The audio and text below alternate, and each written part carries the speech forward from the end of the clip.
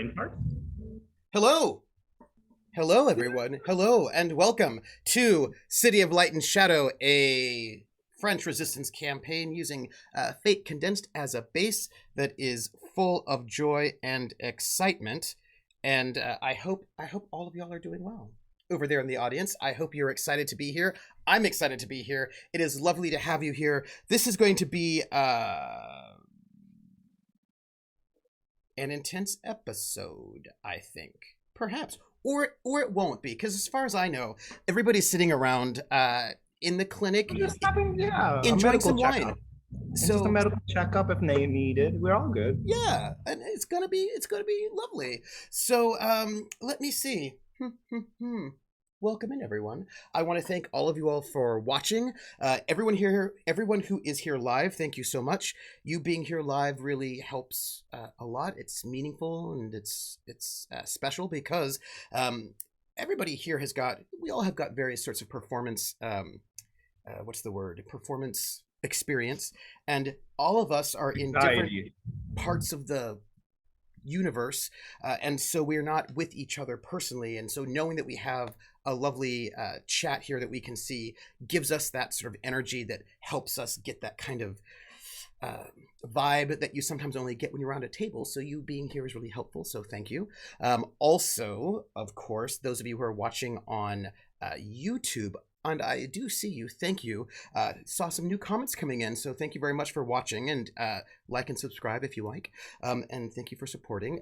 There are other ways to support the show if you like, besides watching, and also you can retweet, tell your friends about the show so they can come and support us and watch us as well. You can join our Discord and chat with us. You can join our Patreon with a Patreon at Academic Foxhole. And supporting the Patreon helps support the cast because I'm committed to paying all the folks who work here. And if we don't get enough, then I'll pay for it out of pocket. That's how we're going to do it. And so you doing this allows me to pay for the cast and also for our graphic designer and all those sorts of good things. And it sort of keeps RPGs running on the channel. So thank you. We have a special tier, the $200 tier, which is a word from our sponsors. And if you are, and there's only 4 of them available.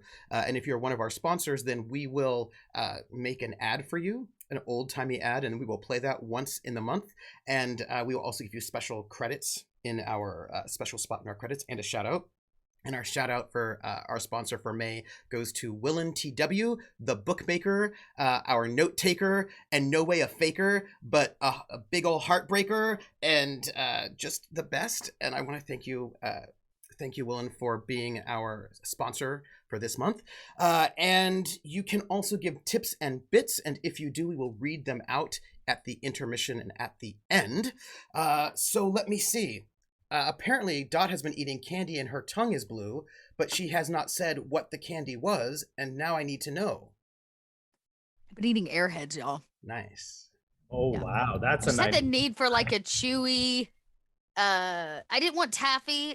Plus, if I'm gonna get taffy, I want like fresh taffy. But the Airheads hit the spot. But that It's just a little poison. Don't worry about it. And I was worried that all of you would think like, oh my god, what's wrong with Dot? Her tongue's like blue and black. If I wasn't like fully transparent with you all. no, I just thought that we would think that you were going really method and that there was something going on with Regina and then that this is what we needed to know. And I don't know. So let me see. So thank you all for all of that. That's a way to support. And I would like to throw my support to the amazing cast that we have. This is our penultimate full group episode with this cast. We have this week and next week, and then we have 2 duo episodes. And then after that, we have a special episode with the Saints, which was that group we had as a little jump in the beginning of the season, and they'll be coming back again. But I am going to have each of our players introduce themselves, say who you are, who you're playing, and answer this question. What is your your character's favorite alcoholic beverage? Because at this moment, y'all are having some wine in the clinic, and I want to know what your favorite alcoholic beverage is. And I want to start. Let's go opposite of how people are leaving tonight.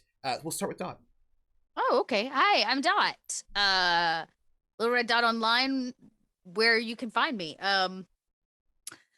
Let's see. I'm playing Regina, Leixner slash Burger slash Krause? Simone Bourne and slash Krause slash many identities because she is a defected German agent to SOE agent and somewhat leader of this company. The things are really crazy right now. Dot does not like wine. I can't actually. I take that back. I like wine. I can't drink it. It gives me a horrible headache. It makes me so ill. Does it matter what kind of wine it is? No, it doesn't matter. I can't. I just don't like. I might be able to do a glass if I go somewhere, but I think with Regina's extended time in Paris, maybe she's come to really like wine. And that is it a drinking problem? Maybe. I have noticed that Frau Leixner has been drinking an awful lot up there in that expensive hotel. That's right. Way more than she ever did when she was at the cabaret. But I like to think it's just because Regina likes the taste. Interesting. But yes, I think she likes wine. Red, white. What's your? I imagine there's a lot of red wine in France. I don't know why. I guess I don't know. In my mind, she drinks red wine because it looks like blood of her enemies. I am just going to note that Regina never drank this much when you were back in the cabaret. I'm just going to note it. I didn't. She didn't really drink at the bar either when we ran a bar. It's only since she's had to start living this double housewife lifestyle. Please note, I noticed it. Don't think I didn't. Lindy. Who are you? Who are you playing? And your character's favorite alcoholic beverage. Another person who drinks quite a lot. Go ahead. Not Lindy, of course. Just her character. Yeah, just her character. Hi, I'm Lindy, and I'll be playing Freda Engel. She is a famous German opera singer and crime boss. Goodness, her favorite alcohol. There were certain things that just weren't very popular at this point in time, which alcohol history is very fascinating. If you're ever bored, just go look it up. But I know Jaeger and Schnapps are incredibly popular in Germany right now, like Jägermeister. But I think she's a brandy girl. I think she likes a nice glass of brandy. I just had a thought that's going to work itself out for 8 o'clock. Greg, who are you? Who are you playing? And KP should not at all be worried. Who are you playing? And then what is your character's favorite alcohol? Hi, everybody. My name is Greg. I play Oscar Mueller. He is a reformed Gestapo agent. His favorite alcohol of choice right now would probably be wine, just because that's what I've used narratively. Yeah. But everybody, if there was an extended universe, an EU that has a happy ending for Oscar, I would like to see Oscar somewhere, I don't know, like 64, 65-ish, down in like the Florida Keys. Yeah. And he is like total Hemingway, open collar, probably put on about 15, 20 pounds of all tequila weight. And that's all that it is. And he's just loving. I love that Florida introduces Oscar to tequila. Yes. Right, yeah, but I mean, it's too Hemingway to. Honestly speaking, it's perfect. It's perfect. Yeah, just something about alcohol weight. I don't know what it is. It especially when you have it on a boat or something in a sun-kissed skin out in like sunset. Now that's a handsome man. So basically, Oscar's going into retirement. It might happen. I mean, we don't know what will happen. Oscar's going into retirement one way or the other. I prefer it to be on a boat in the Florida sun with tequila, but we'll see. KP, yes, who are sir. you? Who are you playing, and what is your character's favorite alcohol, if your character likes alcohol at all? All right. Well, hello everybody. My name is KP, and I play the good old Dr. Pritam Singh. And honestly, him being the youngest member, right? I believe he's the youngest member in this crew. By a significant amount. By at least 7 years? Something like that? I believe so. And the thing is, you have to understand, he's literally like he's like recent college graduate. Yeah. He recently graduated from medical school. I'm assuming, yeah, he had a few beverages and he's had a few, young, like college party drinking sort of a situation, but he's not nuanced. He's not matured into this field. He doesn't know the taste from red versus rosé versus white, whatever that may be. It's all things that get him drunk. Yeah. So, and then the thing is, and then as soon as college is over, he barely got a chance to do anything before he got shipped out over here, and he's been here. So whatever y'all have been having, he's probably just been having, and he's probably just like trying not to make faces the entire time, going, "What the fuck is this?" And you're, dude, that's a so matured wine. Did you get the tannins out of the way? And he's like, "What the fuck is tannins, man? Get the fuck out of here." So I don't know if he actually has any sort of like. Honestly, he probably just enjoys a nice cup of chai as much as he can, and he probably has had like growing up like at the various parties, like a sip of wine here and there. I don't think he's mature enough yet to really enjoy anything beyond the effect of alcohol that it gives. And he probably also hasn't even had a chance to experience it much.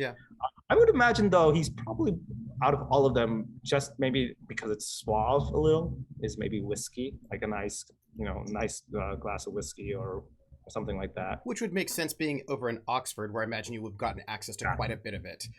Exactly. Yeah, the English love to drink. Facts. Especially rich English people at Oxford.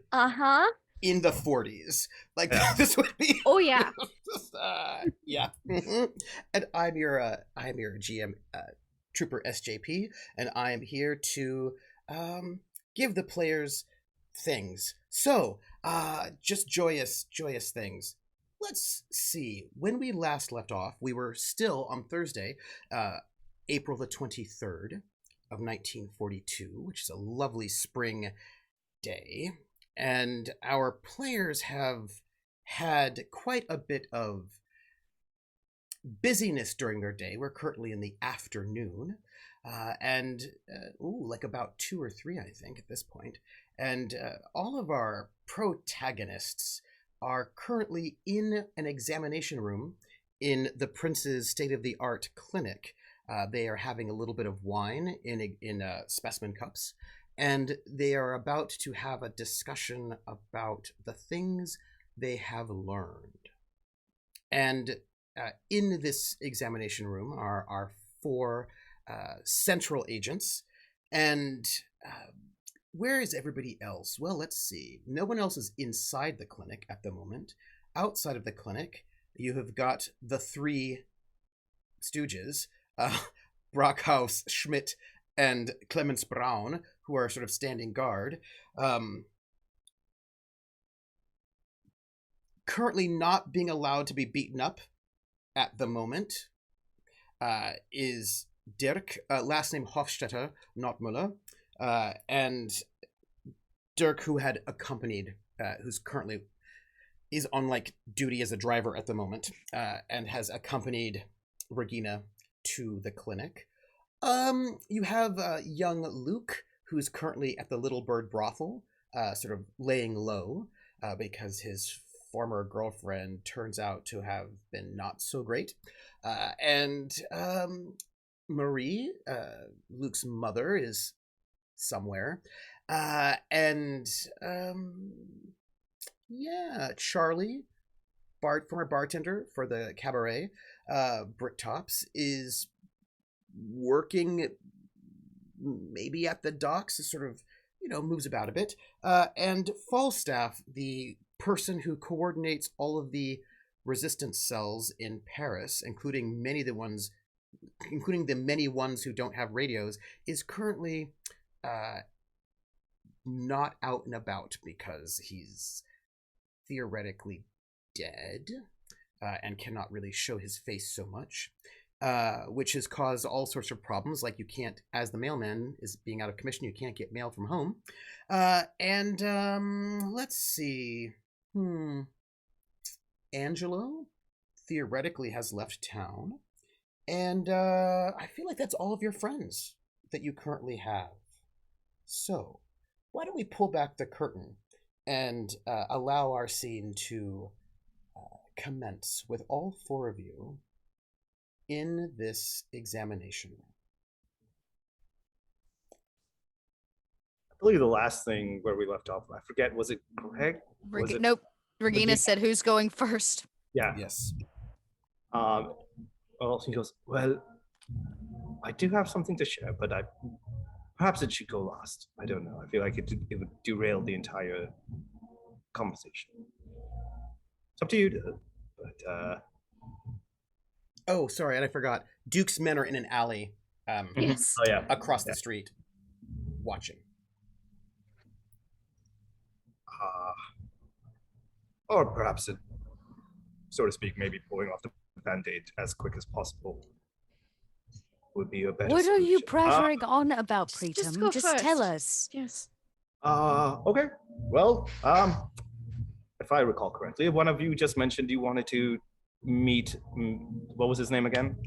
Pierre Bonny. Pierre Bonny. Pierre. Yeah, That was me. yeah. So you mentioned you wanted to meet Mr. Bonny. I can arrange that. He just may not be quite communicable at this moment. Follow me, and then he goes out and just opens the door and kind of asks you guys to follow him to the operating room. When Oscar would jump off the gurney, he would offer his hand to Frida because I believe she's still sitting beside him on the. Yeah. Oh no, she'll take the help. I bring the bottle of wine. And he looks at them and he's like, good call. And then he walks through the surgery door, and you see on the gurney a covered body-like object. And he goes, well, surprise. And then he takes the cover off, and you see Mr. Pierre Bonny on I need you to describe exactly what they see. He looks well put together. His shirt's back on. There's nothing out of place. I would imagine he either has passed out at this point, or maybe perhaps it's up to you to decide after the conversation we have had to this moment, whether or not it has exhausted you, Trooper.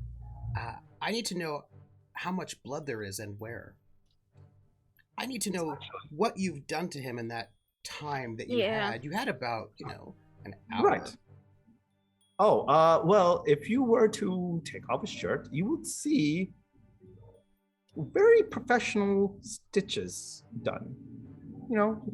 Anybody who's had either a gunshot wound or has had a stab wound would know. Going to the doctor afterwards, you get desanitized and stitched up, and clearly it looks very professional and very well done. Did he come to you with an injury? I mean, by the way, he's not passed out. Yeah. His eyes are open and he's crying, and he has this look of panic in his eyes, but he is not moving. Okay. As well, soon as my question stands. Okay. Let's just say he's having a lesson learned. Is this from the gunshot that I heard earlier? What gunshot? It is a direct result of this. Yes. Oh, there was a gunshot in the brothel earlier today.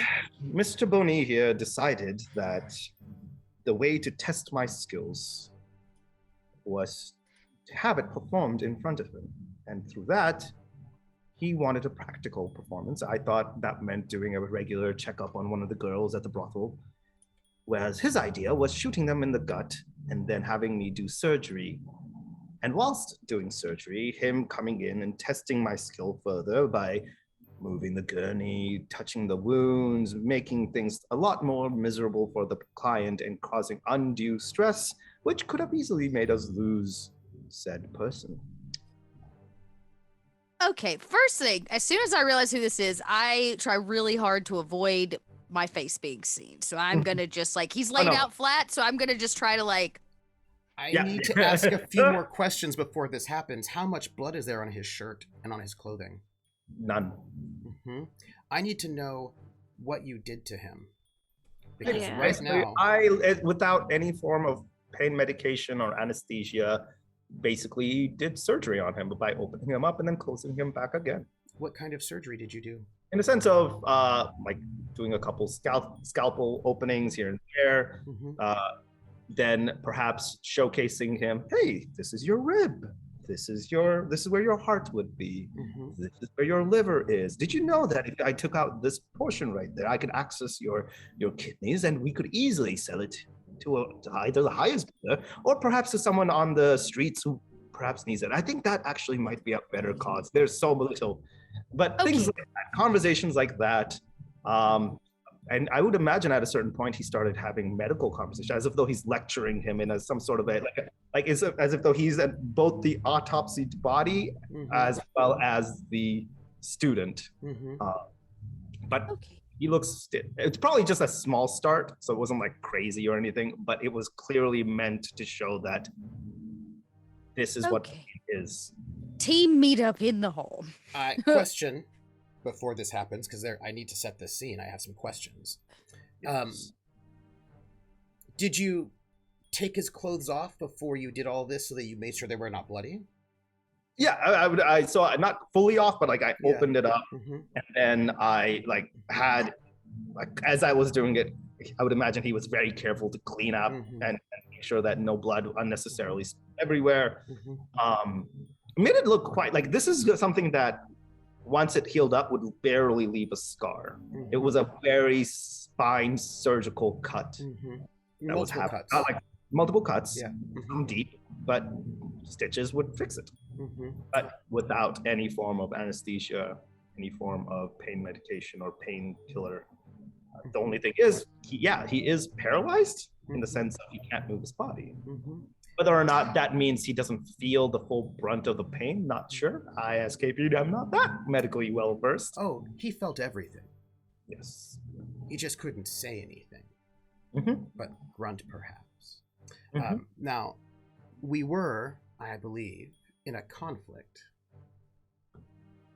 I was?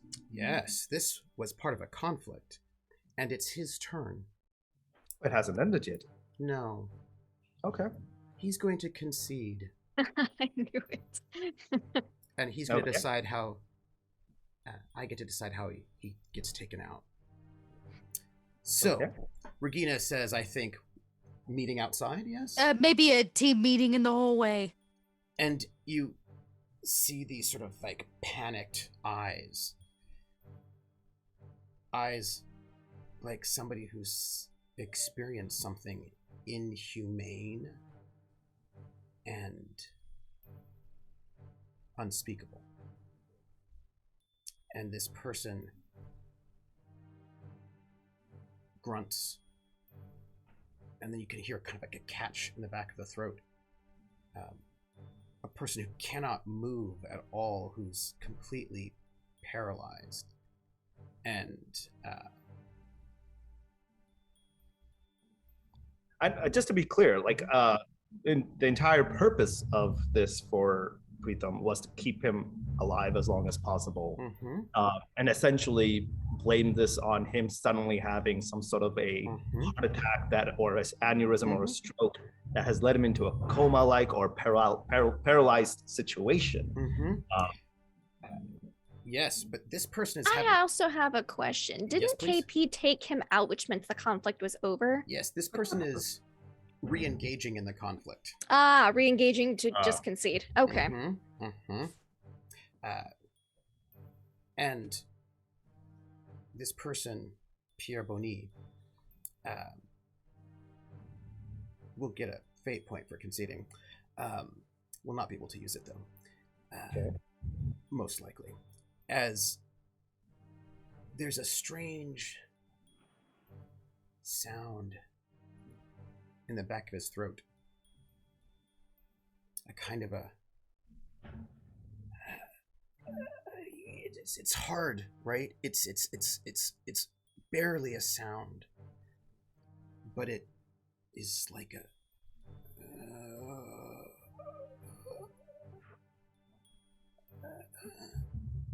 and then there's nothing. Just these sort of frozen, shocked, pained eyes. I gently reach out to his throat, like check his pulse to make sure it's still beating, right? No, Oh, he's not breathing. on purpose? His body's paralyzed. He's been through a very traumatic, Yep. torturous situation.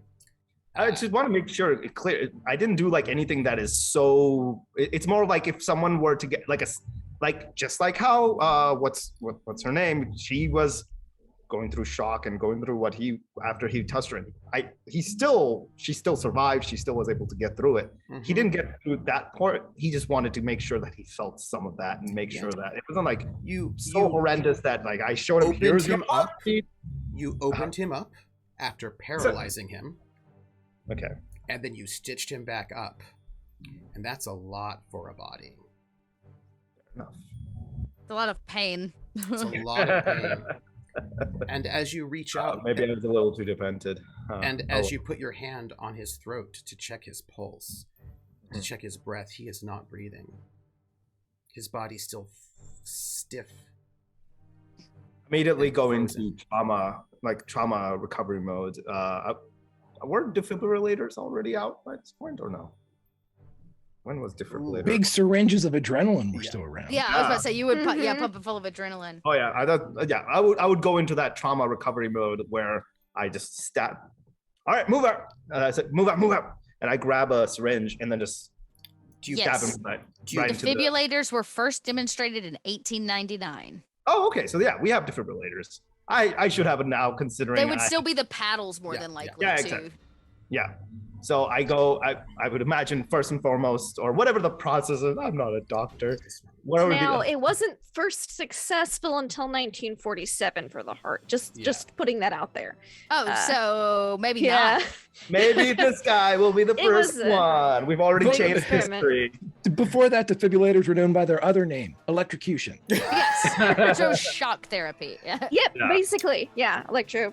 It was successfully used to restart the heart for the first time in 1947.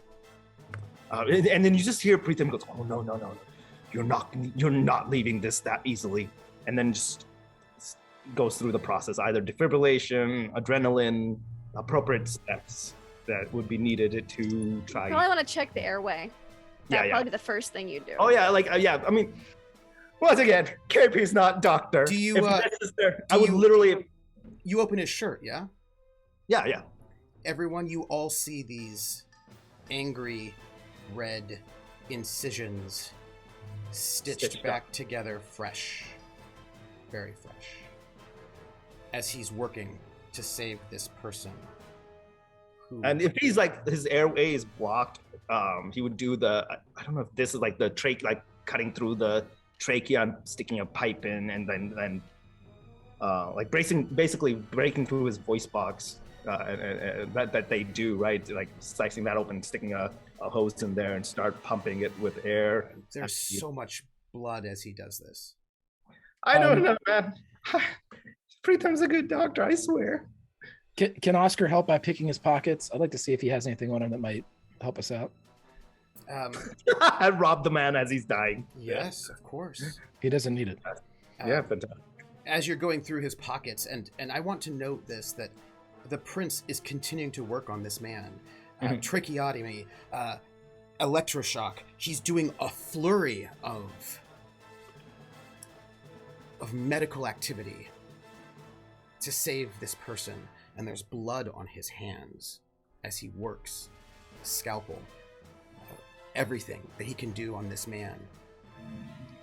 And Oscar looks through his paperwork, and you see his pass, his ID as a member of the French Gestapo, his ability to travel, his travel pass, his keys, his wallet, money, a lot, like a good wad of cash, Oh yeah.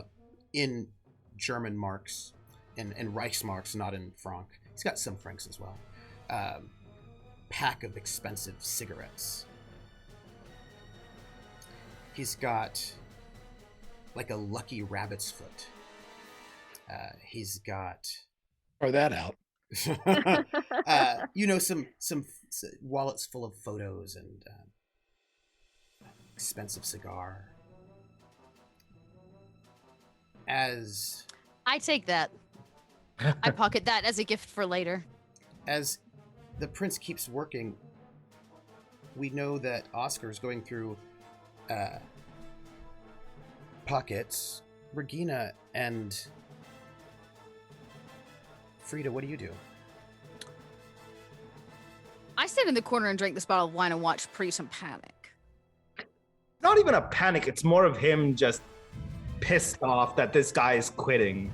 But even that is an interesting turn of events. So Regina sits and watches until the cigar comes out, then she pockets the cigar, and then she goes back to watch it because she wants to see. I mean, Priestum started this, so Priestum has to finish this. Regina's not going to step in until it's all said and done. Frida, there's a lot of like little buckets and like containers and things in a doctor's office. Frida's just gonna stand by with one for Oscar to put the stuff in, like so he can have two hands to go through things. She'll just hold the bucket, a little bin, and stay out of the doctor's way. She just steps in to take something and whoop, steps back. Roll medicine. While that roll's happening, I just wanted to clarify something. I think we've already said this before, but the travel passes aren't there. I mean, they're issued, maybe written, but there's no picture associated with it. It's just a pass, right? Yeah, with the name, it's got like the name and on it, and these the passes, issuer, yeah, right. the issuer, where it's coming from, where you're allowed to go, what dates and times you're allowed to go, and they have to be regularly So this is probably renewed. current. Yeah, this is current. That allows him And French Gestapo paper. to travel the I'm city. gonna keep that. Pocket time. Roll your please, if you would, roll your medicine. Oh, me? The Yes. rabbit's foot. I'll keep the rabbit's foot. Double checking. You're asking me, right? Yes, please. Okay. Spooky character sheet is not open for some reason. 1 moment, please. All right, come on. Everything's taking forever. There we go. So just to be clear again, I get +2 because I'm in my clinic. But you don't get a +1 for surgery. ¿Por qué? I'll tell you why. Because this is not about your surgical skills. Okay. Seems like a surgical skill. But that is a super.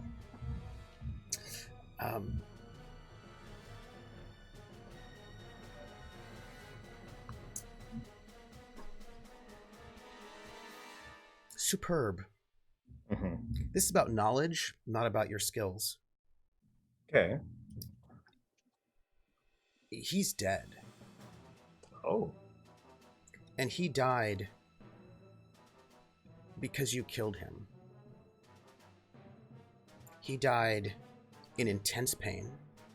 Okay. And he died because slowly he asphyxiated. Okay. It was slow, and probably the entire time that you were all drinking wine in that other room, he was slowly asphyxiating, unable to move his lungs, with the trauma of having been opened up and closed up and having had a lecture about anatomy as his anatomy was exposed. And that intense just to be very clear, when I said I opened it up, I didn't actually, I pointed to where it should be and kind of stabbed him there and then stitched him up, but it wasn't like me opening him up. Maybe poor choice of words. My intent was that it was not like oh, hey, look at this, here's your under your skin, plate open, and not to the level of what's his face, what's his name, Jaeger. It was not at all. It was more of a, here's a spot, and then poke. Here's one, poke, kind of a situation. But okay. Paralytics make it so you can't move, and a lot of parts of your body need to move for you to continue to live. My dearest prince, Okay. sweet prince, You killed him after inflicting a huge amount of pain on him. And you did that deliberately and calmly. And you were drinking wine while he was dying. I need you to roll. Okay. Will, please. Right. Difficulty 8. This is the first time you've killed someone, yes? Intentionally, yes. Yes. Technically, he killed a bunch of people with a bomb that he made with the landmine, that he recreated with the landmine. Yeah. So. But you. All right. This is the first time you did it. Yeah. Yeah. Intentionally, deliberately. Yep. Present. Oh. And it was something that you, as you go through that sort of process of doing the medicine on him with his blood on your hands, it occurs to you how much pain he was in and the damage you did to him, the kind of shock you put him through, and what it was like to die in this way. You are currently failing by 2. Yep. I would like to use a fate point. What aspect? My really big one, which is my iron will and steady hands, even in the face of fear. Okay. In the fact that he already has an iron will that can take a lot of trauma, that can take a lot of this sort of thing, and the fact that he already felt very hostile to this man, I don't think his death would have as the same same type of effect that was the young lad that was of 18 years of age, what it looked like, who looked like someone who just got brainwashed into all of this and just so young. This is a person that he now knows, based on his actions, rebels in pain, in hurting other people, in showcasing his superiority to others, who covets, who is greedy, who will go at any length to achieve what he wants, and use other people because he thinks they are lesser than him. So to Pritham, this man isn't worth a life already, and the fact that he died doesn't really affect him. It's more of a good riddance. Interesting. I will use a fate point. Okay. To invoke, this will be a hostile invoke, which means this fate point that I'm using, you will get after this scene is over. Because I'm invoking your Hippocratic Oath. Oh. My Hippocratic Oath is to save as... And to you always... killed him. So that's 10 versus your 8. And so does that mean that when you say you use my Hippocratic Oath against me, like I do not have the ability to use that? That what it means is that after the scene is over, the fate point that I spent will come to you. Okay. You will get it. Oh, okay. And you'll get 2 stress, right? Because it's the difference of 2. Yes, currently 2 stress, yes. Okay.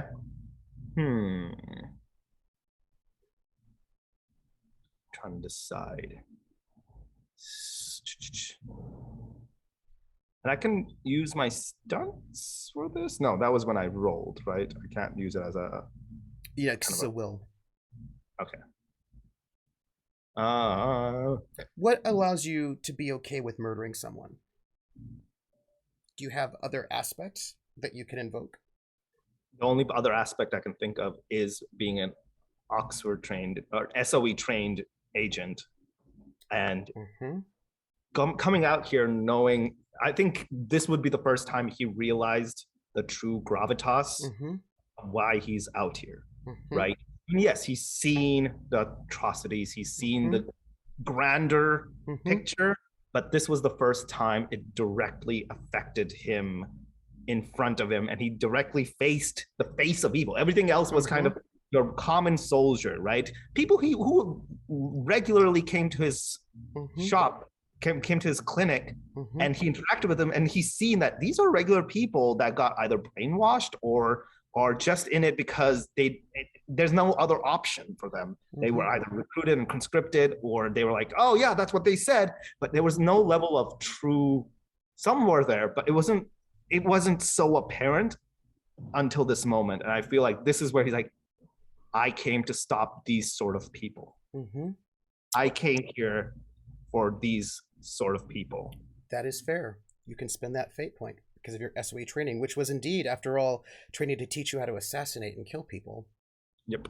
I think this is the first time he truly understood the reason for that, so I will use that. Oops. That makes it 10 to 10. Yes. I am going to spend one of my fate points for a flashback. Okay. This flashback is for just a few moments ago, as a matter of fact. It was a conversation that you were having with Oscar. Uh-huh. And Oscar said to you that you should not lose your innocence. That you were the best of them. And that you needed to keep it. And then, as a matter of fact, there was another conversation with Oscar after the killing of that lad, that guard, the patrolman. And he said it a couple of times to you. Those moments when he was losing control a little bit. And you were the sort of moral compass to keep him grounded and back.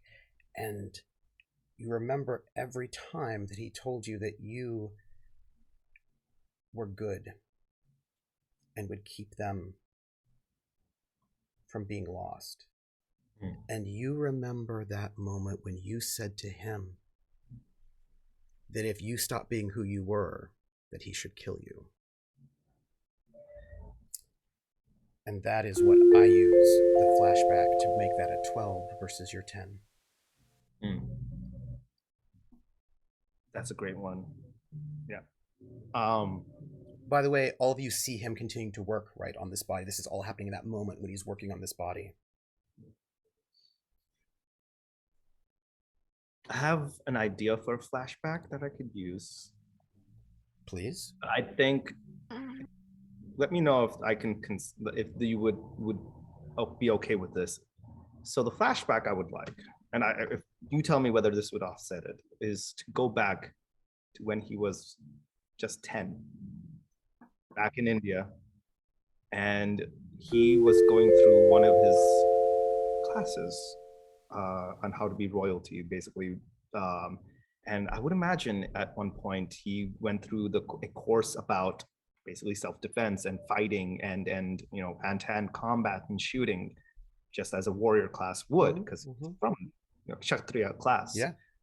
And him not having a full heart in it, it's not his thing. He never thought he would do that. That was not what he wanted to do in his life. And I think at this point, like, his father walked in on one of his sessions one day and observed him and saw him hesitate and saw him not do it.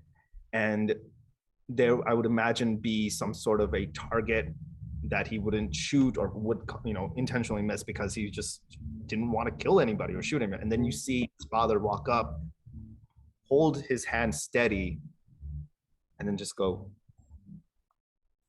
aim, fire. Aim, set, shoot. And then the bullet goes and hits the target, and he turns to him and goes, and then I would imagine like Pritham would turn to him and goes, I don't like this. I don't like this aspect. And he goes, neither do I. But sometimes when you are set to be the leader, when you are set to stand up for people, be the representative, you are expected to do what is necessary. If it means killing, if it means taking somebody out, and through your actions, getting rid of that one person means hundreds could survive, 100 could live happily. And it is worth taking that shot.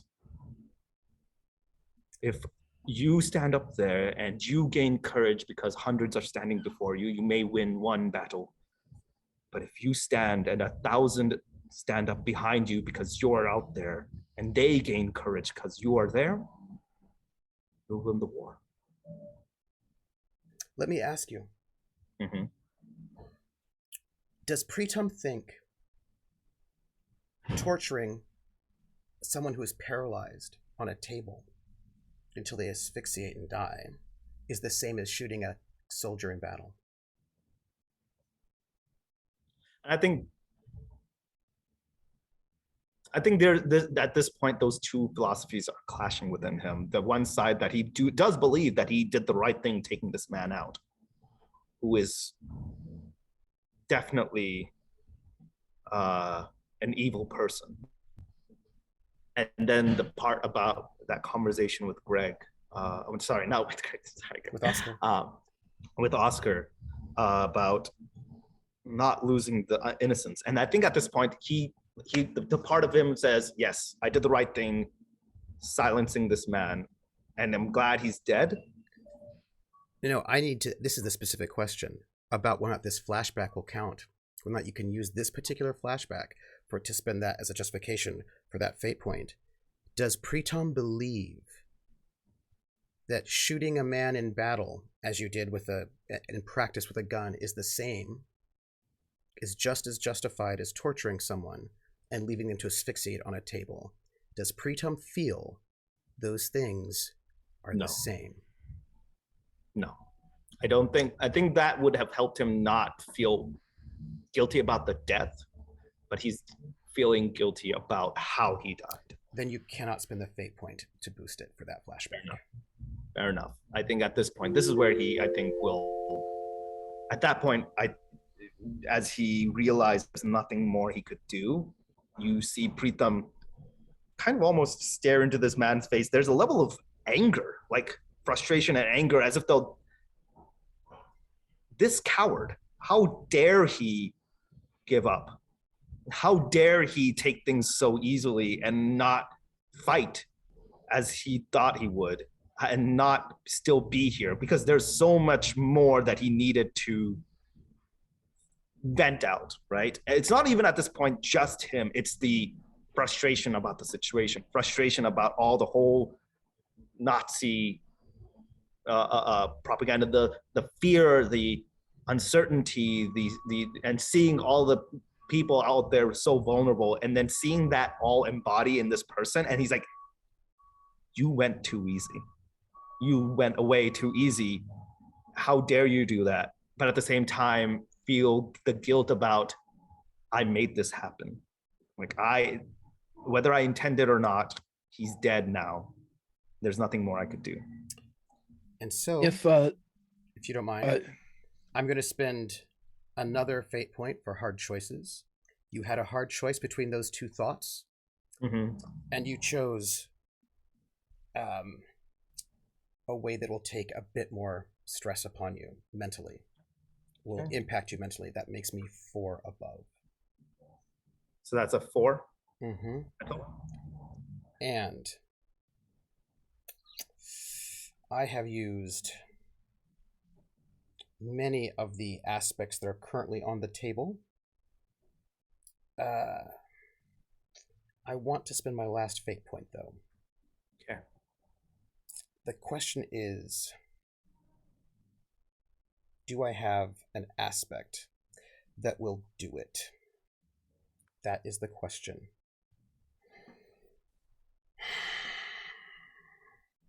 Not to be a super asshole, but do it. Are you able to do that with other players, to another player, like do a hostile invoke? Yes, absolutely. Absolutely. I am being a super asshole. I was going to say you could use Oscar's Balance of War. That would be you spending. Well, the thing is, that doesn't help him. Do you know what I mean? Because that's I thought I was asking if you were looking for a way to spend it. Mechanically, I had a question. Yes, I see. Puts KP in a shitty way, and I don't want that to kind of happen. Yeah. So I'm asking, like, in the future, could you force somebody else's aspect to hurt another player? Is what I'm asking. If it makes sense, right? Like if somebody has an aspect of That's a little bit tricky. It'd have to make sense. It would impact the other person, right? That okay. would, That's all I wanted to know. If it would, yes.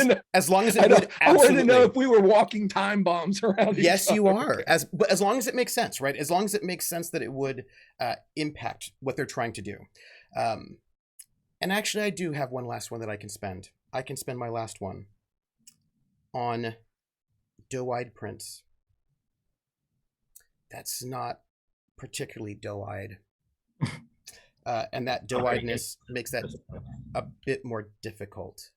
And so... his innocence definitely has gone away. I am beating you by 6. Oof. Well, let me say, I'm not beating you by 6. The act of torturing someone and then sitting next door drinking wine while they died is beating you by 6.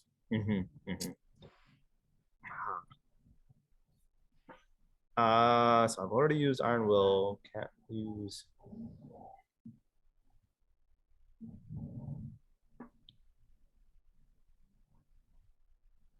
I think I would like to use a flashback in a different sense, more of like, if I can, more of like with a montage for him staring at this man. First, most recent being Clarice, who he saved, and seeing the pain that he had inflicted on her. Another incident would be seeing the number of harassments and clearly unnecessary brutal force against just the general populace, the fear that has been going around. And it's almost like he's justifying to himself that this was the right thing. And kind of self-meditation, self-convincing himself that this man deserved to not be here anymore, or be out of the picture, whether it meant being in a coma, being paralyzed, or whatever it might have been. This is good riddance, but he's still not happy about how it happened. Can Oscar help in any way with this? Since our flashback was used before, is there a... No, not at this moment. So here's the thing. I will let you use that flashback saying good riddance, which will bring it only to a 4. And I think that's where I can leave it. Is you will take 4 shifts, which you can soak with your stress, with your mental stress, as you are not bothered enough or much by what you did. You think it's justified. And in this moment, I want all the rest of you see him sort of finish this. And you can see on his face that he's a little shaken, but he's okay with what he did. And you seem like stare, and then at that moment, so group huddle.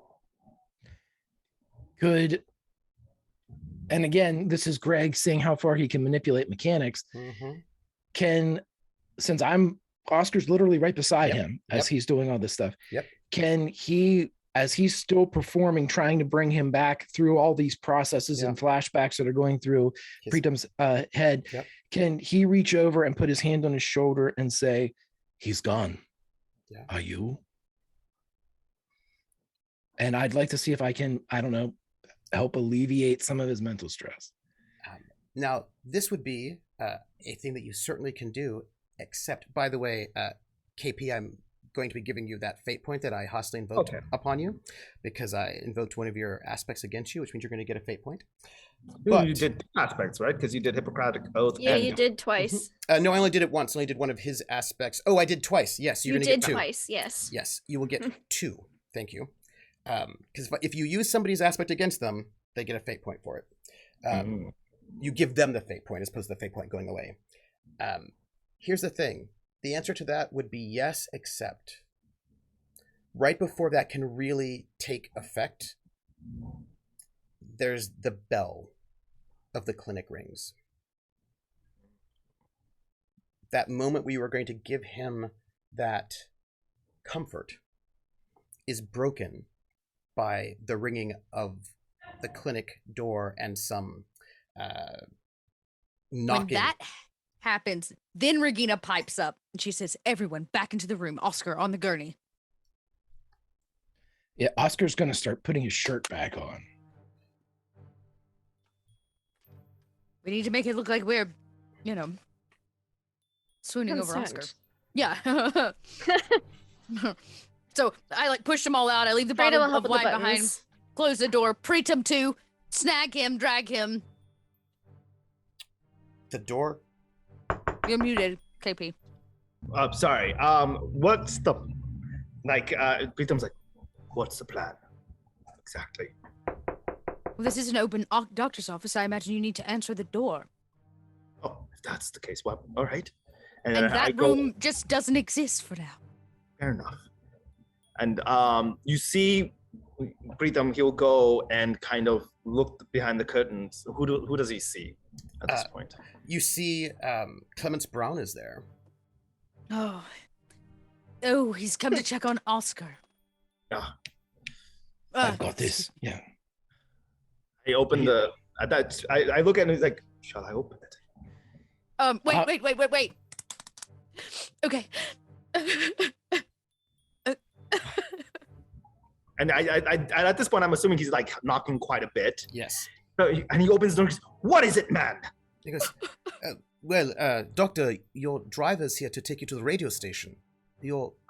I have a patient who's on. I'm sorry, but you have a broadcast. I tell him to wait. They're downstairs.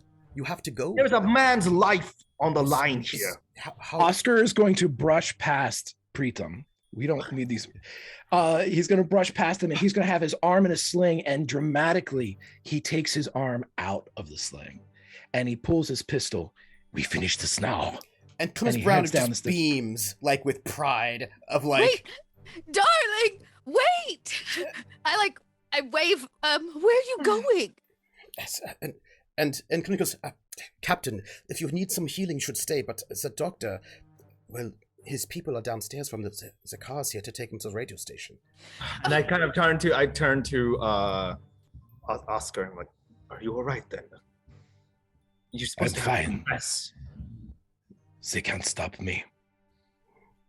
Oh, but I can! And I put my hands on Clemens Brown's chest and I say, give us a minute, please! How dare you burst in on such a... And I slam the door in his face and I turn around and I go, listen. All of you need to pause for a moment. I know that you have somewhere to be, Preetham, but we have bigger things, especially, and somewhat even bigger than the carved-up man on that table in there. Is there anything else you had to report? I know where Luke's mother is. That I meant Preetham, in case he has to jet. Jet isn't a word yet. Go. To fly? I will repeat myself. I know where Luke's mother is. That is wunderbar. And where she's being held and who she's being held by. And who's that? Well, Nikoletta took her. I don't know where. She took her to our dear race car driver's boathouse on the convenient. River. I made a drop by this afternoon and saw blood under her fingernails and on her hands. Nikoletta's car was there. I could take the Hitler Youth and we could storm the place. Actually, I was wondering. Well, we don't really have time for schemes now, do we? But it sure would be convenient if, well, why don't you go do your radio broadcast? And we meet back up to make some plans, because I have a feeling that we can catch Nikoletta. Fantastic. Oh, and if anybody asked, and someone barges in and sees the body, let them know that I went to go report treatment. That he was attacked by the Communist Party, and I did my best to save him. Oh, we can do better than the Communist Party. Well, I'm sure you do. There was an assault on his house today. It was very tragic. Who knew he was coming here? Nobody. Well, the last that he's seen was with Jaeger at the brothel. So I'm going to be really, really honest with you. The Duke and his men are down at the end of the block. They've been watching since I arrived. I imagine they would very much appreciate his body. They'll find more interesting things to do with it than we can. There you go, then. Point of order, Jaeger knows that the prince and Bunny left together. Oh, so that's not true. No. We didn't report anything to him. No. I mean, he went out. We went out. Yeah, Ear was still in the office with me when those two left. Yeah, the only people would have known was the bar. I don't even think the bartender was there anymore. I think the only person that would have seen it. People in the brothel, right? Because there are people in the base of the brothel. Mm-hmm. Okay. I mean, we would have walked out. No one would have heard the conversation that No. But he was coming with me to the clinic. But then you walked out together. We just happened to walk out together, and I could have easily said, "Oh, we went separate ways." And then I go, and then he came in dead body, or I don't know. We left out, and then he went his way, and then I last saw him then. Yeah, that would have to be an answer to questions. Yep. Do you have a spare key? To what? To your doctor's office. Okay, 1 moment. Yes. I have one. I take it from him, and I was like, go downstairs, catch your car, go to the radio broadcast. The last thing we need is more eyes on this place. Oscar, I don't know. Please don't get shot anymore. I'd try not to. Be great if you didn't. You know, all-out warfare on the street really isn't good for anyone. I didn't start this one. I believe you. I believe you. I'm just saying. To be fair, this is the first time I've been shot in Paris. I've been shot twice before. Yeah. But how many times did you do it yourself? I'm glad to have not been this shot conversation twice. is should be the other way around. Fine. Yes. All right. Fine. Frida and I will follow up behind the two of you and catch a separate car. I have our dear escort, Unless we all want to just go to the hotel. Which is where we will head after we let the Duke in to come claim the body. And then we will follow up, and we plan to meet at the hotel afterwards, just a few hours, please. You do not want us to go to the docks and... If you talk to your Nazi person, I can go and inform the Duke. We are set up for... I don't want to just go to the docks, no. Sometimes battle is not won by simply storming the front line, Oscar. You can't do everything with guns a-blazing. The prince's handler's here. He's going to be late for us. I'm Hotel, few hours. And as soon as the door pops back open, I'm like, I'm crying again. And I'm comforting, like, Zaza. And Clemens Brown is just like, your driver's here. Yes. Thank you. Well, I'll see you. Thank you, Clemens. And then I walk downstairs, and I just walk out and head to the car. And Clemens Brown just looks at Oscar and goes, Captain Leixner, is your shoulder all right? Yeah. And he is going to shrug into like a spring trench, like one of those like Gestapo gray trench coats, because their clothing choice was questionable at times, but those trench coats were pretty badass. So he's going to shrug into one of those, and he's going to head down and look back dramatically.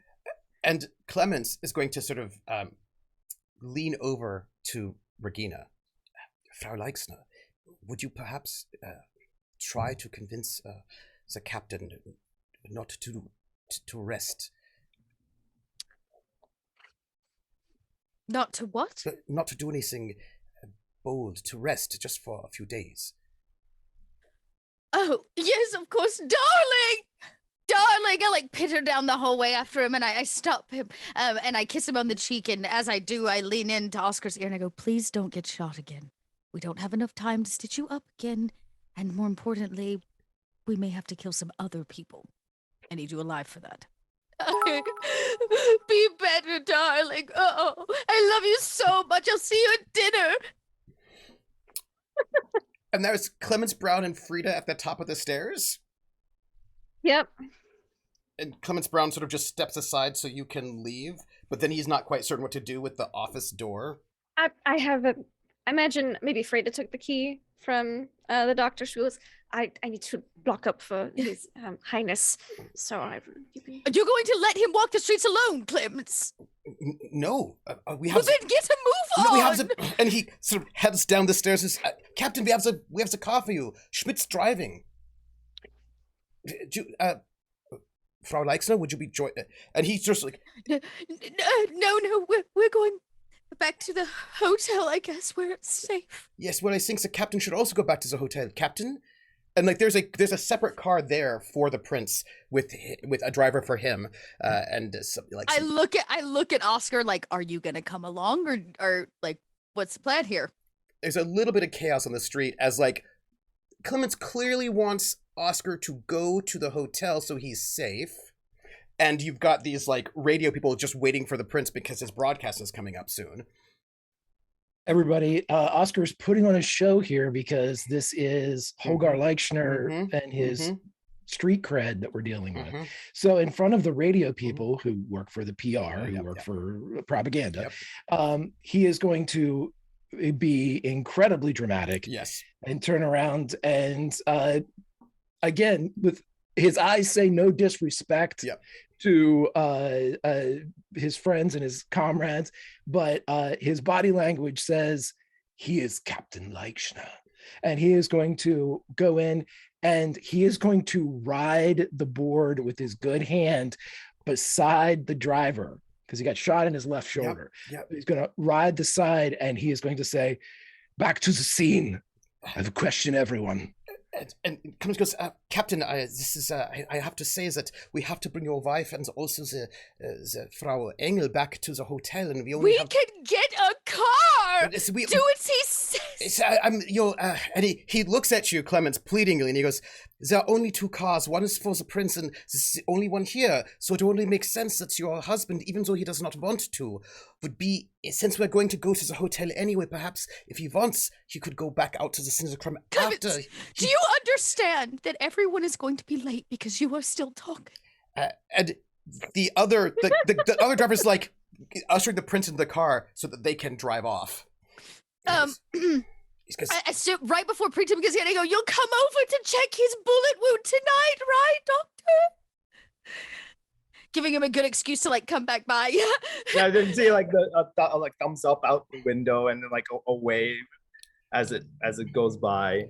And Clemens is just like, "Frau Leichner, don't you think it's important that since there's only one vehicle and since it is a protocol that you all have to have safety, that all of us go into the hotel together rather than Herr Leichner very heroically going by himself to the scene of the crime without, don't you think so to be safety? Don't you? You are a woman and you are Clemens, I'm counting to 3. You are weak and you need right now I go. Regina goes, "I don't know.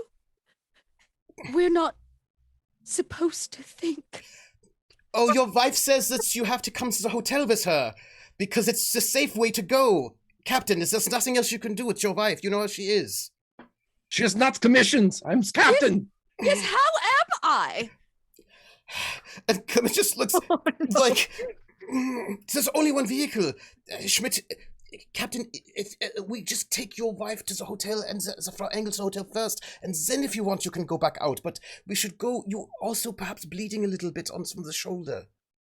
Clemens. He leans in the window to Schmidt. "Is it coming through the shirt? Can you see it?" And Schmidt goes, "Yeah." "Good." And he stands back up. And Clemens just tries to like open the door for both Regina and Frida. Oh, I'm locking up the place, which means we're staying back. And I'm going around to find the Duke. I'm using this whole distraction as my chance to sneak around through the back to go be like, "The Duke will have the body of Pierre Bonny in his office." Can I get a stealth from you?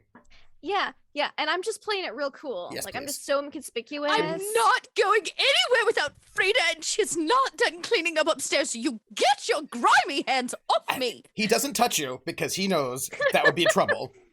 Yeah, I'm gonna use my new stunt, please, which is called hiding in plain sight for stealth, because I got rid of one and I made a new one, so I can use deceive instead of stealth when trying to just blend in, play it cool. You kind of just like mosey out the back towards the alley where there are like 3 or 4 guys there, including the Duke, just waiting and watching. And the Duke's like, "Do you need?" And I do have my hat, so I Yes. Do you need backup? We could take them out. Oh no, backup is unnecessary. Clean up, perhaps. We have the body of Pierre Bonny. That's a shame. I saw him walk in. It seems he's not walking out. Oh, so sad. we'll wait until I need to make some phone calls, but if we wait, then we can take care of it. I have some presents for you and Regina when we get some time. That would be most lovely. I'll be in my office tomorrow afternoon. Should you need to call? He pulls out an envelope that's sealed. It's kind of like a very thick envelope. It's like a manila envelope, and he hands it to you. Take it. Just put it in a purse. Yeah. And says, once you leave, we will take care of this. Should I leave it? Will you lock it behind you? Oui. Do you have the key? I do have the key. Good. And I see you, KP. What's up? No, on the moment. And he goes, okay. Well, once this is done, but then please call me back as soon as possible because we have to find Marie. I think I might have a lead on that as well, but I need to do some more investigating.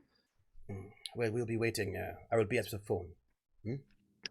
I will call whenever I can with more steadfast information. Yeah, tonight I hope. I will do my best. And he... And I'll give him the key and be like, no, I expect this back. There may be preferably a copy with made. no extra copies. We shall see. And they wait for the street to clear before they're going to go into this clinic. Yeah, and I sneak back, put that in the bag with the other stuff. Yeah. Gave him the spare key so he can come back for the body. Yep. Yep. I assume you come back down to the street? I come back down, yeah. Like maybe like put like a bucket down, like the bucket that I had brought in. Yeah. Like I set back down, like in the downstairs lobby area, because I did walk upstairs with a bucket. Now I'm down with yeah. Yeah. I was just gonna say when KP's at this point, I would say like when she would come down, KP's car would be going by. Yeah. Oscar's gonna yell from the running board, "Tell them I was shot!" I will. And as the prince drives off with your hands steady, you did not get the time to get comfort from Oscar, but I imagine you will perhaps later tonight. But at this moment, you have to go off and give some propaganda about the glories of the French and German collaborations and how helpful Germany will be to India. Yeah. All right. Where can we find you? Sorry, I have to cut out early today. I have a couple things I need to take care of, but this was absolutely fantastic. And we will catch up more with Pritham about what's going through his mind now and how this is going to affect him. But in the meantime, you can find me on KP11 Studios and all your social media. And oh boy, well, I myself have no idea how this is going to affect Pritham, so we shall see, and it's going to be an exciting journey. And I just want to share my love to all of y'all fantastic people. So thank you so much for this, and we're going to go and see how this all comes down. But until then, bye everybody. Thank you so much. Bye, KP. Bye. Good night, guys. Have fun. Don't do anything messed up. You're so funny. Bye. So, as we have the Dukesman waiting in the alley, and we have Frida coming down, and you have Clements in a bit of a... she's breathing a little hard because she did a lot of fast walking and some stairs, but she's good. She's like... and Clements is like, but don't you think that we should... we cannot leave you here by yourself. It's a clinic that's not safe, and your husband should certainly come with us to the... First off, we are not by ourselves. I have my new bodyguard, Dirk. Yes, he's only one person. That's the protocol. You have to have more than one person with you. Well, we're all here now. What are you still complaining about? If you would, all of us get into the vehicle, Frau Leixner. Well, help her. She's pregnant. Brockhaus. And Brockhaus goes towards where Frida is and goes, Frau Engel? Oh, yeah. Thank you for assistance. And Brockhaus puts out his arm. She'll take it and she'll definitely lean into it. It's been a long day. It's been a long day. But also B, just because it's making more A little bit. And Regina was. I'm sorry. Will help bring Frida right to this vehicle that you have Oscar standing on the sideboard of. So many sticks. Yeah. Right. While they're focused on trying to get her in, I want to take just a brief moment. Regina looks around to try to see if the Duke and his crew, just to make eye contact, just like a. I'm gonna need. I'm gonna need awareness. Okay. Just like to make good eye contact. This was fair. You cannot. I only have just them. a second too. Yeah. Okay. Because they're recessed because they know you all are moving, so they've recessed back into the alley. And they're a little bit. They're pretty stealthy, so you can't see them, but you know where they were, and you can tell they're probably like. I trust that Frida handled it. It was more of just, it's one of those like two friends see each other on the street. You give the nod. But if she doesn't see them, then give the nod to the direction of the alley. The air, and then Regina will pop probably, in. You know, they're watching. You can't see them, but they're probably seeing you, right? So if you give the nod, they'll see it. Yeah. And you have at this moment the three stooges, and you have Dirk who's there with his rifle, and there's a bit of this chaos. And Clemens is trying to manage the situation as best he can. And he makes sure the doors are open. Brockhaus goes and helps Frida into this vehicle. And Clemens sort of looks at you, Frau Leixner, and gestures towards the vehicle.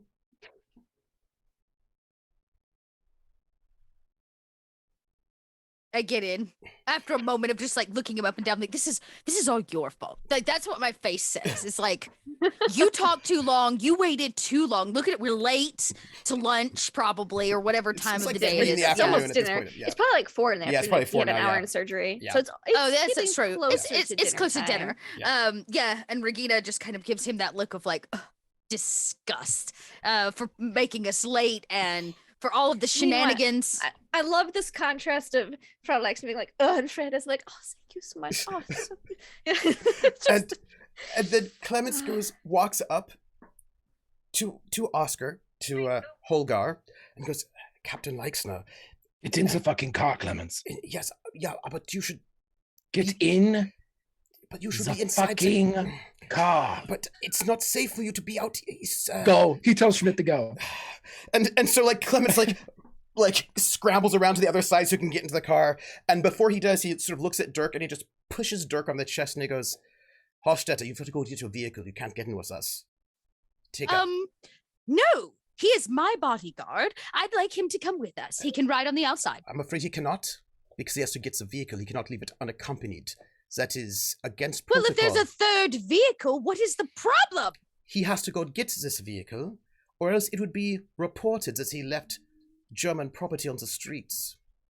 Fine. Dirk, go retrieve the car so that you can fill out whatever bureaucratic paperwork is necessary. When you're all done, make sure you drop by the hotel room so I can be sure we are done for the day. And I give him that look again, like, I will eat your soul. I will suck your bone marrow through a straw. Is this look towards Dirk or Clemens? No, Clemens. Uh-huh. I want Dirk to see me look at Clemens that way, but it's not to Dirk. It's definitely to Clemens. I give him that just shit-eating stare, that 50,000 yard stare. That's like, well, since he's gone now, what are we waiting for? And he just gets in, shuts the door, mumbles something. Yep. What does he mumble? I don't know. That's an awareness check. Can we, I want to know what he mumbles. What's he mumble? I superbly want to know what he mumbles. Get a superb awareness. Something. What does he speak clearly, Trooper? He does not speak clearly at all. He mumbles. You probably would not pick it up. You don't think that Schmidt or Brock hasn't picked it up, and it was clearly not meant for the ladies to hear. But it's something along the lines of what she really needs is clearly a lot more alcohol. There's a little bit of a bunch of that going on. As the car picks up and starts driving. As soon as I look at Frida, and there's a moment where you see like the real Regina come through. I heard it too. The real Regina come through. That's like, how bad do we want to make their days? Because it's very clear she knows that Oscar's trying to buy time. Like he's trying to get off alone, and she knows when Oscar does that, this is important. So Regina just needs to make the chaos happen. She goes, you know what? Since you were so enamored with getting us back to the hotel and wanting to take us. And I think that it's the perfect afternoon for a little outing. I have some errands I'd like you to escort us to. We do still have a couple of hours before curfew. It's true. And dinner won't be ready yet. For the babies. Oh, yes. You have to come baby clothes shopping with us. There's apparently more than one, so you know, I need a second crib and just yes. You know, I could use a new pair of pantyhose. And are we moving right now? Yes, yes, you are. There's all of this going on inside the car. So yeah, obviously Oscar knows some shit's going down inside, and he doesn't really care. So he would yell into Schmidt, which I'm sure everybody in the cab can hear because he's outside, and he'd just say, "Go faster!" And it's, I love you, darling. As the car like zooms away. You are moving through the city as less fast than you would want. Holgar, probably Oscar, what you think is probably a safe speed for being injured. Holgar would probably want to go faster. Oscar's probably fine. I don't know how Oscar is, but it's like... You know what I'm in the mood for, Frida? A tart. I'd like a tart. Stop at the nearest bakery, please, and get me a tart. Frau Leixner, your husband has been shot, says Clements. He's bleeding. He's injured. Don't you care about your husband's health at all? And I just like break down into waterworks. Comfort. To paint the picture, just starting to feel better. To paint the picture on the outside of the car, Oscar has the trench coat that he put on. He has belted. The shoulder is off, so you can see that he's been clearly shot as it goes through. But the belted and in place, the trench coat is now acting as a de facto cape. Yes. So it is slapping behind him as he is riding gun out through Paris. Oh my goodness! The Leichners, everybody. The Leichners. We'll be here all war. And I'm gonna need a roll. Okay. Well, actually, I don't need a roll. I'm going to offer you a roll. Okay. Would you like to make a propaganda roll from your faction? For what purpose? Y'all are making some big old propaganda moves right now. Oh, the fact that a member of the SS was shot by French Gestapo. Oh yeah, and we just happened to also kill. Yeah, okay, you know, Trooper. I'm just asking. I mean, we might as well. We haven't done any faction actions in a while. Working. And today is Thursday. I would like to point out we should probably do one faction action because Troopers factions haven't gone yet. That is correct. Yeah. And we'll have to do some defending against some stuff. So, well, our propaganda really isn't that high. Mm-hmm. Undermining their operation. We could undermine it, but propaganda is not our strongest suit. I just want to know if you wanted to up yourselves and give yourselves some bonuses. That's all I was asking. I suppose we could get an advantage with the propaganda if we. Oh yeah, our propaganda is average. It's average though. It's not that would not undermining. We've got the resources to like sell this. Can we create an aspect with undermine where like we can put them on the ropes or something like that because they are. I was thinking of you creating an advantage with your propaganda to aid yourselves, like not one on them, but like one for yourself. Oh, I just don't think because you're like I don't know that it's gonna be that at the moment big of a role. You just need a 2. Like I know we're gonna have to defend. We just need a 2. Mm-hmm. Oh, that's tempting then. Because you've just set it all up. Like it is not difficult to make yourselves look pretty epic. Is all I'm saying. I mean, I would prefer to, not prefer, but I would also like to make an Oscar-specific Holgar role if possible. As like that would be a higher difficulty because factions have more. You know what I mean? Like they have a. So what would the difficulty be for Oscar then? You were going to say, Greg? I was just going to say I wanted to create like an aspect with possible advantages or add to my one that it's under the weather, that add to that one that, this guy who's dying has been shot. And, I love he's that. still fighting. That's a better idea. Go ahead. Then please roll your because this is Normally it would be deceive, but you have you have a stunt for that. I do. Superb. Yes, that will give you another free invoke on that one. Okay. That's a 2. And as you're driving through the city, through this sort of like the maze towards the Hotel Majestic, you begin to you notice more and more troops on the streets as you What are moving. kind of troops? We talking military, SS, Gestapo, French Gestapo? Well, interestingly enough, one of these things is that the Gestapo don't have that many troops. They don't, and they have even less now. Which is why they're turning to all of the street thugs. Yes. They need bodies. Yep. Yeah. As and similarly, neither do the SS. The SF have that many troops. They're getting more, but they don't have as many. I have to ask who, because that's a big deal depending on who the troops are. So who are the troops that are out in the streets? This is a faction action from the German military administration, and they're going to add 2 free invokes to heighten security. That's one of their actions. That's what they wanted to do. Because you can see now more and more clearly the city, things have been happening in the city, clearly. And the forces of security need to come out and deal with it as you're moving through. And you pull up to this hotel room, to the Hotel the Majestic, and they don't stop for tarts. They get right up to the hotel, and Clemens... I'm crying. And Clemens is like, comes out quickly, does not actually open the door for the ladies. That's Brockhausen who has to do that. And Brockhausen opens the doors for them. And Dankeschön, Brockhausen. yeah. And Clemens is like, Captain, you should take your wife. She's hysterical. You should take her upstairs.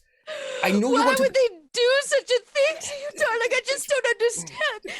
Is it just me? Is it hot out? I'm feeling a little... And then I'm going to faint. Faint. Okay, I'm going to need a roll between Clemens, Brockhausen, not Schmidt, and Oscar. Driving. Oscar needs... Yes, athletics. Oh, if they're going to catch me? Yes. Oh, he's not going to go for her. Oh, never mind. It's going to be... I've been shot. It's going to be Brockhausen or Schmidt, Brockhausen or Brown to see who can catch her. What he's... No, wait. He's going to try. Yeah. But what he's going to do is I'd like to roll performance instead because he's going to try, but his injury kind of makes him hitch. Yes. Absolutely. I love it. Absolutely. Yep. Oscar gets it. We're out front of the hotel. Let's make a scene about the moment. Okay. Regina is here for it. So traumatic. Give me your performance. Great. Okay. Yes. Can I roll deceive? Because I'm deceiving you. It's a fake feint. Absolutely. Okay. Absolutely. And would I happen to maybe be, let's see. Oh no, I guess it doesn't matter because it's still rolling deceive. Okay. There we go. Okay. It's a very good fake feint. Okay. None of them see through your fakery. That's the catastrophic. Clemens, who actually is the one who catches you, by the way. Clemens sees you, He's your such a good eyes roll. Savior figure. I know. He saved me. He's saving you. And he just scoops over there with very quick reflexes, right, and catches you before you fall. Brockhausen tries to help you, but Clemens Brown pushes him out of the way so that he can catch you. Just pushes him out of... In order to save Brockhausen's image a little bit, I'll be like, oh, could you help me? Lean on him instead. So that way his hands are full. And then Brockhausen's like, oh, and it's very clear there's some kind of thing between those two right now. And Clemens Brown catches you, and then they both see Captain Leixner stumble and struggle to try to catch his wife. And Clemens drops her and goes to Holgar to make sure that he's okay. Good. Their man crush knows no bounds. Yeah. And he's he kind of just lowers her to the ground and heads out. Captain, are you all right? And he kind of puts his hand on your shoulder as if to stop the bleeding, but you're fine. It's you have a jacked up shoulder, but he's left your wife on the ground because he's worried about you. Dad. At this point, I know I can't remember the name trooper. I'm terrible with them. I know that there is a military ranking officer that is usually out front of the hotel. Yeah. And I can't remember who. I want to say it was like a lieutenant equivalent. I just can't remember. I'll think about it and never get it.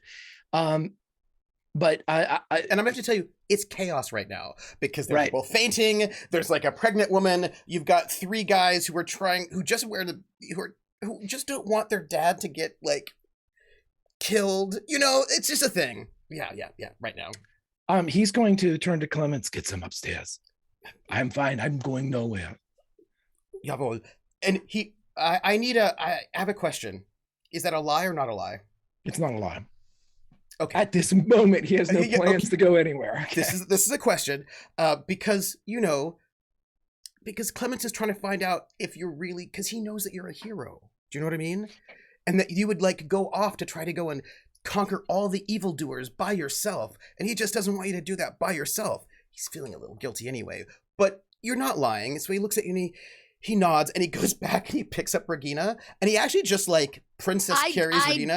I dead limp it as hard. You know how like when a kid doesn't want to do a thing, they go fucking you're just like dead. Yeah, as limp as you can be. I limp. I go as limp as I could be. Yeah, I did. I have all the reason to be limp. I'll lean on Brockhausen to help me carry. Roll athletics, Regina.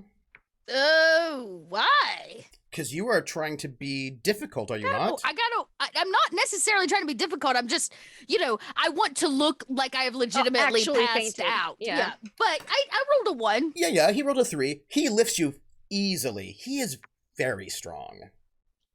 He is okay. Well, I can't do anything about is the why weight he's going to have to die first. He's and I will note this, right? That as you really do not aid him in any way. You're just like real dead weight, and he scoops you up. And as he picks you up with his massive pecs, like he is.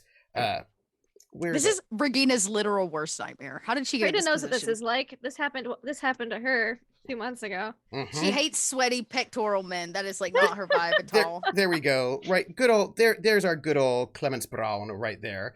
For those who do not remember what he looks like. And he just like lifts you up like you are like it was easy. And as he lifts you up, you're like, oh yeah.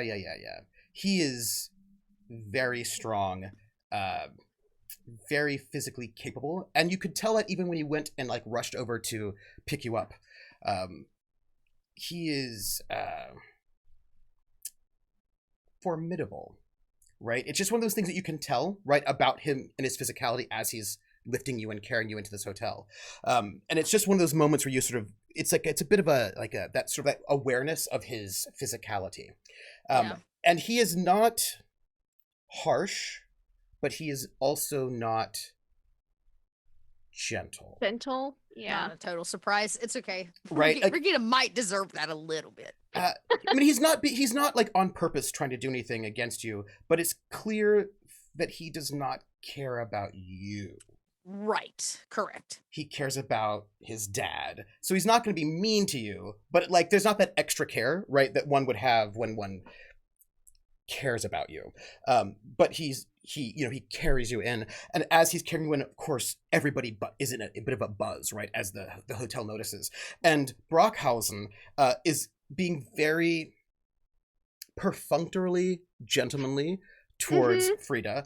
He also doesn't really care about you. Oh yeah. But again, there's like both of these gents are like, these are guys that don't care about women, really, and are just kind of bro dudes who don't really care, but they know manners, but there's no heart in it, right? But they they don't actually believe the values behind the manners. Exactly. Yeah. Exactly. Frida just does everything to like reinforce good lad, manners good, as we go up, And they're going to escort you in as the lieutenant sees this. And then the lieutenant sees the captain, rushes over to Holgar, and he goes, Captain Leixner, we can get a doctor for you? Do you need something? And then looks like, do we need to make a report? He pulls him to the side and waits, and it's basically, it's almost like that move where the door to the hotel is closing, and as soon as it closes, he spins on him and says, I was at my mistress's house, and these Gestapo from French shot me after I admitted and alerted them as to who I was. They fired upon me. And he keeps looking back at the door. You understand it's the delicate nature of the situation as to where my location was. My wife will be... Yeah. I will... Yeah. I will... Everybody knows about Frau Leixner. Well, everybody at this hotel knows about Frau Leixner. Couldn't have played this more perfect, like of complete hysteria, and then just right before he's like, "I need your help." I will call Major. They fired Jaeger on me. Yeah, I will call Major Jaeger and have him come immediately. Yeah. Yeah. This is and he stops him, and he goes, or should I call the military administration? And it's like unclear because you are Gestapo, so that maybe it's a thing where, like, how do I put this?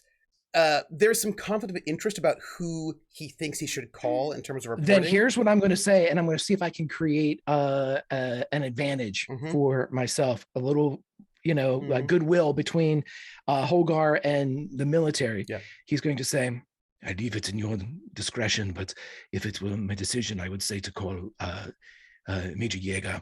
Tell him that I am sorry that we missed our lunch date. That being code for we had something very important to talk about at the lunch date. I'm going to need you to give me a rapport. This is not creating an advantage. This is trying to convince him, because this is one of those things that probably he should call the military about, but it would be better for you if he called the SS, because you are... That keeps it in-house.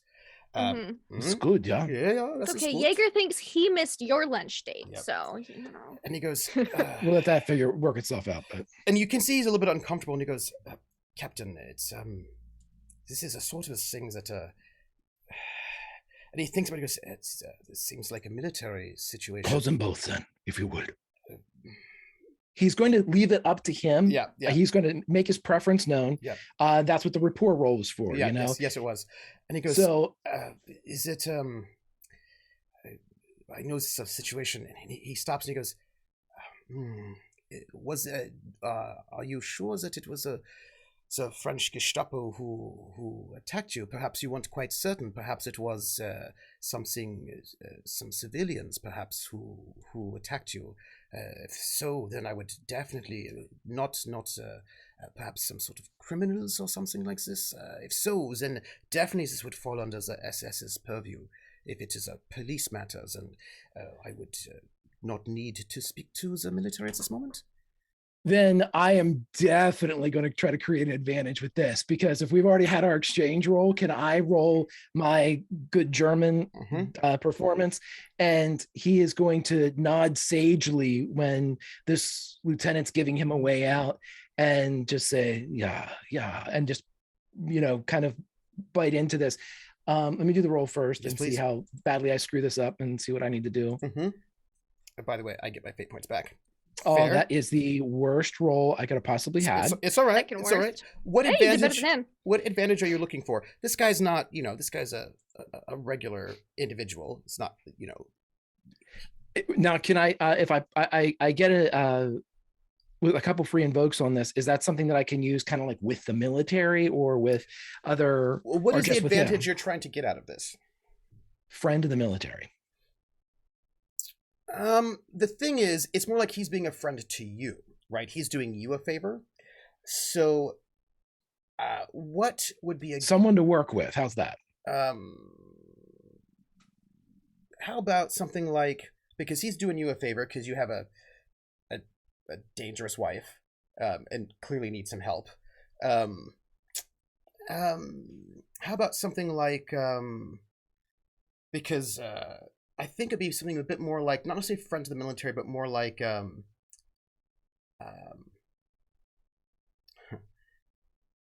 he owes us a favor, but actually that being an advantage in your favor, not theirs, right? So like they think, right, that you owe them a favor, so they have something like they think the relationship is one that benefits them, but you have the free invokes on it. If that it's a positive sense. invoke for me, right? Yeah. Right, I got you. Right. If that's the case, then I'm an asshole and I'm going to re-roll it. Oh, please do. I want to try to get some more superb. There we go. Because that'll be 2 free invokes on that one. Okay. And you have got... So this is, to be clear, an aspect that benefits you, but it's them thinking that they have... Right, that they... I got you. Yeah. Either way, it speaks of a relationship that's positive. Yes. Which is... That's all that he wants from this. Yeah. So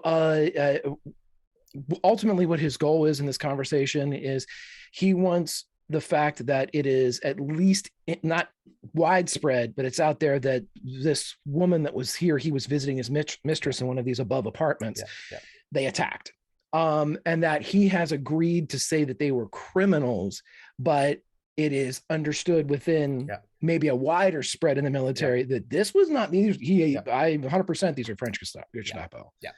And this will be one of these things where in like, oh, we've helped you out, right? And that's a thing that you can always sort of pull on, right? That particular kind of aspect. Oh, that's a great aspect. Oh, yeah. We're in this together. We're in this together. Yeah, that's a really, really good one. Yeah. Yes. So let me rename that. And as thank you. As they move, they're bringing you ladies up into the hotel. They're escorting you back up to your suite. Wait, on the way up, as we start to get near the door, because Regina has been conscious for all of this. She's just been faking it. She's gonna do the like eye flutter, like, and she kind of wakes up in his arms, and she's gonna look up at Klimt's beautiful, perfect jawline and his big muscles that are holding her, and Regina's gonna go, "Oh, Clemens, I didn't know how strong you were." And you can see he looks a little uncomfortable. She like puts her hands all over his chest and she says, "Please carry me all the way inside." And he kind of just looks over to like. I look at Frida like, oh, I dropped something, so Brockhausen has to pick it up for me because I can't bend over. Oh, and Brockhausen so that does. Clemens can't meet eye contact.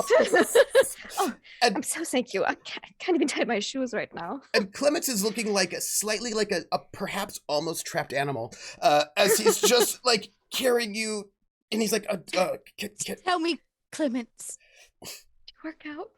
Yeah. Do you eat push-ups for breakfast too? No, is this a seduction roll? It is not. I think Regina's just more like, it's a make him uncomfortable role. It's a make him uncomfortable role, not as a proper. I guess, yeah. If that's what makes him, I don't know how to make a seduction roll. That's rapport.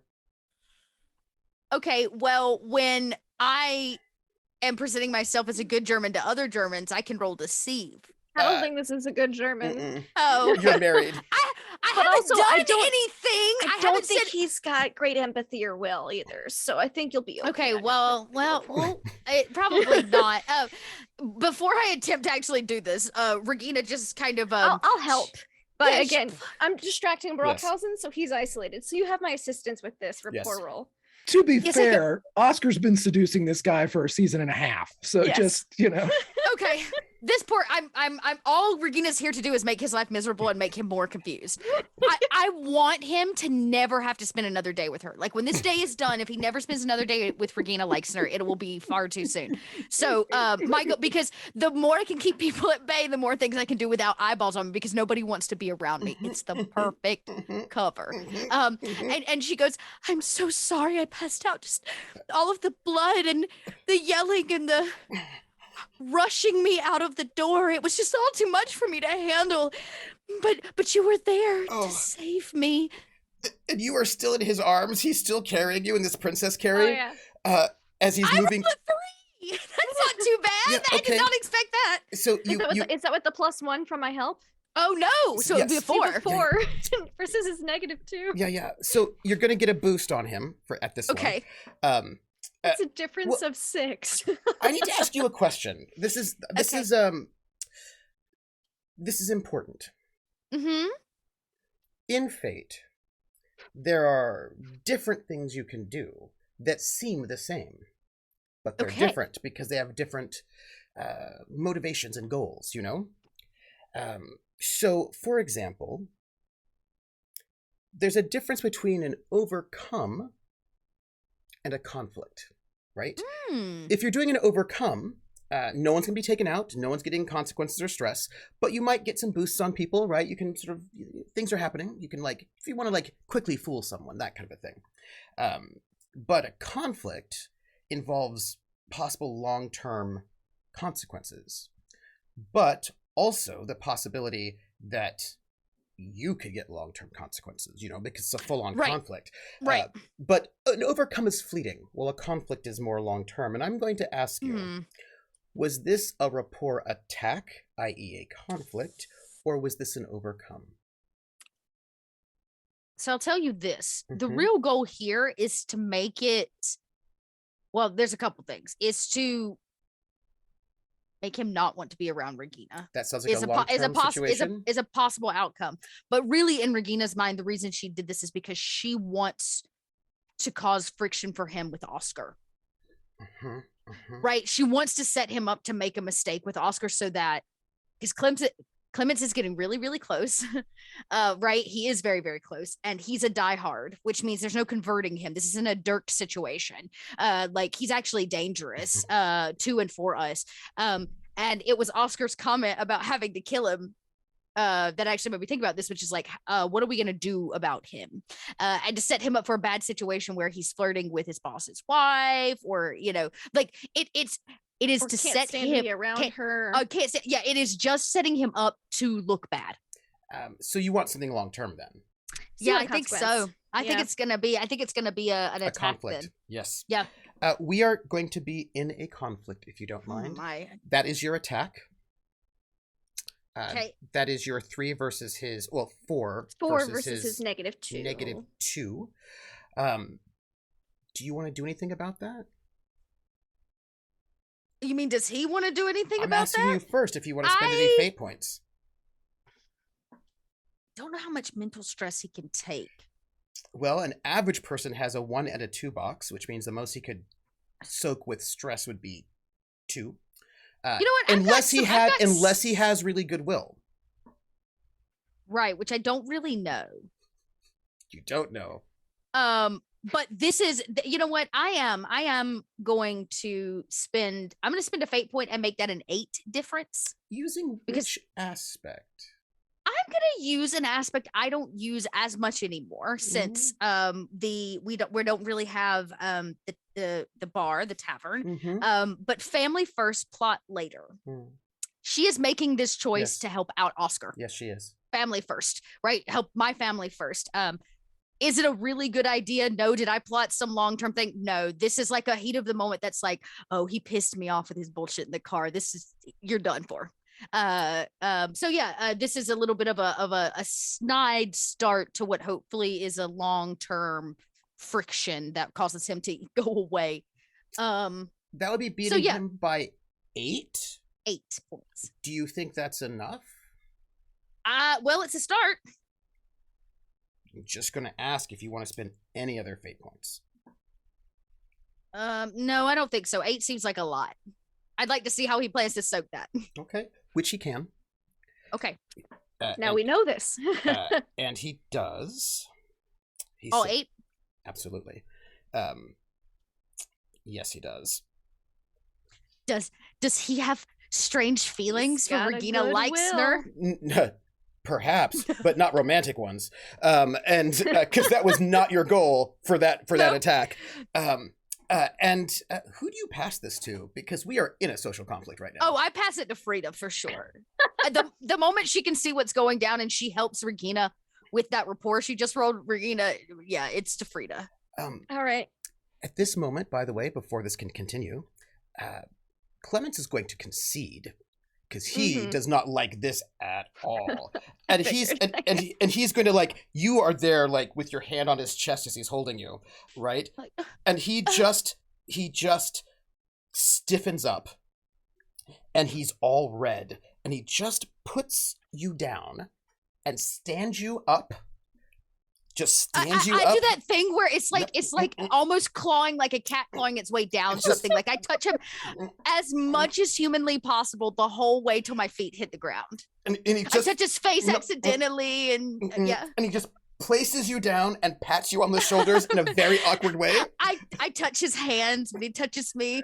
And he just sort of like backs up and he goes, Frau Leixner, I have to, Brockhausen, you should take the both the ladies. You were both so kind to help me out when I was feeling so ill. Maybe you'd like to come up for a drink at the proper. You'll take care of this. And he just moves very quickly away, away, much away, as leaving Brockhausen by himself with you two. And Brockhausen, who didn't even know what was going on because he was just picking up something. He can see, oh, thank you so much. Loud enough for me, so he can hear it walking away. I go, did I do something wrong, Brockhausen? And Brockhausen's like, was? Huh? I'm afraid he's hurt my feelings. And Brockhausen has no idea what happened because he missed the whole thing, right? He was like just picking up this piece. Regina's gonna cry again. It's that moment before where the kid's lip quivers. You're like, don't tell mom. And Brockhausen's like, I should escort you upstairs. By the way, you have given Clemens Brown 2 consequences. Great. Oh. That's what we wanted, really. We didn't want to take him out. We just wanted to give him some consequences, you know. And he He also has a whole bunch of fate points now because he conceded and he took some consequences. But he's like, no, gotta go. I'm sure he'll put those fate points to good defending Oscar use. What do I get out of him conceding? Do I get anything out of it? What you wanted was 2 consequences. 2 consequences, by the way. He's got 2 consequences. And each of those has an invoke, don't they? And each of them has a free invoke. And you wanted him to not want to be around you, which is the case, as a matter of fact. Yeah. Can we, like 10-foot pole type situation? Like, I want him to not want to be around Regina, if at all possible. Yeah, that would be one of those consequences, right? I would like the other consequence to be I don't know the words for it, but it's that moment where your hand's caught in the cookie jar. I want him to think that he might get caught for having done something inappropriate with his boss's wife. Like, even just the small, short moment. Yeah, and I think it's because he is or fear of being. He's very loyal to his dad. Yes. So it's I would say we're gonna say, are you trying to seduce me, Mrs. Robinson? Is one. Perfect. The answer is yes. I was. Which like what? And the other one is I want to phrase it like I only have eyes for you. For your husband, you mean? Yes. I only have eyes for your husband. Yeah. And that's him wanting to redouble his efforts in making sure that Oscar knows, how loyal he is to his dad. So the 2 consequences he has are you trying to seduce me, Mrs. Robinson? And I only have eyes for you, Oscar.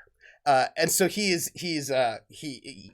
has left. He's conceded. He's out of here. So his thing is he's able to get out without it looking like, without anybody thinking that there was anything inappropriate going on. He's like, I'm out before. Because he conceded. Yeah. He concedes. He's like, no one's going to think anything's going on. He's like, that's why I'm out of here. But the consequences is one that he is now going to be extra try hard for his dad. The next time Regina Leixner says, leave me alone, just let me stay behind. Oh, or more likely if she says, why don't you stay here? He'd be like, oh, no, I gotta go. Like it's also good. You know what? This goes both ways. This plan worked out perfectly. Yeah. And you were taken by Brockhausen up to the suite.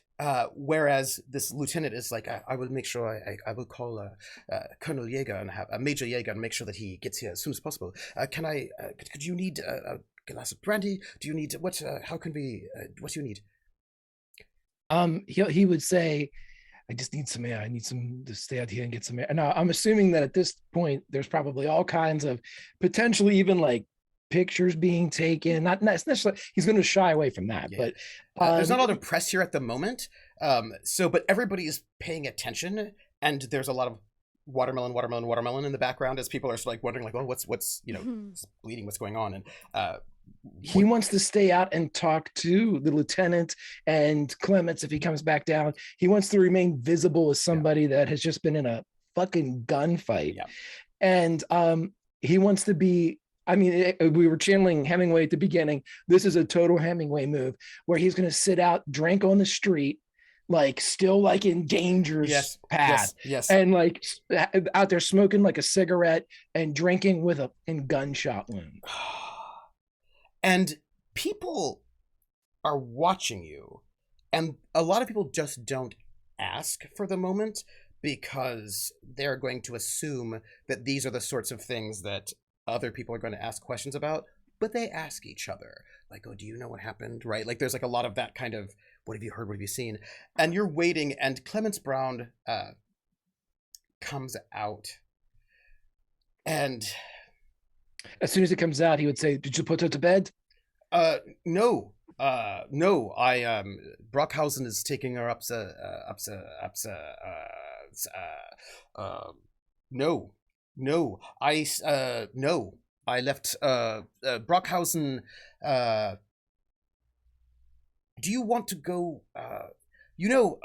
Captain, I am so. What they did to you is terrible.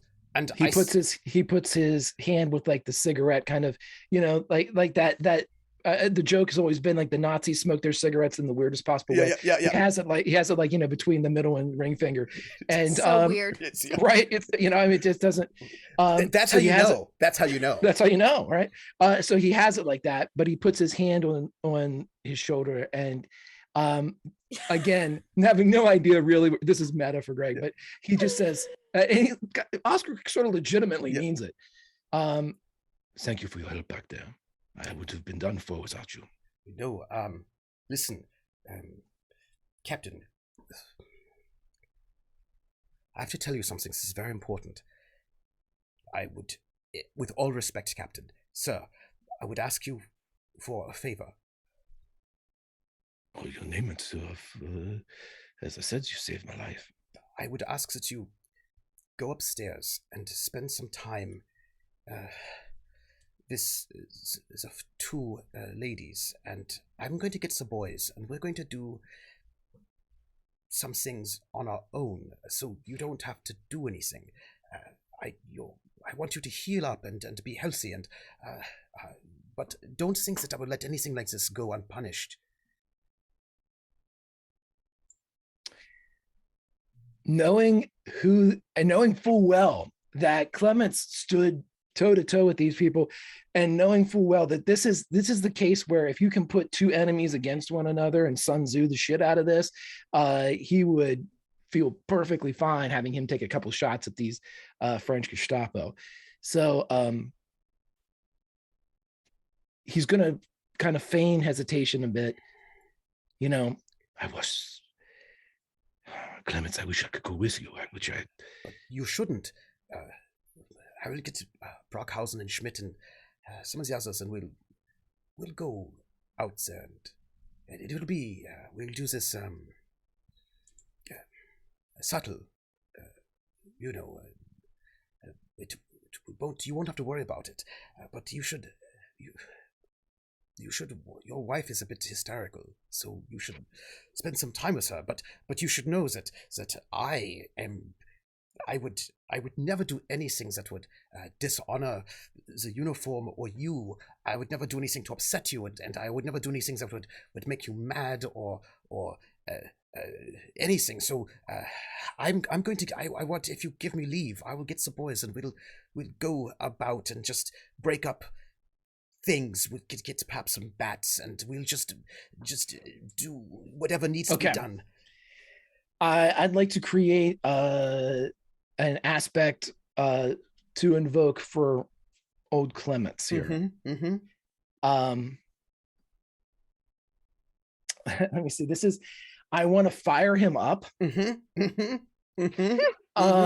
I want to not necessarily make him do something stupid, because he could do something really stupid. He could, yeah. And he could do monkey's paw stuff where like there's like civilian collateral damage. Yes, and he stuff could. Like that. So what he wants is, I want to, and again, this is like the specific wording of a wish. I want to make sure I don't get something I don't want. He is going to fire him up Mm-hmm. to go specifically for those group that were firing on both of them Mm-hmm. that conceded and ran. Yeah. He wants, he knows there's like 5 of them, I think 4 or 5 of them. Yes. Go after them one at a time, hunt them down. Mm-hmm. They shot at us and tried to kill both Clements and myself. Mm-hmm. Clements and Oscar. They tried to kill them. Mm-hmm. I figure that's a good group to go after. They're, Mm-hmm. you know, Mm-hmm. that's a good way. Mm-hmm. So, Mm-hmm. I'll leave this up to chat for someone like Target of Love or something like that, you know. But I want to kind of fire him up here. Make him proud. Right. Yeah. Daddy's love or something. Make me proud. Gross as that sounds. Yeah. Do you want performance here as I try to just give them like the St. Crispin's Day speech type of moment, or? Yes. Okay. Usually this is actually rapport, because this is a thing to like, actually this is empathy for the most part, right? To sort of really fire them up, to sort of motivate people in that way. You can either do, empathy is a good one for that one. And usually you use your performance instead of deceive. So this is not going to be perform. You're going to want empathy. How about this? And I'll see your empathy and I will raise it a fight. Can I explain to them how barbaric I want them to be to these people? How I want this to be medieval. If I were there, this is what I would do. Would you do me a favor first? Sure. Would you roll fight as a discover action? Sure. Ooh. Do I get my? I don't get my bonus for this, do I? Because I'm. What's your bonus specifically? When I'm fighting multiple people. Okay. It's still great. Okay, so you may ask me 2 questions about Clemens Brown regarding, or get a question and a boost, that you might be able to find out about him using fight as a skill. And I'm going to tell you one of the questions should be, does he have any aspects related to fighting? Oh, absolutely. Yeah. Is there something that I can manipulate? Mm-hmm. Does he have any aspects related to fighting, Trooper? Yes, he does. One of his aspects, as it turns out, is what's it called? There's a term. There's a term that they called them. That they call the unit. It's like they're like the werewolves, right? So he has this aspect that he is like I wish I remember the name of it was in German, but it's that he's a werewolf, which means that he is actually like a predator hunter, right? He's like a kind of like a, yeah, right, and that is one of his aspects, which makes him good at stalking and fighting. So knowing this as one of his aspects, I think he's like a alpha. Right? Alpha wolf. You can then, of course, stack advantages onto his aspects easier than if you created one yourself. Okay, so can I now roll fight with a specific gear towards that? You can. And my question for you is, you have either a second question or a boost if you would like. I'll take a boost because I'm going to need that. Yes. Go ahead. Boost him up. Mm-hmm. Okay, so I'm going to roll. I roll another fight for. Okay. Now with this one, can I use? I can't. Dog. This is still just without the stunt. So yeah. Oh, that's an epic though. All right. Nice. I will roll for him. It's great. So you can give him 2 free invokes on his alpha dog. So he's sitting there clearly trying to try hard and get your attention and get your approval and get your trust and let you know that he loves you, and that he is loyal to you in every way, and that he would never do anything bad, and he's ever. He will lean forward then and say, again, smoking from the fingers, and he would say, "I will go upstairs, as you say, but those 5 that shot at us and ran, the ones in the streets, the ones that fired upon you, fired upon me, yeah, tear them apart." Jawohl. I won't come back until they're taken care of. And, if you leave some things for the others, let them know. Yeah, and he reaches out briefly to like touch you, but he doesn't. He like it's just like an impulse. He leans into it, and it's sort of like a thank you, Wolfhound Geldrir. Thank you. That was it. Thank you. Thank you, Geldrir. And it's like it surprises him a little bit, and he goes, I want you to know is that if I were in the, it would be an honor to be in the SS and be working under you as a subordinate rather than just be attached, protecting you. But you are the best leader I've ever seen, and you are someone I respect highly, and I'm learning so much from you all the time, and you've even put me in the picture, and I've learned my lines and everything. I've practiced them many times. I don't have the dance yet, but I'm still practicing, and I've listen, and you can see he's like. It's like he doesn't want you to leave, right? And it's kind of like he doesn't want to lose you, right? And this kind of when he goes, listen, boost. and he goes, "Oh, mademoiselle, Germany loves you, and I love you too." I can't help do this because I want to see if we can actually. I want to try to feint him into delivering that line better. I know this is a waste of time, but fuck it, I don't care. I want to do this. This is the director in me right now. It's going, you can do better. Here's some notes. Okay, so he is going to stop him at the end of it and turn his gaze to me and kind of like dismiss everybody that's this crowd that's around, and he's going to take the cigarette and dramatically throw it to the ground and like blow the smoke out of his nose after he does so, and kind of hand the drink that he had been given to somebody. Somebody's like, because there are people around right now. Take it. This is as Hollywood as Holgar's going to get right now. So he's going to look. Germany loves you, and I love you too. He looks at him and says, "Say it to me." And I'd like to roll performance to see if I can.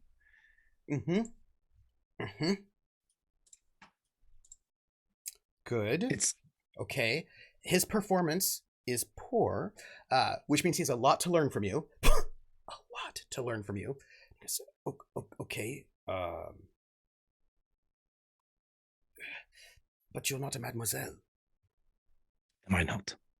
Well, close your eyes. Open them. Close them slowly. Like you're looking at the sun, but you want to catch its rays.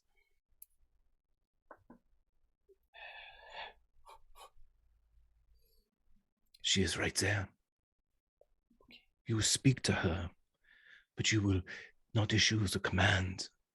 You will issue it as a word of love, like you are saying something to your mother, your grandmother, your mademoiselle. Mademoiselle. And you can tell he's copying your rhythm exactly, right? Because it's like that kind of thing, the person who doesn't have a lot of acting experience who is like mimicking your line reading, right? Because they're like, they don't have the training, right? Necessarily, so they're trying, mademoiselle. And you can see him mouthing the words in his mind, trying to figure out how to say it in a way that will make the director happy.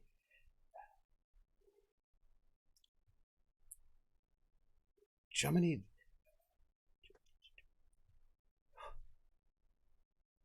Mademoiselle. Germany loves you.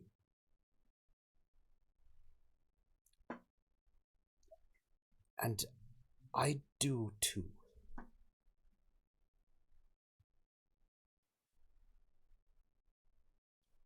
I want to try to create another aspect on it.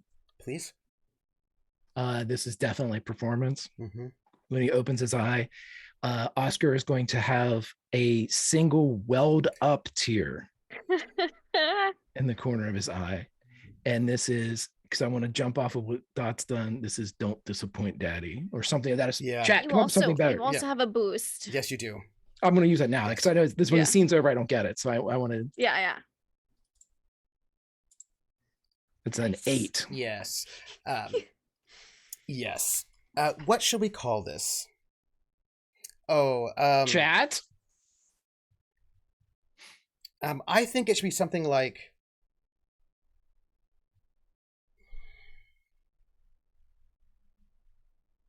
made him proud. Or yeah, something like oh Captain, my Captain. Oh shit, yeah, that's great. There you go. Yeah. Right? Yeah. Oh Captain, my Captain. Cause and he looks at you and he says, was that better? Good. Okay, I'm going to get the boys and we're going to go kill some people. All right? And though this means nothing, he actually thinks that this might be a motivation for both Clement's acting and his ultraviolence. And he is going to say with all due, this is Oscar really kind of talking here. And this is a way to, I don't know, he is inspiring him because he really doesn't like these people that are shooting at him. They continue to shoot even when, through tear gas at him and all kinds of crazy shit. So they're criminals who don't care. Like they were. Mm-hmm. So he's going to tell him, he's going to lean forward. Get them, hunt them with the same passion that you put into the picture. The same. And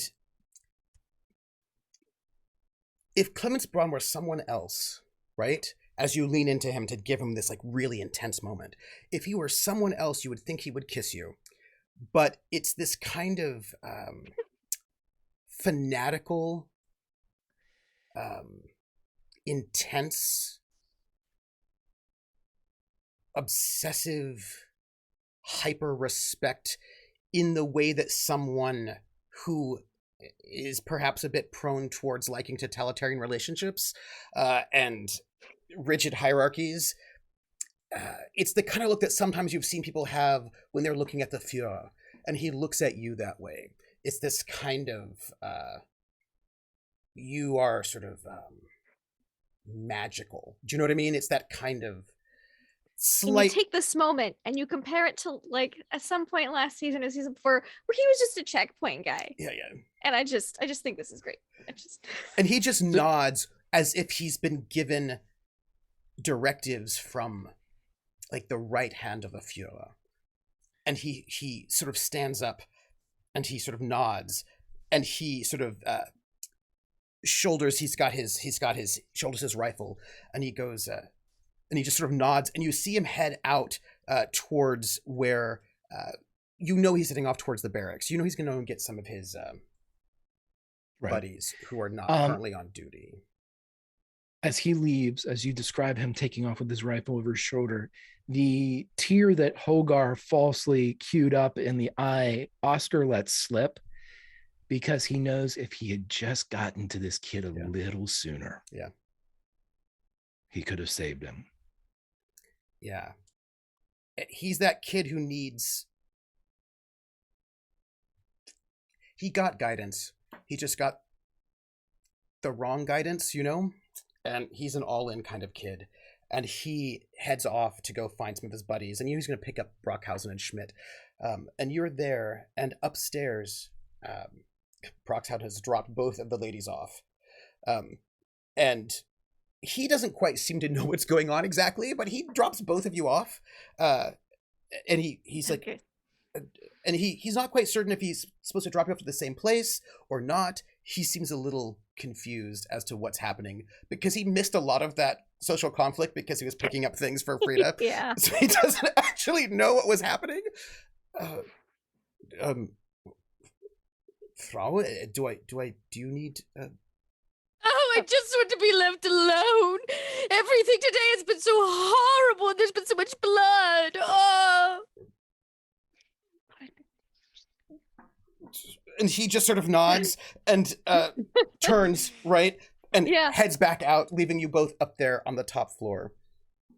I of course will I gesture for Frida to come in because Regina would like to speak with Frida, not as a crazy hysterical woman.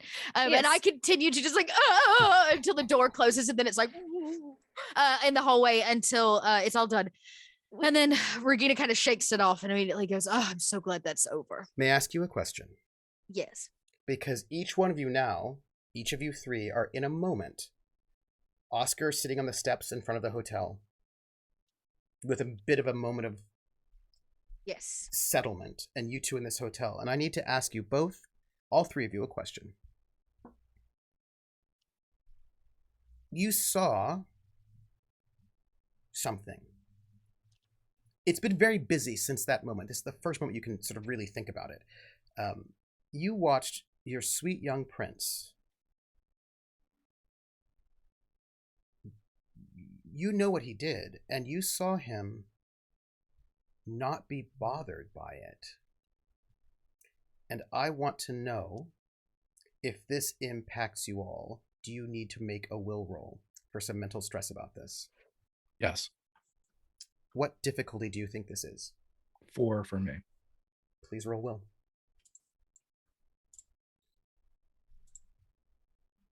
This is a tie. So, I'm going to take a boost against you, as this is a lingering emotional thing, perhaps guilt, I don't know, that I'm going to take this boost as it's a tie that will just be out there that I might, when it comes up, be able to use.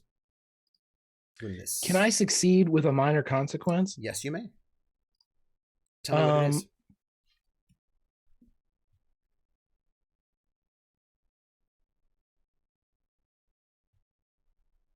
I'm going to go with something like hesitation of the heart.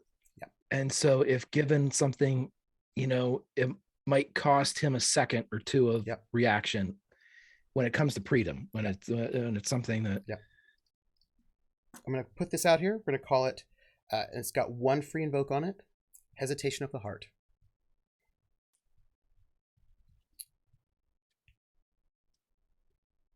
Regina, you are the team leader.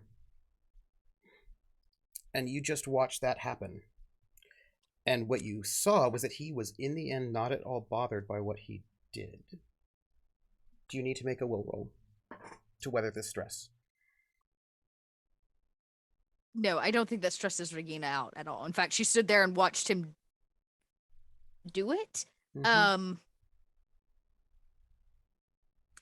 Regina knows that this happens to every agent in the field eventually. You're gonna have a first kill. It may not go as expected. But actually, Regina is more upset that she didn't have a chance to question him.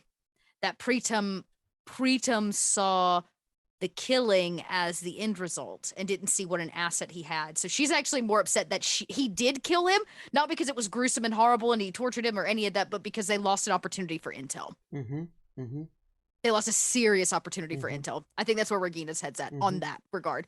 So I don't know that she needs to roll a will. I'm going to ask about that. Okay. I'm going to ask you a second time because of... A regretful killer? Yes. You've been going through some changes. You've been going through some a different sort of relationship to brutality. And so I will ask again. It's not about brutality, though. Well, killing That's people. That's not what her changes. The changes, and even then it's... Regina knows people are going to die in this war. She knows that we're going to kill people. They're going to try to kill us. It's not about the killing as to why she's making a change. It is the fact that she doesn't want to be an assassin. That's not how she wants to win this war. That's not how she wants to stand. And so much like everybody else, she was kind of brainwashed into believing that this is the best way, right? She started out by killing people. And she just doesn't want to do that anymore. So it's not that she is that's a hard one, because it's not that she regrets him killing him. She because that's about her, not other people. That aspect is about Regina, not other people only. Okay. She is the regretful killer. So I think that that's important to note, that she is regretful for her past, but she cannot write other people's paths for them. So let me ask this way, because I want to know, as the leader of this cell, Regina is fine with her subordinates walking down the path that she's currently leaving. I don't think she sees it that way. Okay. So I think I don't think that's a baited question, Trooper. Well, no, because he just tortured someone to death, right? And if you're thinking that that's not if Regina's thinking I'm walking away from that path, right? Torture is different than killing, and this is where Regina's going to have a conversation with Pritam, but we just didn't have that space tonight, right? Which is like, he let his emotions get the better of him because of what he did. He became as bad as the guy he was trying to, or the one, that caused all of this. So like, and Pritam lost his cool. Yeah. Actually, Regina's more impressed than anything that he has the gall to be able to go that far, because had it been put to good use, we could have ended up with a lot of intelligence. So again, it's like, it's hard because I don't think it's time that in Regina's mind, it is time Pritam stepped the hell up. And this was a cusp for him. Was it the best way to go about like stepping up and taking on? No, but it doesn't bother her. It doesn't bother Regina because she's on she's a soldier. This shit happens, right? She's herself been interrogated. She has saved members of her own party from similar, if not worse, interrogation. I don't think Regina is at all concerned about him having killed the guy. She's more concerned about the way Pritam is not controlling his emotions. Okay. Not the killing. Now, if you still want me to roll a roll, I can. But if Regina is not bothered by seeing him basically torture this guy and not be bothered by it, well, she didn't see him torture him. All she saw was the end evidence, result, the botched result. Might have been a little different had she witnessed it. But if you think that if Regina had walked in and he had been alive, that she wasn't going to torture him for intel. See, that's the other thing. It's like Regina would have done it differently, but she would have done the same thing. So she has no problem with what Pritam did. Then you don't need to take a roll. It sucks that his poor little soul's a little stained now, but now Regina's kind of like, hey, you're out of pull-ups and in big boy pants. Let's do this, So she just wanted to sit and watch and see how he handled the situation, which maybe doesn't make her a great person. Wow. Y'all, but that, here we are. All right. Frida. Hi. I want to know, does Frida need to make a will roll, seeing our prince, knowing what he's done, and seeing him grapple with this and be okay with it? Yeah, well, she's been trying to get him to this point for, the past 5-6 months. This, she's always thought he's too soft. And so she knew he was going to snap at some point, and this just happened to be the tipping point. And she noted what it was that caused him to tip, so she might be able to make use of it in the future. Should she need to, for some weird reason? No, I don't think she's bothered by it. I think she's a little well, it's a shame it had to be that specific incident that triggered it, but it's about time he got, a little... Because if he stays too soft, it's gonna be worse for him in the long run. She's a little relieved, actually. She's like, oh, finally. Clear something up, Trooper, because chat's asking about this, and this seemed to be a constant state of back and forth with KP while he was here too. The man died because of the drugs. And also being tortured, right? It's both of those things together, right? Together, combined, yes, okay. Yes. The prince wanted to keep him alive, but when you have given somebody a paralytic and then you cut them open and then they don't have the ability to fight it. Okay. Yeah. So it's a little, so the answer, chat, is yes, it's a little bit of both. The drugs helped, and so did Pritam's state. And also giving people drugs is also part of the torture process, right? And this was give him drugs, a paralytic, and then lecture him about his insides while you cut on him. You know what I mean? This is those two things were not... And so basically he just gave up. He gave up and died. And chose, he stopped fighting. Well, I mean, yeah, also he couldn't breathe. Right? He couldn't breathe, and his body was stressed, right? By being okay. cut open. Well, I mean, and also it's all that pain, right? Like he felt all of that pain of being cut open with a scalpel, and then having a conversation about what's going on in his insides, and then being stitched back up. And so he did that, Max. He did that. He just didn't do it at the end of the scene. That's what we didn't see going down before we all arrived for wine. Yes. Yeah. Right. So this is like, so he was there, like, that's a lot of pain. Like, that's a lot of pain and that's that much pain will trigger shock, which when you're paralyzed, I was about to say the shock is probably it's a combination of both, right? Like, if he hadn't had the paralytic, the shock might not have done it, but if he hadn't been cut open, the paralytic might have done it. We've seen a lot of people murdered via torture. Well, at least like some aftermath and stuff. And that didn't bother her. She's just like, well, he was gonna snap at some point. Didn't think it was gonna be like this, but at least it's happened, so it's out of the way. We can move on, because everyone has that moment, and you just don't. I love the ladies have zero empathy. I have a lot of empathy. This is because she has empathy for him. She cares about him, and so she wants him to toughen up. That's not. I don't think that's. I like how it's different, but we're both like, oh, good. Also, I want to be honest. Regina's also a little frustrated with him because it's like, yo, I have the information to go help Luke's mom, and we're standing here debating over this dying man. You just spent 20 minutes trying to resuscitate him because you want him to feel pain. Like, yeah. I think that actually pisses Regina off more than the whole situation is like, we lost time and energy, and now we've got a body to clean up, and like, you made a mess, Pretum. You made a mess. Oh, gosh. Yep. Okay. I just need to ask, because that was a thing to see, right? This is to see the way that he had shifted, and I want to know if it impacted you, and if so or not. Yes. So, you are both up there with our good Oscar downstairs, the two upstairs. There's a phone call. Oh my God, always. Regina answers the phone. The likes no residence. This is a phone call for Frau Engel. Okay. We were told that she was... Yes, she's comforting me in my time of I just passed the phone over. Just like, is it for me? I like nod, like, Frau Engel, this is the front desk. I'm so sorry to interrupt you. It's all right. Yes. We have. First off, I'm so sorry that your attaché is not present. We did make some inquiries, and we. Thank you. Yes, yes.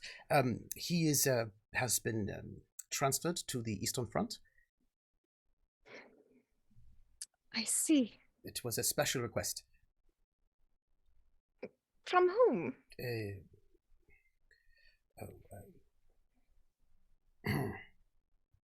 Well, sort of came through your husband. Oh, I see. My understanding, I did some questions, and it seemed that it was your husband had said that you wanted him transferred to the East because he had insulted you, and that you did not feel comfortable around him, and so he was...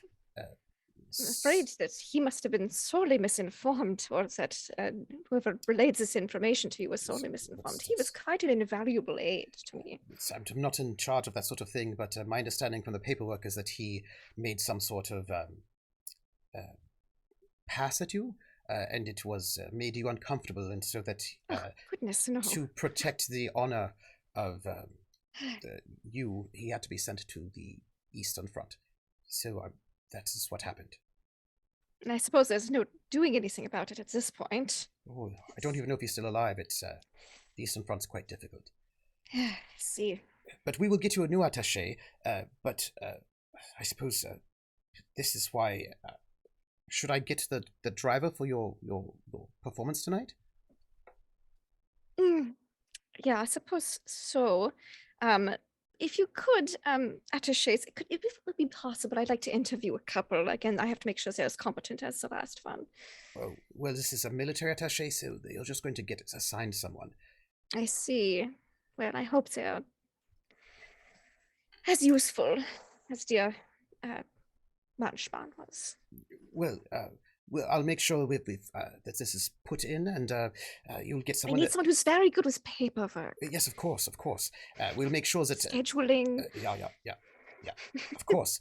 But you will get someone who's very good with this. But in the meantime, I have personally called you as a driver for you for tonight. I know that you have a performance. You're going to be singing something, and all of us will be very happy to hear it. So just let you know that the car will be downstairs for you shortly. At what time?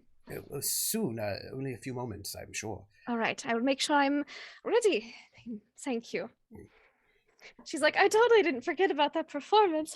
Like, shit, I forgot about the performance. Well, you can't miss that. Ready? I can zippers. try. I can't. I'm not good at. Oh, yeah, I can handle zippers. Shoe buckles and zippers. I can. Yeah, I'll help you put her shoes on and like get ready. Bending over is difficult right now. I can't even see my feet. Yes, Regina, as you talk and we do these, like, Regina is like clearly lost in deep thought. Anything you want me to think about while I do my performance? It's very routine. Yes. We have to figure out how to rescue Marie and take down Nikoletta without anybody knowing it was us. I actually have an idea about Nikoletta. The prince and I talked earlier this morning. We were waiting for phone calls in my office. If we could get her isolated or with a group of people, I'm not really sure exactly the circumstances, he could prescribe some medications, combinations that would not be ideal when mixed with either alcohol or something of the like. And then we plant some in their apartment, in her nightstand, whatever her personal effects, so that it looks like she was going pretty heavily at it for a while, because, overdose is not uncommon at all, and would be a rather inconspicuous cause of death. Well, Nikoletta is not the only person we have to worry about. Our dear race car driver seems to be in the middle of all of this, a bit of a muscle. Just make sure the race car driver is not there when we deal with Nikoletta, and then we could do a separate operation, take out the race car driver and save Marie. What if we could do them at the same time? Sounds bold, perhaps a little riskier, but what do you think? What's your plan? Those that only need to know that Nikoletta has already been visiting her houseboat on a regular basis. She was there when I showed up. At least Nikoletta's car was. And she was told and went under the guise that she was going out for the afternoon with her attaché. Dirk did not see... Did Dirk say he saw the attaché? He said she was not there. It was just Nikoletta, which means it was a lie. She was alone. With her driver. With her driver. She came out and... It does not surprise me. It's just people eating out of the palm of her hand, so... Our dear race car driver came out and took me for a walk down the river to get me as far away from the houseboat as possible. I noticed that she had a little blood on her hands. My fear is that is Maria's. If this is the case. Oh, and I had news that they moved her before they moved her. You got that from Frida. Yeah. Right. Okay. They moved her from Pierre Bonny's residence to the boathouse. Yes. So we know at least where they moved her, which means they're going to keep her there probably for a while. What if we kidnap Nikoletta, do what we have to, trade her for Marie, and set up the race car driver to take the fall for having beat Nikoletta to death? It's not the first time she's been violent with a woman, or the first time that she has dealt with domestic issues aboard a boat. Nothing like a pattern to cover our tracks. And worst case scenario, once we got Marie out, we burn her and Nikoletta alive in the boat. We need to stay as far away from as possible from this. We don't need to be involved potentially at all. And we know that the dear race car driver has a bit of a short temper. That could work. Also consider this, since this race car driver does have it in history of this type of behavior. She likes me, though. We don't need to take them and Nikoletta out at the same time. If it's easier to hit them separately, we can do that. I don't think it is. Hitting them separately means we need 2 separate plans with 2 separate covers that have nothing to do with each other. If we can tie them together and put it inside of Nikoletta's regular routine. This woman is here, this what was her name? No, not Jeanette. Violette. Violette. I know, Violette. I was so close. Violette. Violette is bad news from what I could tell. Her presence here is She pretty does work much... for the French Gestapo, so the rumors say. She was a bit tarnished to be able to stay in the military, I'm afraid. But she has been awarded by the Fuhrer himself, and she is rather keen on my company. It won't be the first time I've betted somebody to only kill them with a pillow over their face, but I don't really think that's going to work on her, because I promise you, Right, so all the men I've done that with are a lot smaller than she is. So we beat up Nikoletta, kill her, frame the race car driver. Why does the boat catch fire? Backup plan. It doesn't. Oh, in fact, if we can pin it, a scandal, it might also end the entirety of the Jaeger's reign. Her husband's going to be dishonored for her having some kind of tete-a-tete with this scandalous race car driver. So I thought we could sweeten fall. I thought we could sweeten the deal by, I don't know, dropping a pair of Nikoletta's horrid undergarments on the boat somewhere. It might take a little bit more time, but it's a cleaner plan, and it keeps us out of the mix. You don't happen to have a set of Nikoletta's underwear that has her name tag sewn into it or anything? No, but I have hundreds of pictures of her naked. It wouldn't hurt to slide one of those in, say, the boat's locker. Probably be a few, make it look like a shoot. I guess what I'm saying is, the only person that won't believe it is going to be her husband. But if he's the only one, and he's already on his way down he won't the believe hill. it.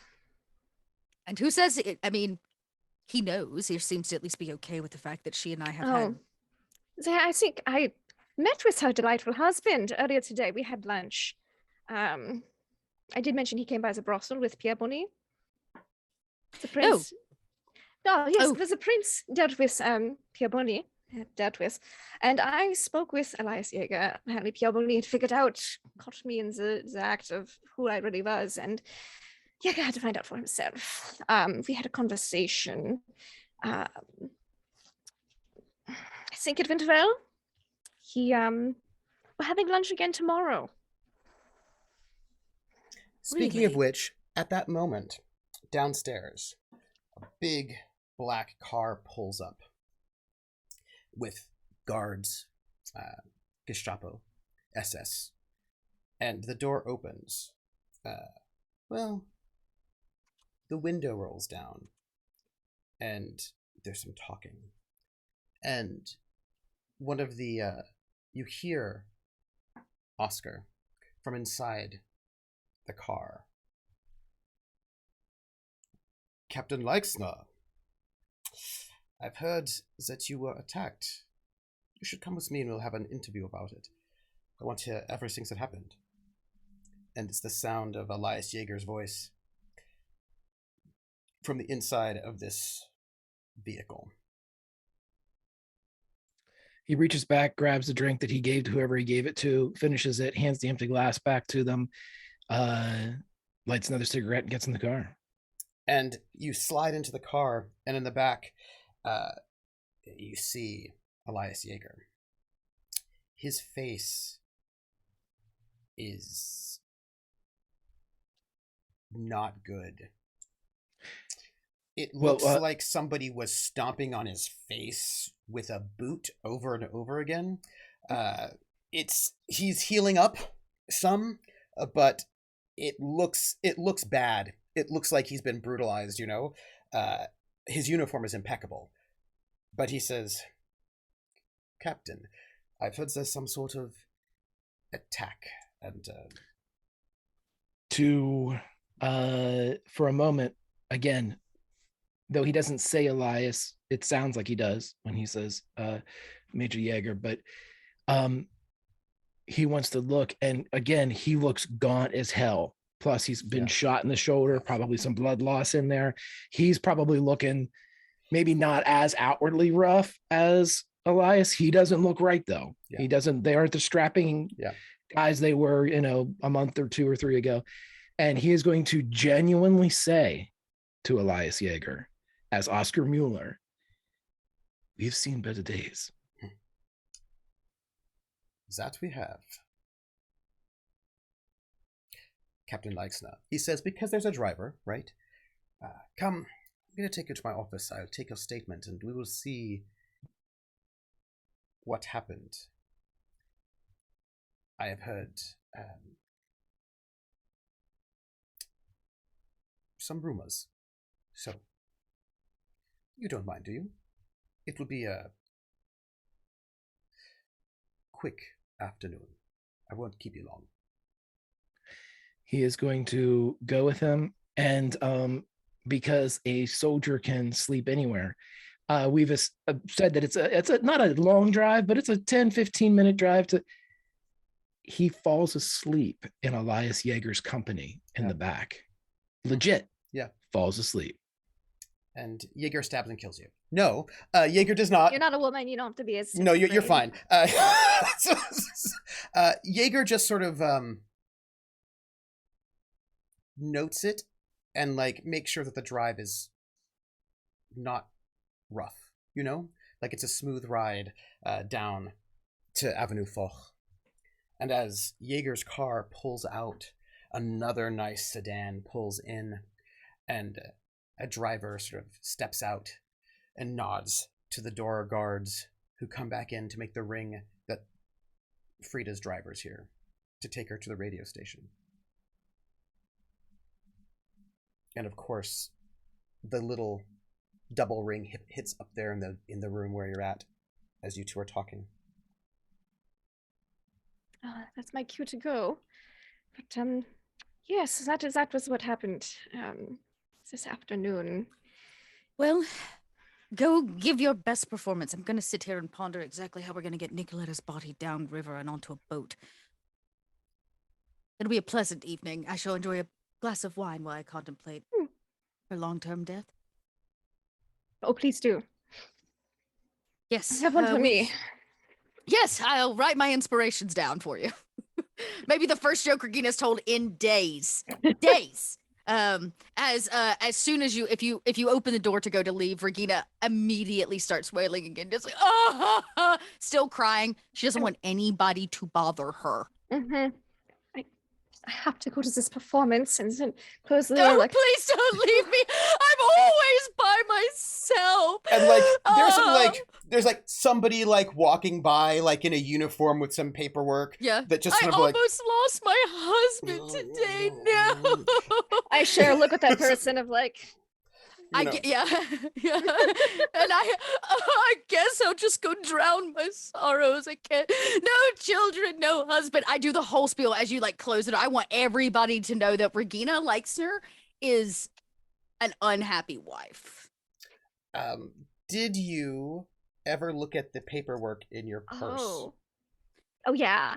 I was about to say, if you passed it off, we might have taken a peek while we were sitting around. Frida would definitely have as soon as the opportunity lent itself. At least, took a little peek. Peeped it. Yeah, peep it. A little look-see-loo. It's a present. Is it? Mm-hmm. I love presents from you. Mm-hmm. There are many ways to do an undermine. Yes? Oh, yes. Yes. Some ways to do an undermine might involve talking smack about people, spreading rumors. Yeah. Other ways to do undermine might involve stealing people's paperwork. And I was hoping you'd say that. And what you see is a set of, it's like a you know how there are official folders? Mm-hmm. That you would be oh, this is a folder from the Gestapo in the Gestapo's office. Yes. Her husband was military. She's seen many official folders. But some things are perhaps a little bit less official than others. There are a bunch of notes in there, not on official forms. And the notes are surveillance and notes about the flower shop. Oh, Nice. Interesting. And who's in it, right? And some notes about the operation. Not on official forms, but in this official folder. Unofficial, yeah. Officially unofficial. Enough that you could probably, if you wanted to make it official, you could just make it official. But and there's just a note, and it says, the only references to your flower shop. This is from Pierre Bonny's private study. No more problems with this. D. Yep. She would have left that with. Yeah, Regina would go over it. You know, and Marie just happens to have the Duke on her side. Maybe we can use him to help us out with this little shenanigan. Okay, I'm gonna stop talking because I know people's got to go. And I assume Frida leaves? Oh, yes. And slides into her big car and she drives off. And I'm going to have 2 people leave, but before you do, can you give us a goodbye before you go? You two both? Au revoir! Do you want to give us a love? I love you all. I love Regina for being crazy tonight. Bunny ears crazy. Sly like a fox, that one. Lindy? Oh, I love you guys as well. You guys are great. I loved the whole incident with Clemens Brown today. Just leaving the doctor's office, and then arriving at the hotel were 2 separate yet equally hilarious ordeals. And I was here for all of it, and the acting lesson that happened. That was beautiful. So good. Yeah, it's my love. So, with that, I know we're going to have 2 people go.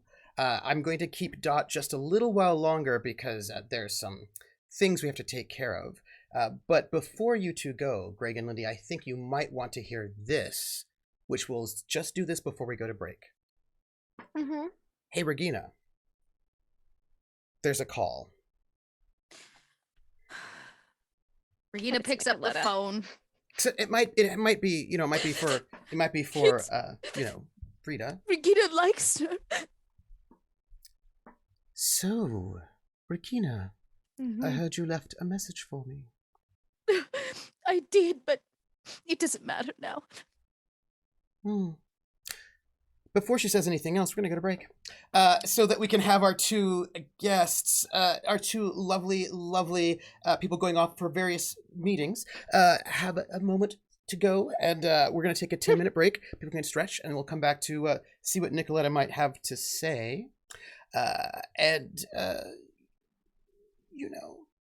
Do nothing. A couple of she roles. Has nothing of value. Nothing of value to say. Maybe. Okay. And then she's probably what she's doing. She wants to call to see whether or not you have that, to let you know that your warranty on your car is extended, and also cryptocurrency. Yeah, perfect. Everything that's good in the world. So we, my friends, are going to go on to a quick break, and then we will be back for a couple of roles and also a couple of conversations. We will be right back. The United States government presents This is Our Enemy.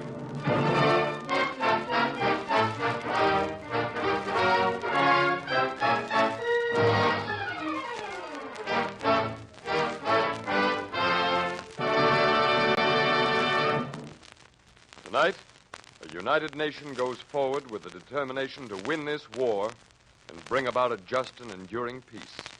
But we cannot win our war or make our peace unless we understand the character of the enemy we're fighting. That's why your government is bringing these programs to you. Later, we'll hear from Richard de Rochemont, authority on the European underground movement. This is a program of truth. This is the truth about our enemy.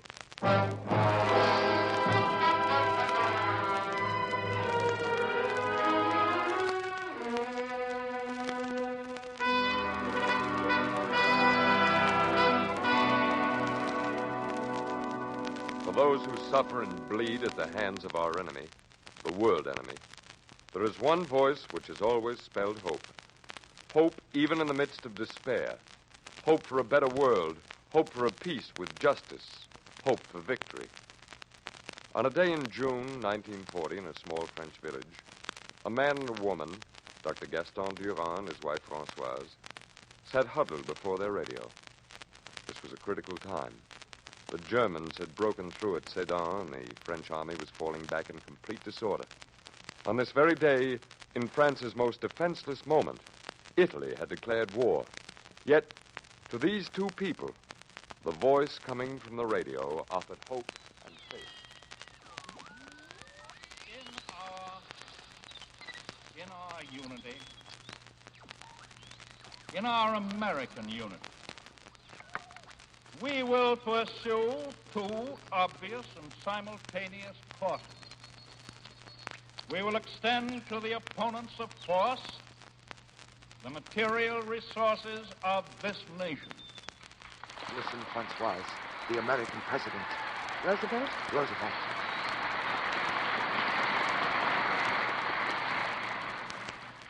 And at the same time, we will harness and speed up the use of those resources in order that we ourselves in the Americas may have equipment and training equal to the task of any emergency and every defense.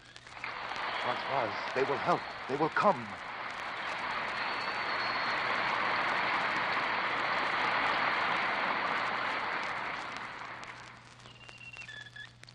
All roads leading to the accomplishment of these objectives must be kept clear of obstruction. We will not slow down or detour. Signs and signals call for speed. Full speed ahead. You hear, Françoise? You hear what the American president has said? Yes, Gaston, yes. Brave words and promises. But it's almost over. And this time the Americans did not come. But they will. They must. We were allies before. How can you still have such hopes? After Dunkirk? No, it is over. But the American It is too president... late. The Boches are almost in Paris. No, Gaston. I have only one hope left. That Jean will come home alive. Perhaps they will at least spare us our son. What life could there be for him in a France that was not French? A France that was not French? Well, how could that be? Yes, they will probably take Alsace and Lorraine. And France will be poor, that without doubt. But we lost in 1870, and that was not the end. In 1870, we did not lose to the Nazis. The Poles, they have lost to the Nazis. And look at them. No, no, no. I could wish that Jean not come back at all, if it is to such a life. How can you say that? Oh, you are hard. Oh, no, my dear, no. But we shall not lose. We shall fight on somehow. And the Americans will come one day. Hitler is their enemy, too. They will come, and we must help. No, no, do not despair for our France, my Françoise. One day they will come, the Americans. You will see.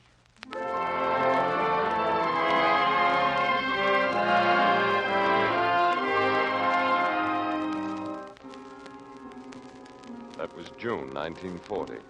An unprepared America did not come. The Germans overran all France. This was the new order, the master race. Frenchmen became little better than slaves.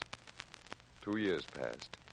By 1942, the Durand, Gaston, Françoise, and their son Jean faced nothing but a hopeless gray eternity under the Nazi heel. No, it is no use. One won't be able to hear London tonight. It must be the weather. Oh, I'll feel better if you don't. They're worse than ever about listening to the foreign radio. Whoever thought it would be like this? Not you, certainly. They will take Alsace and Lorraine, you said. Well, at least Jean came home. He might have been taken prisoner and still be in Germany. Who isn't a prisoner now? Occupied France. But I did want news from London. The Americans are doing such things, Françoise. They have established themselves there in the Solomon Islands, miles and miles from home. Gaston, these old wild hopes. So the Americans have an island in the Pacific Ocean. What has that to do with us? What can even your Americans do against the Nazis if they must fight the Japanese half a world away? Don't you understand, Françoise? This is a new kind of war. There is no front anymore like the last time. Everywhere is a front. The Solomon Islands, Stalingrad, the air over London. Even a little town in Normandy like this. Look, my poor Gaston. The Americans have been in the war almost a year. Remember when you heard the news, you were so excited? You thought they would land the next week. But how has it helped us? I ask you. Has it changed anything for us? But they will come, Francoise. The American president... Yes, Gaston. Yes. Jean didn't say when he'd be home. No. Where does that boy go? If I ask him, he just grows irritable. Who can blame him? No regular work, not enough to eat like the rest of us. Nothing to look forward to. At least he's safe. But is this a life for him, Francoise? A provincial doctor's son living with his parents. No future, no opportunities. No, it is as I said, a France that is not French. There is nothing for him while it remains so.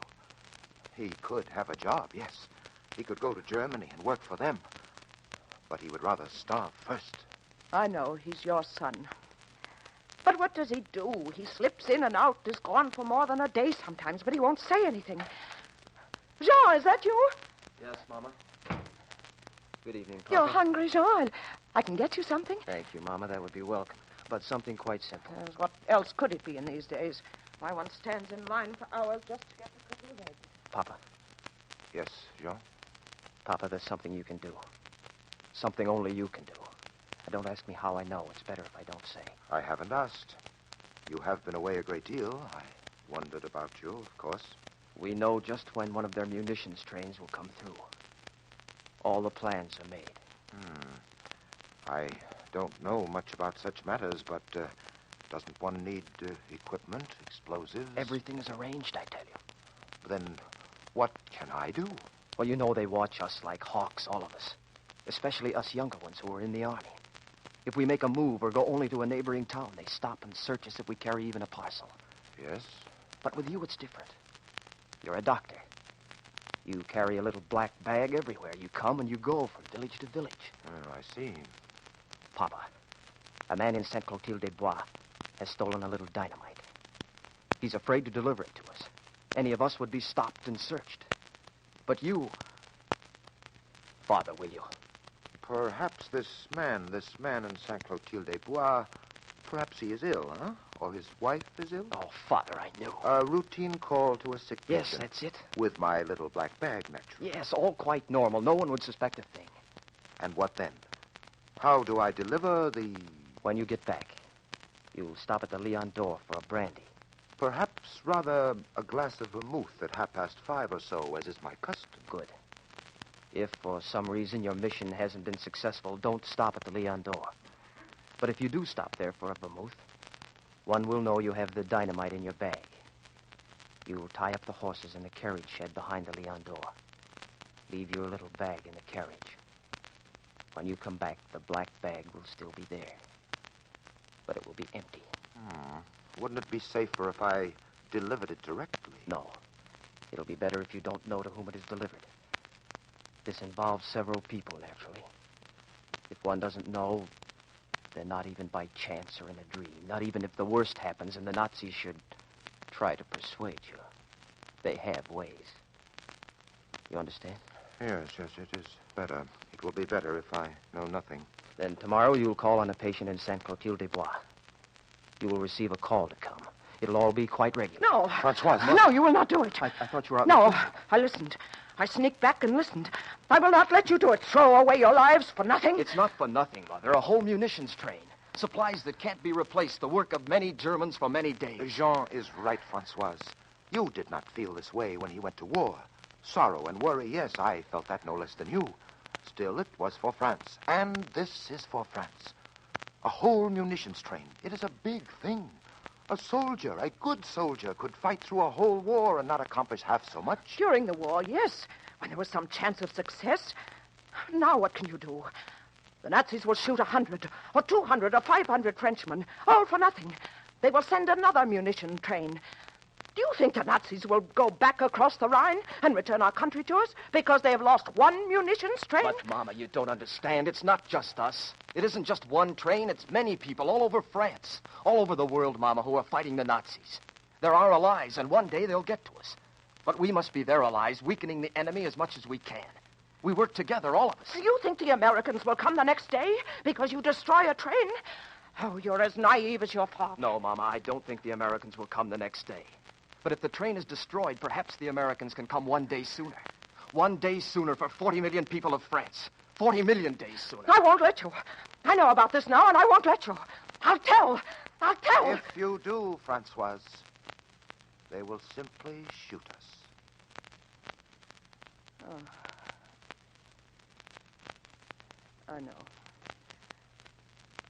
I know I can do nothing.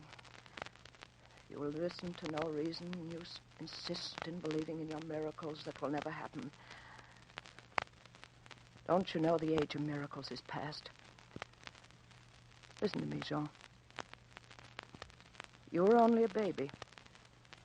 You could not know, but when the other American president, Wilson, came to France, we all believed in miracles. There was not a woman in all France who had not lost a man. When the American president came, the peasant women, every one of them in black, lined the railway tracks where his train would pass. They stayed there silently all night, on their knees. Think of everything that has happened since then. And you still believe the Americans will come again? Yes, Francoise. Our enemy is their enemy. The Americans will come again. And so? And so, tomorrow I will call on a patient in Saint-Clotilde-des-Bois.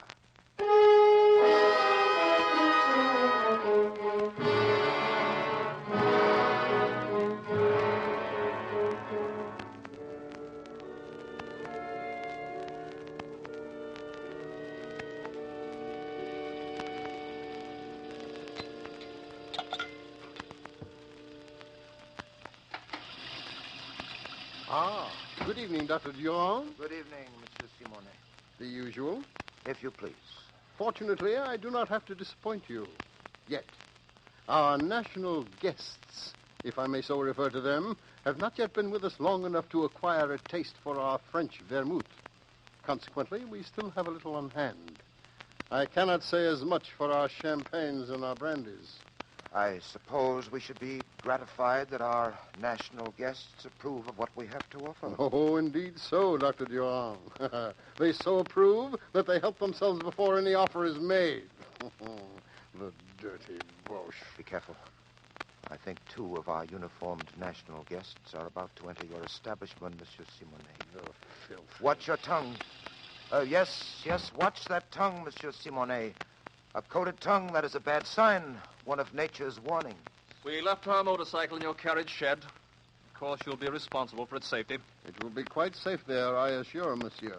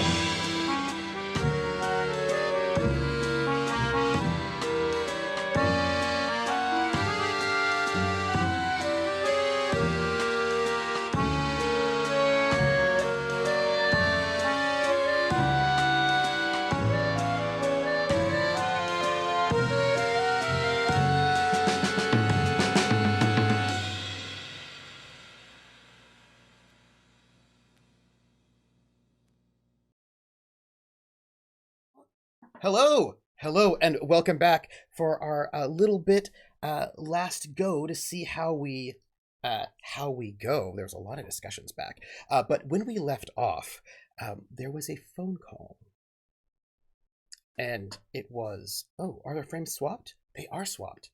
Let me swap our frames. Whoop. Yes, there we go.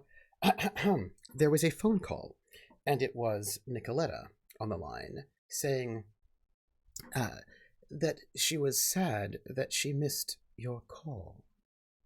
Your call being, at the calling upon her. Regina says, well, that's why I left a note, but it's been a very long day, Nikoletta. Oh, yes, I'm certain. I heard you visited some friends of mine. Oh? I heard you went out with your attaché. I did. Well, I'm so sorry to have missed you.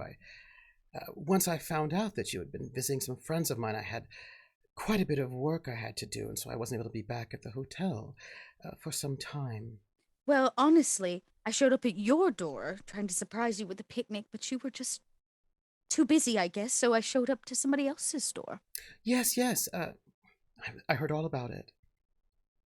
I'm sure you did. Hmm.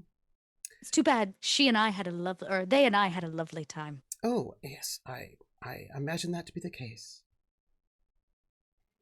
Well, I just want to let you know that I am so sad that I missed you at my friend's place. I had to go and... Oh, after I found out a little bit later, I had to go and clean up some things and get everything ready just in case you stop by again. If you do, I'll be excited to see you. Well, I'm a bit busy now. I just happen to have some free time. I guess we'll just have to find another time. Yes, I don't quite know where you might find me. Or, well... Yes, I don't know either. You seem to be very busy. Well, as do you. Really? Hmm. I didn't have anything to do all afternoon but walk around with a picnic looking for a friend to have it with. Well, but apparently I heard that you did have that picnic. Well... I hope you enjoyed it. It was lovely. Good. I'm so sorry that you missed me. It's all right. I made do. Oh, I feel like you miss just like one step at so many things. Oh, it's funny. I think that you just miss a lot of opportunities. I feel the same way about you. Well, then it seems we are on the same page. Is there anything I can do for you, Nikoletta? I would like to rest the rest of the afternoon. Of course. I just wanted to let you know that I just was so sad to miss you at that picnic. But while you were picnicking, I was just taking care of my business. As you have all the right to do. Yes. One thing that I really appreciate is that you and I are good friends. And that you look out for me and I look out for you. Sure. And I'm so glad that you and I will continue to look out for each other. I never thought that was in question. Sometimes I wondered, though, because you haven't really spoken to me in so long. But it's all right. I know that we have traded keepsakes. Sure. And you have things that are important to me, and I have things that are important to you, and us keeping little things that we care about is just a sign of our friendship and our desire to make sure that each one of us stays safe and happy.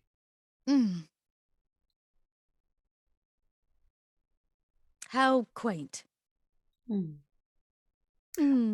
Oh, if you go back to have a picnic, which certainly you are free to do, I probably won't be there, which means, again, I'll miss you again. And none of the things I left will be there either. I'm sorry, I don't understand. Oh, I was just saying Left where?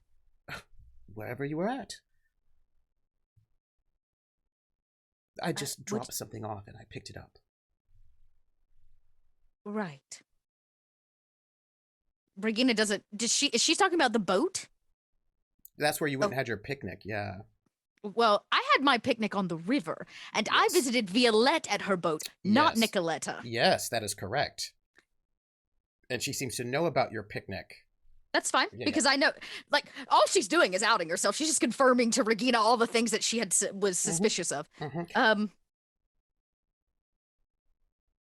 So, just so you know, please go back and picnic there as much as you want. But whatever it was if you were looking for me or anything that I might have left there to pick up and give back to me, I picked it up myself. Wonderful. Well, I'm not usually there to run errands, Nikoletta, or to pick up your trash.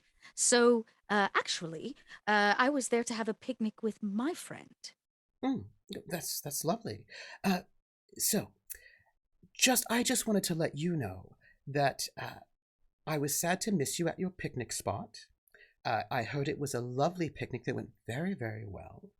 And once I heard about it, I rushed right over to make sure to see if I missed you, and I did, and I was so sad. But while I was there, I picked up the hat that I'd left, and I moved it.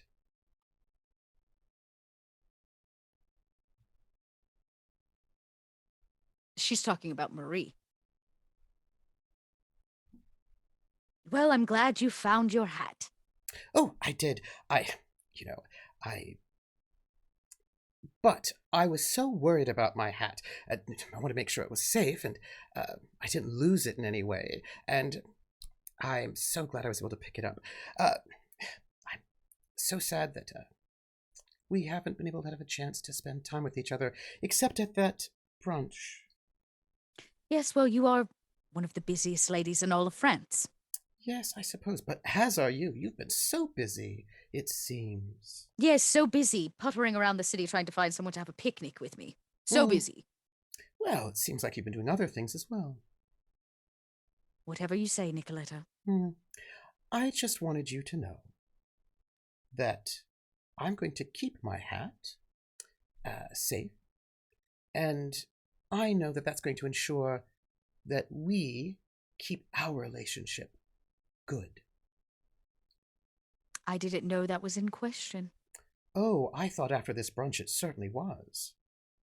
Well, I'm so sorry that you feel that way. I had a wonderful time at the brunch, as did all the other ladies that were there. Yes. It was just so disappointing, really, in the end, I thought. You hurt my feelings quite a bit, but I'm sure that you'll make it up to me.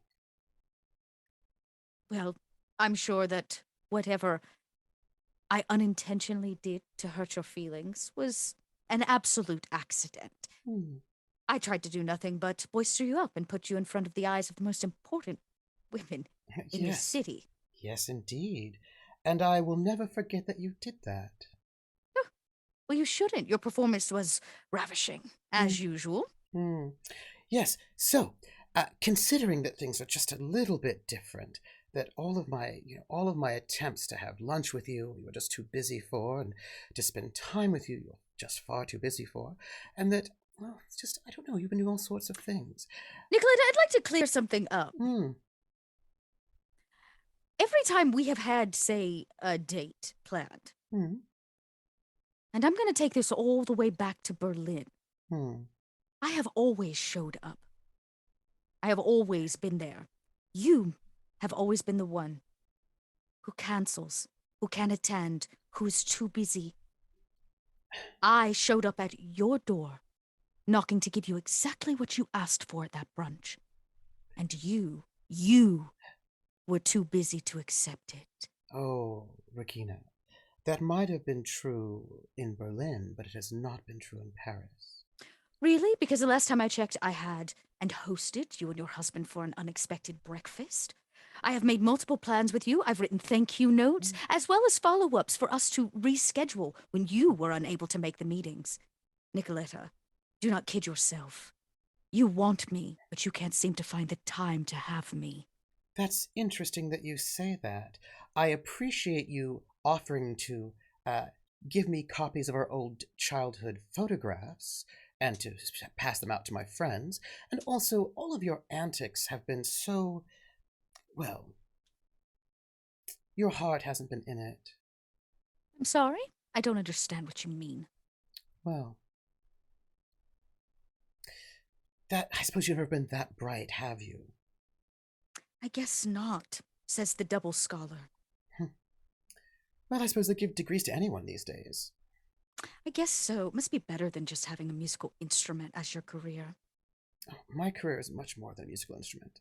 Oh, that's right. You want to be a mother.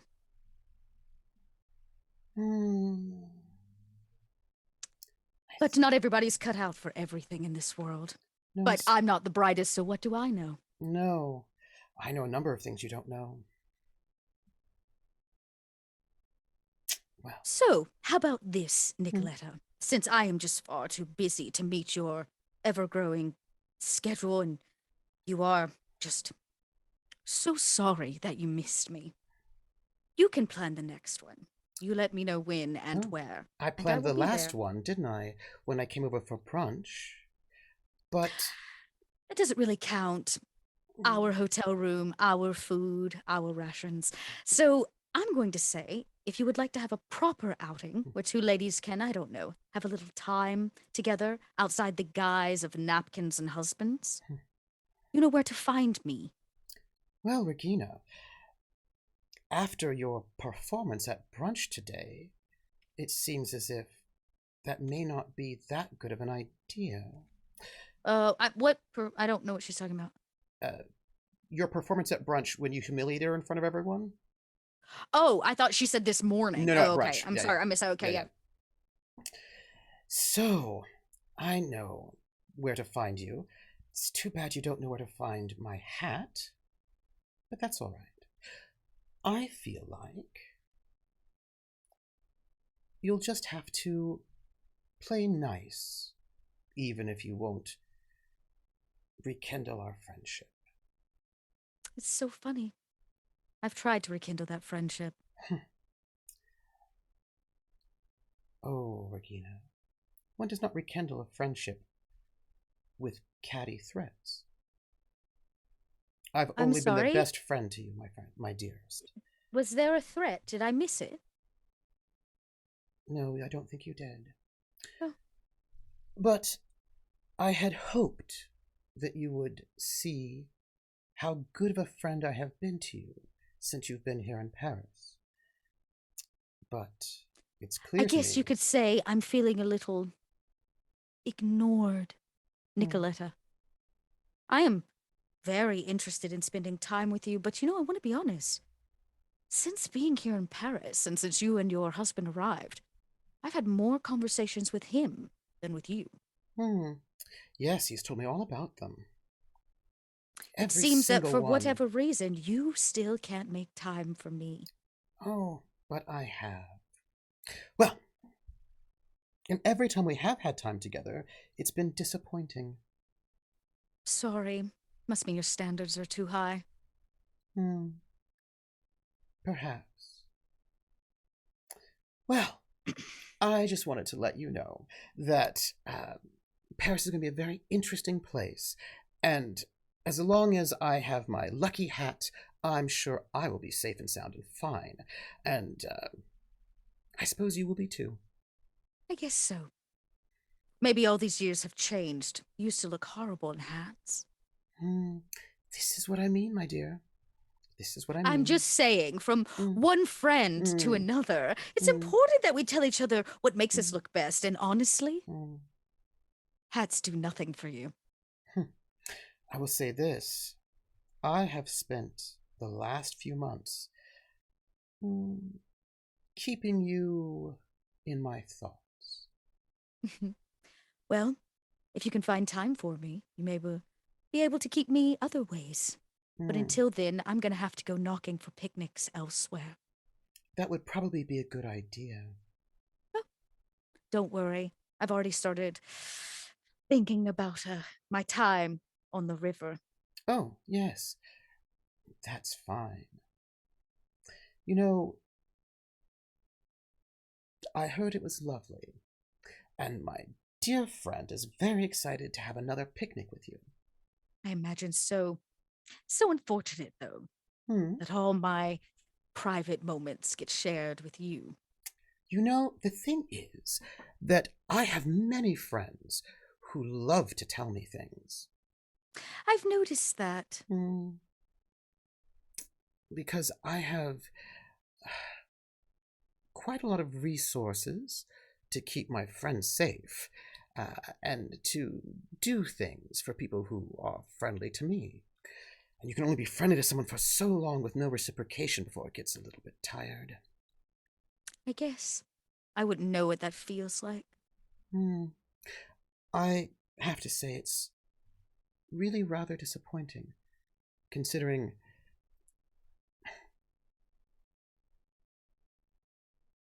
how good of a friend I have been to you. You keep using that word disappointing. Yes.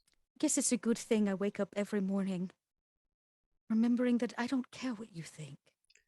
And you made that very clear. Well, if you would like to hang out, Nikoletta, you know where to find me. Unfortunately, I'm all out of picnics and baskets because I left it with my new friend. So, you'll have to come maybe for another outing, or we can get brunch.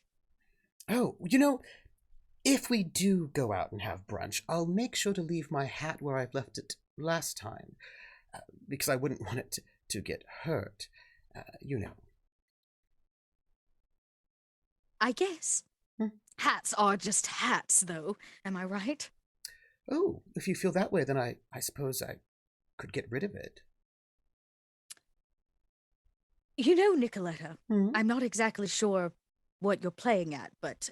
Oh, I'm not playing about anything. You can do whatever you want with your hat. Ah. Lovely. So you don't care, then, what I do with my fashion accessories? At all? I don't take it upon myself to try to control the way other people dress. But I know that's not really your MO. No, I'll just keep my hat in its hat box. Just keeping it safe, keeping it close. Are we done? Oh, I suppose. Or are we going to spend all afternoon talking about your hat? Well, my hat looks very lovely where I'm keeping it. I'm quite proud of it, actually. See, you know, Nikoletta, you come to me at the brunch and you tell me, well, let me rephrase that. You tell others how bad you want me. How bad you want me back. At least are the words that I heard. And yet you spend this whole conversation dawdling on about hats and how I've disappointed you. Once again, wasting your time. You want me back, Nikoletta. You're going to have to do better than hats and boxes. I did want you back until you made it very clear that you are not going to be a good tennis partner. We have never played tennis, at least not since arriving to Paris, so you don't know what kind of tennis partner I am. Oh, I watched your operation at that brunch. Your behavior is not friendly. Nikoletta, your behavior is never friendly. My behavior But the fact of the matter is, I'm still interested in whatever it is you and I can figure out, if we can figure anything out. But if you keep taking hats, I have little inclination to, say, work with you. You've yet to work with me since we've been here, despite all the presents I've given to you. Nikoletta, you have not gifted me a true present since Berlin. Oh, I've given you many presents. And honestly, not a single one of the presents that you've given me since getting here overweighs the fact that you leveraged our love over my father. So, I am here with a smile and an open heart to tell you I'm happy to start again. but I will not do it under the guise of your machinations and your hats. So, how about this? You give me this hat that you found, and you and I can start over. Because what I haven't been able to tell you, Nikoletta, is I have something that you might want. Really? I have been asking for things for months and gotten nothing. Yes, but here's the thing, Nikoletta. You went to the wrong people to ask for them. Apparently you are the wrong person. Every time I've spoken to you, you've only insulted me. Because all you've ever asked for is from me back. That is in no way tangible or measurable. How am I supposed to give you me back when I'm standing in front of you? If you want me back, then do better at taking me back. But what I'm telling you is, as it currently stands, if you keep your hat in a box, it's going to be difficult for me to work with you. Keeping the hat in the box keeps my head warm and safe. I appreciate that, but I imagine you'd want to keep a child more warm and safe. Am I correct? You know, I have never really gotten the sense, since you have shared all sorts of interesting things with me, that you are... You've just been somewhat hostile. I'm sorry that you feel that way. Yeah. Because here I am, on the phone with you, offering an olive branch, talking about a possibility of something different, because nobody wants to relive the past, Nikoletta. We could have something totally new, stronger, better than whatever it was in the past. Because here's the thing, I don't have any hats that I'm keeping from you. Well, you may not like my words, and you may be disappointed in how things have turned out. But the fact of the matter is, I'm not trying to manipulate you. No, just threaten me. I haven't threatened you. Oh, you have, my dear. When and how? It's not such a thing to be on a telephone. Well, then it sounds like maybe you should come knocking at my door like you used to do. Because the fact of the matter is, I've not threatened you. I have not taken from you. I have no interest in putting you in harm's way over the danger.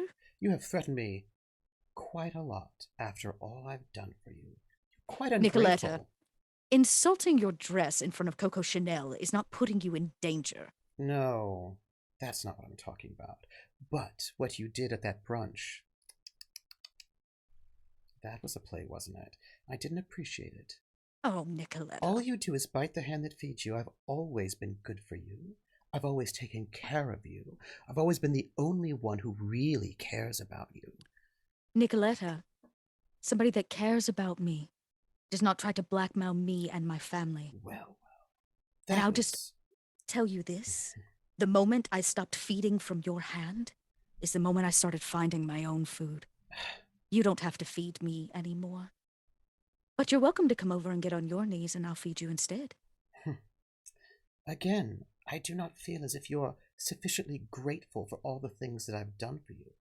I don't know if you realize this, but no one has ever been a friend to you like I have. That may be true. I've never had a friend like you. No. Somebody that would blackmail me, threaten me, hold hats against me. No, you're right. I've never had a friend like you. You are one of a kind, Nikoletta. And even now, as I offer new friendship, real friendship, something genuine, you are so caught up in your own machinations that you still can't trust me. Regina, you speak as if you are innocent and have only been kind to me, when, since a party back in Berlin recently, I have only spent quite a considerable amount of resources keeping you safe. And what do you do when we first meet? Here in Paris, a long-awaited reunion which I was looking forward to. You threaten me with photographs. Oh, Newspapers. Right. Yes, right that. That is not friendly behavior, my dear. And then at this brunch, you... Let's go back to where that started after you blackmailed me against my father. That was so long ago. Oh, really? Well, Yes. This is what, a year so long ago. The point I'm making, Nikoletta, is it is fist for fist. You know... My anger at you came from years of resentment after you blackmailed me. So you can accept that and recognize that maybe consequences don't just brush off of you. Listen. First off, I don't know who told you that I blackmailed your father. I feel like that's probably a bit of an exaggeration. Really? Mm.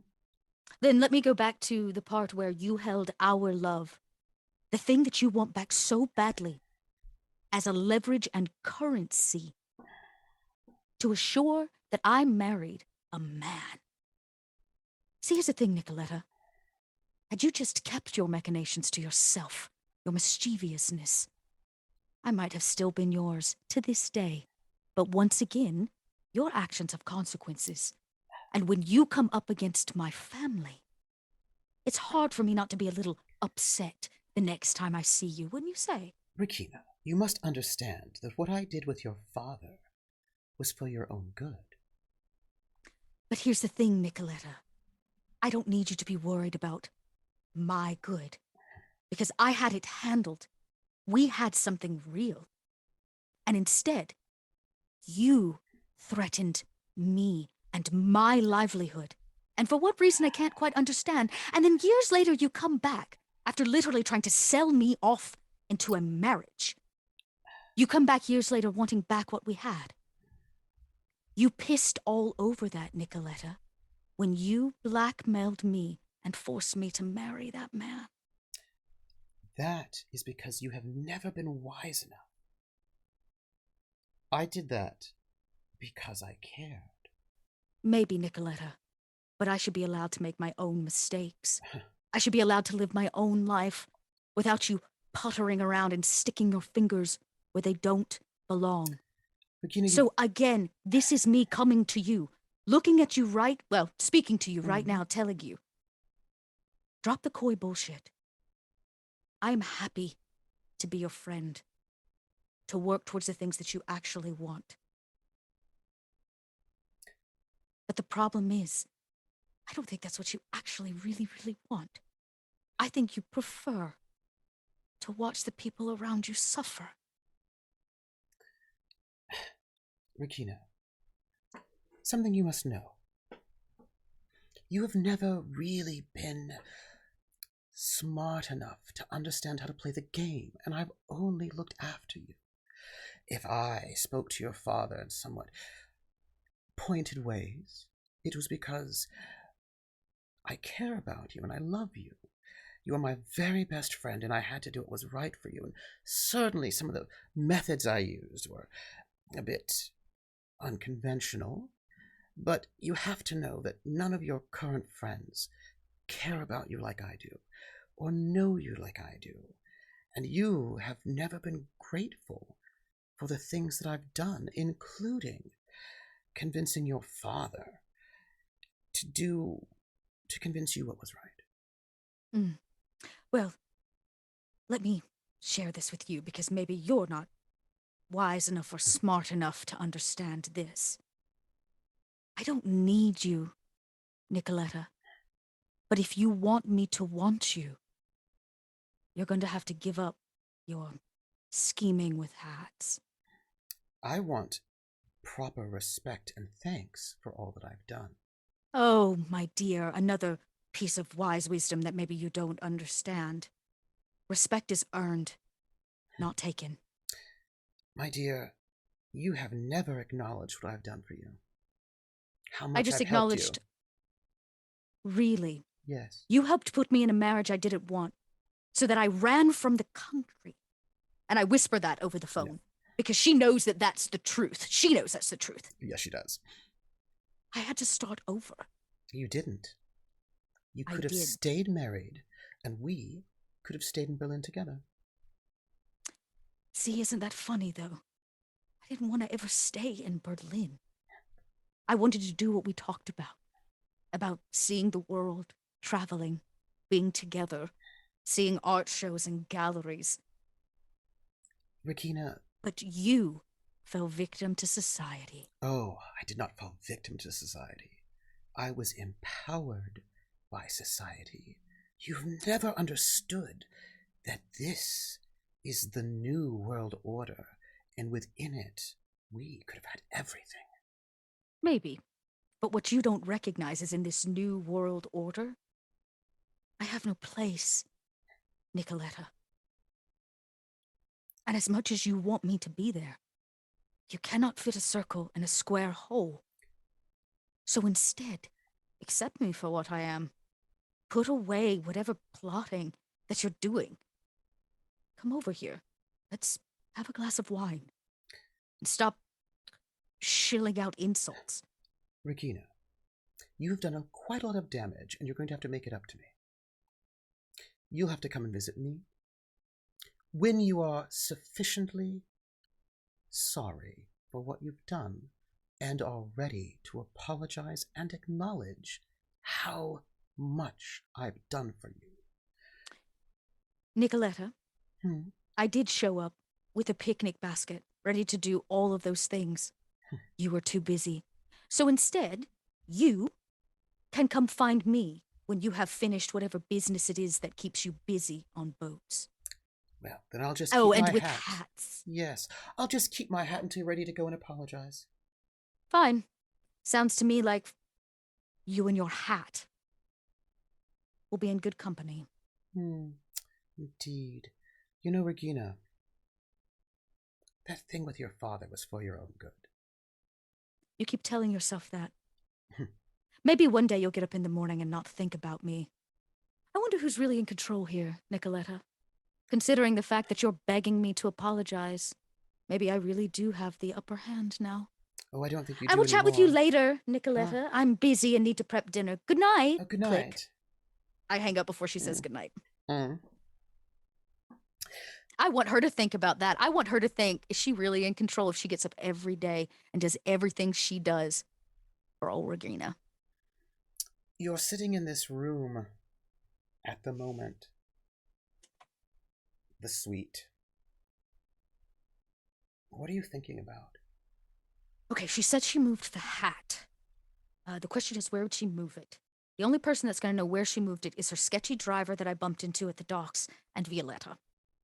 Maybe Violetta if she told her. Maybe Violetta. But I imagine that it's Gestapo that is holding her, if that's who she's been working with. She was in an SS vehicle, but she was not escorted by the usual SS guardsmen, which means she was working on the SS clock, not doing SS things. She was doing Gestapo stuff, right? Well, what you know from French Gestapo. What you know from what Frida told you is that Marie was being held in the house of Pierre Bonny, not at French Gestapo headquarters, but at his house, and then moved to this houseboat. And then, Frida did not know it was a houseboat. You figured out it was a houseboat. And then Nikoletta just wanted to let you know that she heard about your picnic and then moved the hat somewhere else. And that if we were to meet up, she might move the hat back, she said, to keep it safe. Well, she's going to keep it safe. She's probably not going to move it back to where you know where it is, right? She's just okay. letting you... I thought she said, I thought that she meant like because didn't she say if we meet up, I'll move it back to where it can be protected? No, she'll move it somewhere else. Basically, she's like, I'm not going to let you get access to Marie, right? Because it's a matter of safety. Like if she's like, you said we should meet up. She's like, well, if I do, the hat's not going to be anywhere where you can find it, basically. So I imagine if she was working with Pierre, that she's going to use one of his properties.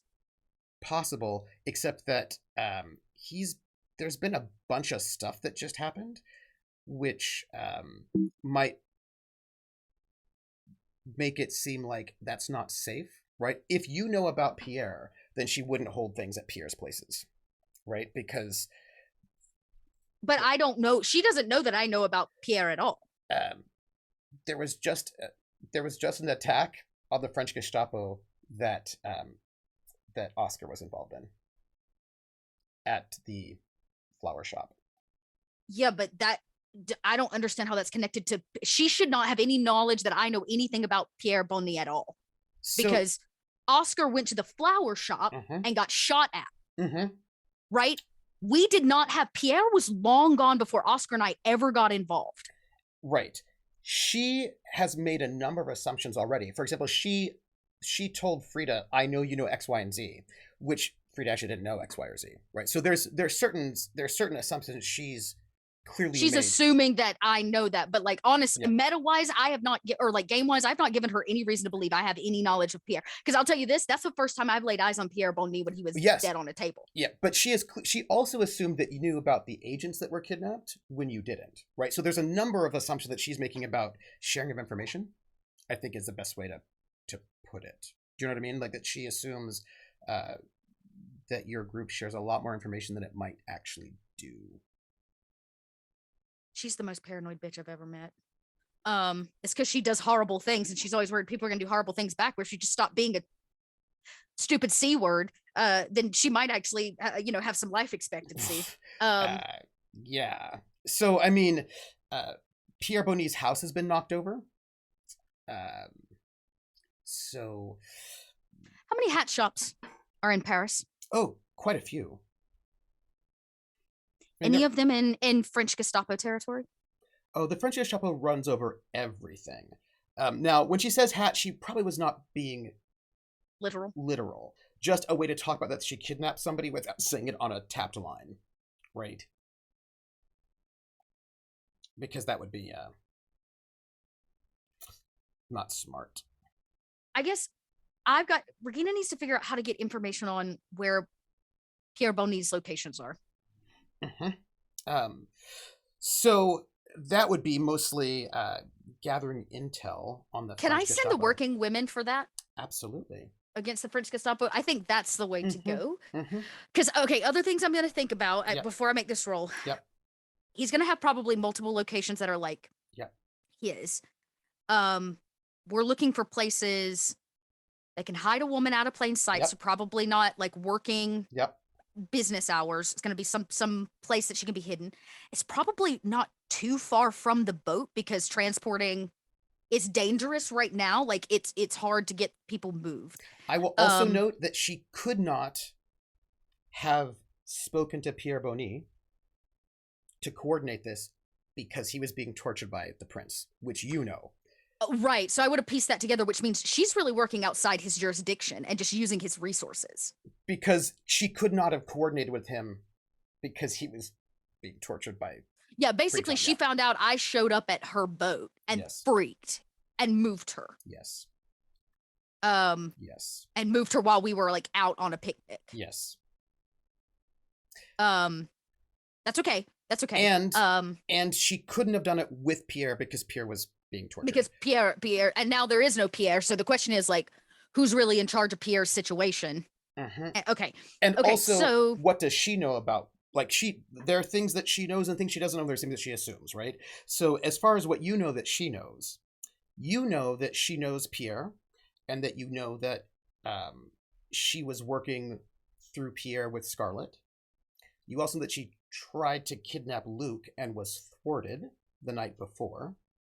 My question is, what is her obsession with Luke? Is it truly just to get to me? Like it's a good leverage piece to have me working for her. And when Luke didn't pan out, it was easier to get his mom. Yeah. Okay. Which meant, and there was an ambush, right, waiting at the flower shop. That they were waiting on Luke to return, and when he didn't, they went for his mom. But then they were still there waiting. Like they were still waiting so Marie was gone, and they were still waiting at this ambush point at the flower shop. And rather than catching Luke, they caught Oscar, who killed a bunch of them. There was a big, huge firefight, a gunshot. Right. I remember that. So, and that is hard to hide, right? The French Gestapo were the ones who were on site for the raid. Not French police. And the paperwork that you have that the cleaners got talks about the sort of the operation of the flower shop. Who gave them the jurisdiction to do this? That's a good question. And again, that paperwork is an official envelope, but written notes, and it was in his house, not at the office. You mean at Pierre Bonny's house? Pierre Bonny's house? Yeah. Now, how did the Duke get that paperwork? Because they came in and cleaned up the situation, right? Like and I think Frida would have told you that she sent her guys in to go and like attack that house, because she told you that they went and tried to get Marie at Pierre Bonny's house because they heard that she was taken there, but by the time they got there, she was gone, which is what she told you. So she had her boys come in and like jack up that place, and the Duke came in afterwards to clean it all up. And they got that paperwork that implicates the flower shop, with that sort of implication that this is the only place where the flower shop's been mentioned, in Pierre Bonny's house, in a file in his house. Which means that it's actually not the SS looking into us. It was French Gestapo. Mm-hmm. French Gestapo's been looking into us under the lead of Nikoletta.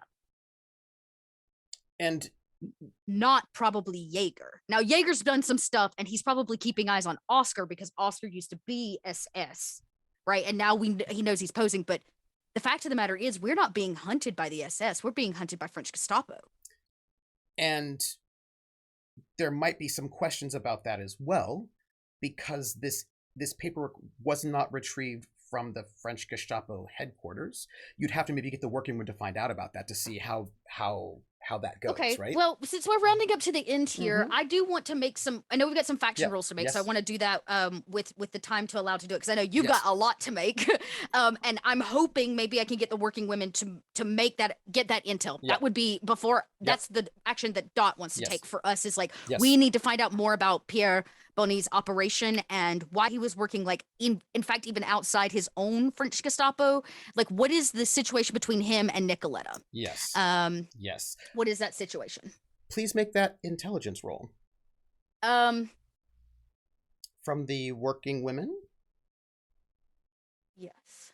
I've got I know they've got to hire. Yeah, me too. I had the Roses of Paris. Sad.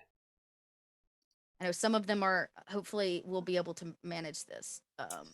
This is intelligence. This is going to be really important to rescuing Marie and putting the kibosh on Nikoletta. Mm-hmm. Fair intelligence. Let me roll their current deflection. That's a 0 to your 2. You may ask one question unless you want to spend a fate point to bump that to get 2 or 2 in a boost. Okay, I'm going to spend my fate point. The working women also have one. Oh, right. Let's spend the working women fate point. You're right. I forgot about that. They're a faction. Yes. Yeah. Let's do that. And let's spend theirs. What's their I mean, they're the unnoticed working women, you know. I also think I could potentially use they're also the keeper of schedules. Yes. Like they might have known when the car was coming and going, or where Pierre Bonny has been in the recent weeks or whatever. So that would give you 2 questions or a question and a boost. Ask the first question, which I believe you wanted to know about the location. Officialness, right? About this. You wanted to know about how official these operations were. You mean the one at like the flower shop? All that stuff. Like you wanted to know about like his. I want to know. The first thing I want them to find out are Pierre Bonny's like locations. Where are his like operational bases? I'm sure I can get his house address from the Duke, worst case scenario. We know where his house is. Yeah, so we know that's one. But any other buildings, businesses, warehouses that we would not have known Pierre Bonny functions out of would be my first question. You can get that. It would be a little bit difficult to get because there are official ones and less official ones. But basically he's basically functioning as a crime boss, and he has got bars and brothels and nightclubs. He has taken over many establishments in Paris. It's quite a lot. there were places that were owned by other crime families at some point in time, and he's just taken them or inherited them from Pierre Le Fou. He is, if you can get, now this is a little bit tricky to get because not all this is going to be in like French Gestapo headquarters, but you've got working women who are other places. The Carlingu, the French Gestapo, him especially, he's taken a lot. He has moved in to the Paris underworld and just taken what he wanted because he could just arrest all of those crime families and then take their stuff. And when you see what he's done, he has got, he has targeted establishments that have been run by crime families and taken them often by arresting them or beating people up or threatening them. And some of this seems to have been done by the previous criminals that Tango shot. But what this looks like to you, if you look in terms of like, because you were asking about his resources, the French Gestapo is being used by a number of the people within the French Gestapo just to be a way for them to become the most powerful crime people in the city. You don't know if they actually are, but they are clearly in a process, right? You can see it, that since occupation, they have just been piece by piece stealing businesses, taking over businesses. It's like a continuous, ever hungry and ever feeding. It's like a gang warfare, but you have the entire power of the German state to allow you to just do whatever you want. And they have been clearly putting pressure. You don't know who all the crime families are, but it's very clear from when you get this paperwork of deeds, like you get these copies like these of deeds, that the French Gestapo has been, and it did not seem as if you look at like dates, Pierre Bonny didn't really have anything before he became the head of the French Gestapo, right? He didn't have anything. He moved in and all of a sudden, piece by piece, he just walks in. He owns Bricktops. He's doing this. They're the mob. Yeah. He's doing this like the mob, where they just take over businesses and use that to continue to fund their crime. Yes. So yes. My second question then is, well, I didn't really find out the location, because that was really my question, is like, what are his locations? But you're saying there's like a shit ton of them. Yes, it's a lot. It's a lot. Can I tailor that to say what might be the ideal of those locations, the ideal location to say hold somebody like Marie, like a hostage? There are a lot of places, but the question would be whether or not Nikoletta has access to those spaces, right? So then this was my next question. What is the connection between, well, I have an assumption, but I'm not going to put that into a question. A question that you can get from looking at the schedules and the paperwork, right? Mm-hmm. And the paperwork, which is,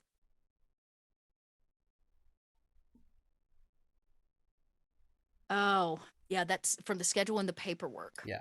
What can you learn? Like the intel. Because I mean, they're working women. They're in and about everywhere. I'll tell you what my gut instinct tells me. Mm-hmm. My gut instinct tells me that they are hiding her in a brothel, because it's easy to hide a woman in a brothel. Mm-hmm. And the place in which we know Pierre and Nikoletta have crossed paths, like in the past, is the 122. That is correct. Okay. Correct. I imagine I'm going down this list, and then the 122 pinks between the Scarlet stuff that has recently come up, Nikoletta, and this. They are holding Marie at a brothel. That's easy, and Nikoletta has free access to that space, which means she doesn't need Pierre to let her in. So while he was being tortured, she would, so Regina has a ding dong moment. Bing! Of course, she's being held at the box. That's the box. That's the box.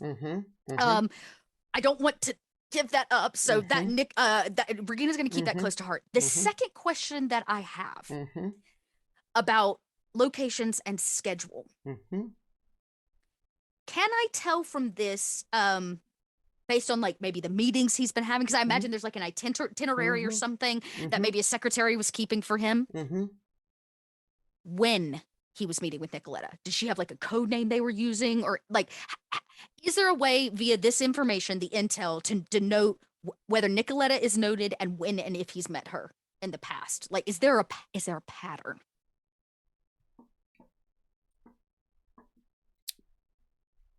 You know what? The answer for you is in none of the paperwork that you asked them to get for you, these working women. Okay. Is there any mention of Nikoletta or meeting with Nikoletta? In none of it. There is no reference to her.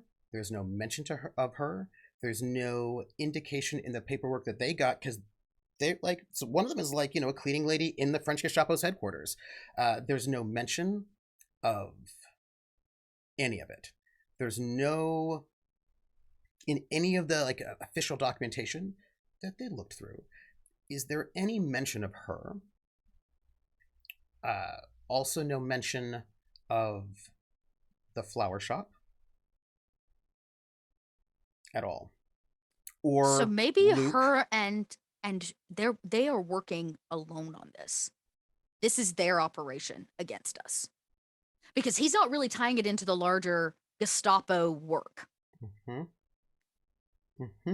Nikoletta is pulling, or was pulling, the strings and using his resources to get her dirty work done outside of the SS, which means that she's desperate. She is fucking desperate. Oh, Regina just learned a whole lot doing this. Okay, well, this makes Regina feel good about certain things. Two, but that also, by the way, that also means that part that the Duke's men, right? The Duke's group, they did an attack on the French Gestapo, which was an undermine, to do some cleanup, right? They did a couple cleanup things, and part of that cleanup was like trying to make sure that the flower shop was safe, right? Yeah. Was okay. And so they pulled his paperwork from his house, and they didn't find any at the office. But they didn't get to look. But when you look, so is there even a police trail now for them to be like, why did you shoot Oscar when he was in this place? Like, what were you all doing here? That's a good question, because you did not, though your working women, because of your question, did not find anything.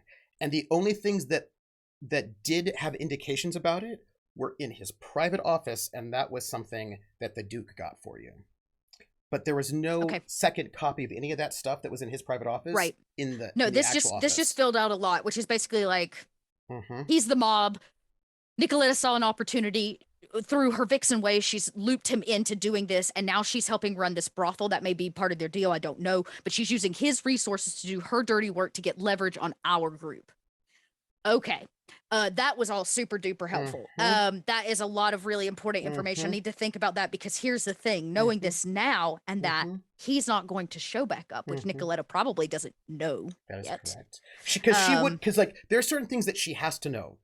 There was a bunch of shooting that happened in that operation at the flower shop, and people at the hotel know about it now. Like, that shooting is now a thing that is known.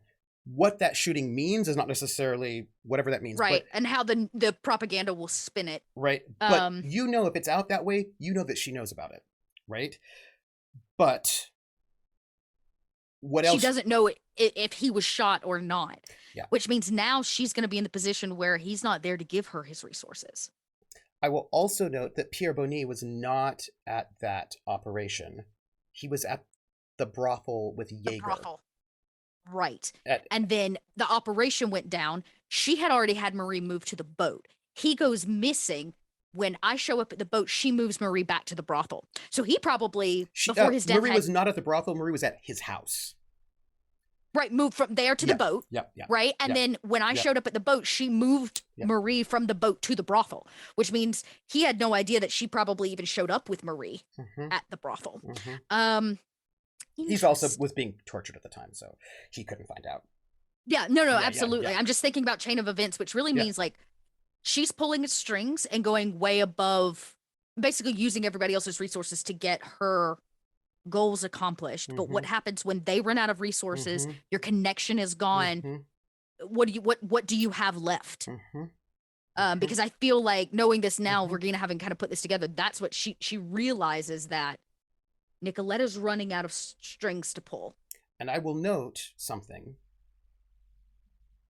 that none of this started, and she kept talking about the brunch, right? Mm-hmm. And what happened at that brunch was that you put a consequence on her that she lost the strings to the State Department, right? To Susanna Betts, right? So you cut some of those connections that she had, and she did not seem to appreciate that. So that's another set of resources that you cut her off from, and that's when all of this started. Yeah, she was desperate. She made a desperate attempt to like get something that she knows Regina loves to try to get it back, and so. Yeah. But all she could get was Luke's mom, not Luke himself. Okay. Yep. Well, Trooper, do you have faction turns? That was very insightful. I have a lot to think on. Knowing this now, Regina knows how to get Nikoletta's number. No, right? And I will say this. This is, I think, also important. It would not be a good assumption that she could use French Gestapo resources because clearly she's not official, right? But, right, so like the idea that like, because he has all of these resources, right? Like, and it's actually, those are his kind of his personal resources in certain kind of weird ways. That's why I'm like, if we're at his house, she's using his personal resources. Yes. And what real hold does she have with French Gestapo and these brothels? Any at all? Yes. And, right, so there's no record of her, right? So when it comes to personal resources, there's how much does she know about his stuff? When you said the 122, the brothel, that is the one place that you know knows about her, right? Not what she knows about, but that knows about her, because Frida told you that Scarlett talked about an SS agent that she'd never met named Nikoletta. So the only place that you know of that knows about her versus vice versa, right, is the 122.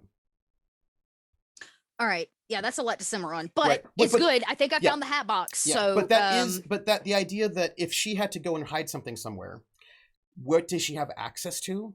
Like, that's what would the spot. Yeah, that's really what narrows it down. Is like where does she have the availability to be? This is the only place, other than really the hotel, because she's just a good German housewife. Okay. Yeah. That is super awesome. Okay, I know we're gonna make these faction rolls. Yep. So. And again, to be clear, like, she was basically like, you have screwed me over way too many times, so I just took collateral. And you have to basically, how would I put it? You have to show me the respect and adoration that I deserve and apologize and give me all the things that, as a narcissist manipulator, I deserve. Here's the thing. She thinks I'm all done. But Regina's just turning the car on, y'all. Everything that I just learned is everything that I needed. And you know what? I even gave her a legitimate olive branch on the phone, and she was still a bitch about it. So you know what? But you didn't give her the olive branch she wants. She wants you to grovel and to apologize and acknowledge how great she is. Wonderful. Well, when it's all said and done, we'll see who's on their knees. Because like you didn't give her what she wanted. You were like, we could be friends on my terms. She's like, no, it's all about me all the time, and you didn't, give her that. Which, Yeah, sorry, chat. Y'all just watched my brain dump in front of all of you in terms of the way in which I was thinking. I had to think through the answers from those two questions. Okay, and the other thing I'll just note, I think it's important to sort of talk about this, is that Jaeger and Bonny were together investigating Frida, right at Frida's brothel, Madame Cobra, because she told Regina that she's like, I'm gonna have lunch with Jaeger. So that's the thing, that there's this whole big operation going on, but Jaeger and Bonny were elsewhere at the time. So right, so like there's right, look, just noting that there's like people have different jobs to do, and sometimes people don't get to do the things they want to do, and sometimes information does not get to everybody, and sometimes people make assumptions. And you do know this, that Nikoletta assumed that you knew who those other agents were who were captured, and Falstaff. She was like, I'm sure you know Falstaff, so I want you to know that my husband has him, right? Like, and I'm sure you know who those other agents are, you actually didn't know those other agents, right? Like, no, she's just giving things away because she fears that we have that Regina holds a lot of information that she doesn't hold, actually, which is how it should be. That's how we keep information from disseminating. Okay, so all of that to be said, Trooper. All of that to be said. Yes. Do you want to do anything towards the Carling? anything against them. They will not be taking any actions because they have no resources right now. I feel like we should take some action against them if they can't really deflect at the moment. That seems like a smart move. They don't have a lot of resources right now. What is the Carlin you up to? Well, right now, they have had their boss murdered again. They've just done an operation that did not go well. They've had their house, their boss's house broken into and files stolen, and also expensive items stolen. Yeah, that's what they're up to. And they have all of their consequence slots filled. Each one of them with invokes on it. That's how they're doing.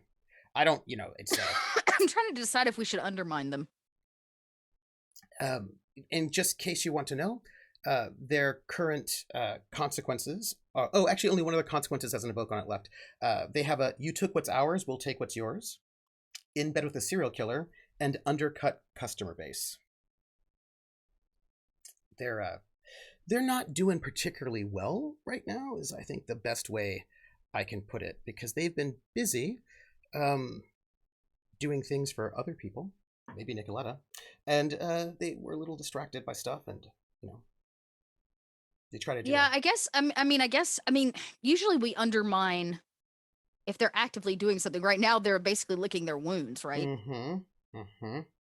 So I would need to take an attack action against them of some sort, which I feel like undermine or assault. I was thinking undermine is probably the way to go. The question is, how do we undermine them? Yes, knowing all that you know, how do you think you would best undermine them? Either as the Roses or using the Working Women, whichever you would prefer. Probably do it as the Roses because we have a higher undermine. Yes. What would you do to undermine them? The Carlin U. Is that another brothel? No, they have everything. Like they've got brothels. The Carlin U is their name. It's like the French version, the French name of the French Gestapo. Of the French Gestapo. Got it. That's Okay, what I they call better themselves. understand. So, yeah. Knowing what we know and knowing that they're struggling, we killed their leader. They're low on resources. Their guest list is lacking. Yeah. There's rumors about them being in bed with a serial killer. They attacked a Gestapo officer. You know what? Tell me. They just did basically what is considered an illegal operation on French streets as the mob, not the police, not the SS, and not the military. I would like to undermine all those efforts. They've done the attack, but it's very clear that they're trying to cover it. I imagine they're trying to cover it up. Probably, So is there a way to undermine those events to make it worse? Yes. Right? Where I don't know if we can undermine them. This would be very, very, I don't know. This might be assault though. The perfect world, the undermine would actually send in French police to the brothel to have it looked into because he died. There are rumors going around. There's been a lot of weird activity. This brothel is a hotspot of illegal crime activity, which the French police might take note of, which means they might have to search that building and they might find Marie. If I could undermine them by forcing the French police to do a mandatory search of the brothel, because a girl just got shot. There are now medical records where he had to patch her up because this guy shot her. Like, there's some shit going on at the 211. Well, the shotting of the woman was at Frida's brothel, actually. Oh, okay. Well, then we can't use that one. But their activities have been problematic. There's been a lot of gunfire on the streets. There has been. And this one in particular, this whole thing was to kidnap this woman and do this thing is tied to nobody but Nikoletta. And there's some. So I would like to undermine with two goals in mind, though we may not hit both of them. If it's high enough, I'd really love the police to go search the building and hopefully accidentally find Marie. We don't have to do that if they find her. Two, I would like to seed this idea that maybe it's known Nikoletta has started showing up. If she came here in a rush and there was a bunch of activity going on. Maybe there were eyes on the brothel. Maybe somebody saw her moving the woman. If there's a way we can pin guilt on Nikoletta, that's like cream of the crop, like epic level good things in Regina's mind. So that sounds like 2 separate attacks. Okay. 2 different undermines. Okay. One against the Carling. Willian says it's pronounced like Carlang, like meringue. Carlangu. Yeah. Carlangu. And then one against Nikoletta. Yeah. Okay. Yeah. And I'll tell you, I'm willing to do this a couple different ways, but I think the first one is I can get past getting my vengeance on Nikoletta if we can get Marie out. That saves us a lot of problem. And even if it has to go into French police, at least I know she's safe. Right? Like they're not going to be torturing her and beating her to death and moving her from place to place. Like, I'll get her out of the French police later. So I say that the Roses of Paris, knowing now where she's located. A bunch of files that you just got from working women. Right, where she's located, I say the Roses of Paris do an undermine to try to bring French police activity to their doorstep. Okay. That sounds to me like maybe you're going to be like dropping off some of those files, right, to the police station. Just like, oops. Just putting this here, circled a thing there, piece it together for them. Right? And Regina wasn't on site for the flower shop incident, so there was no pictures taken or anything like that. But that's okay. She will do everything she can to try to make this a no-brainer. May I ask you a question? Sure. Would you like to allow Clemence Brown to go first? Yes. Because sure, I'll let Clemence Brown go first. Order of operations, right? I'm going to ask you. You can, if you like, you can. Yeah, go for it, Clemence. I'm interested in what he's doing. Oh, he's going to attack the Carlingu because they hurt his dad.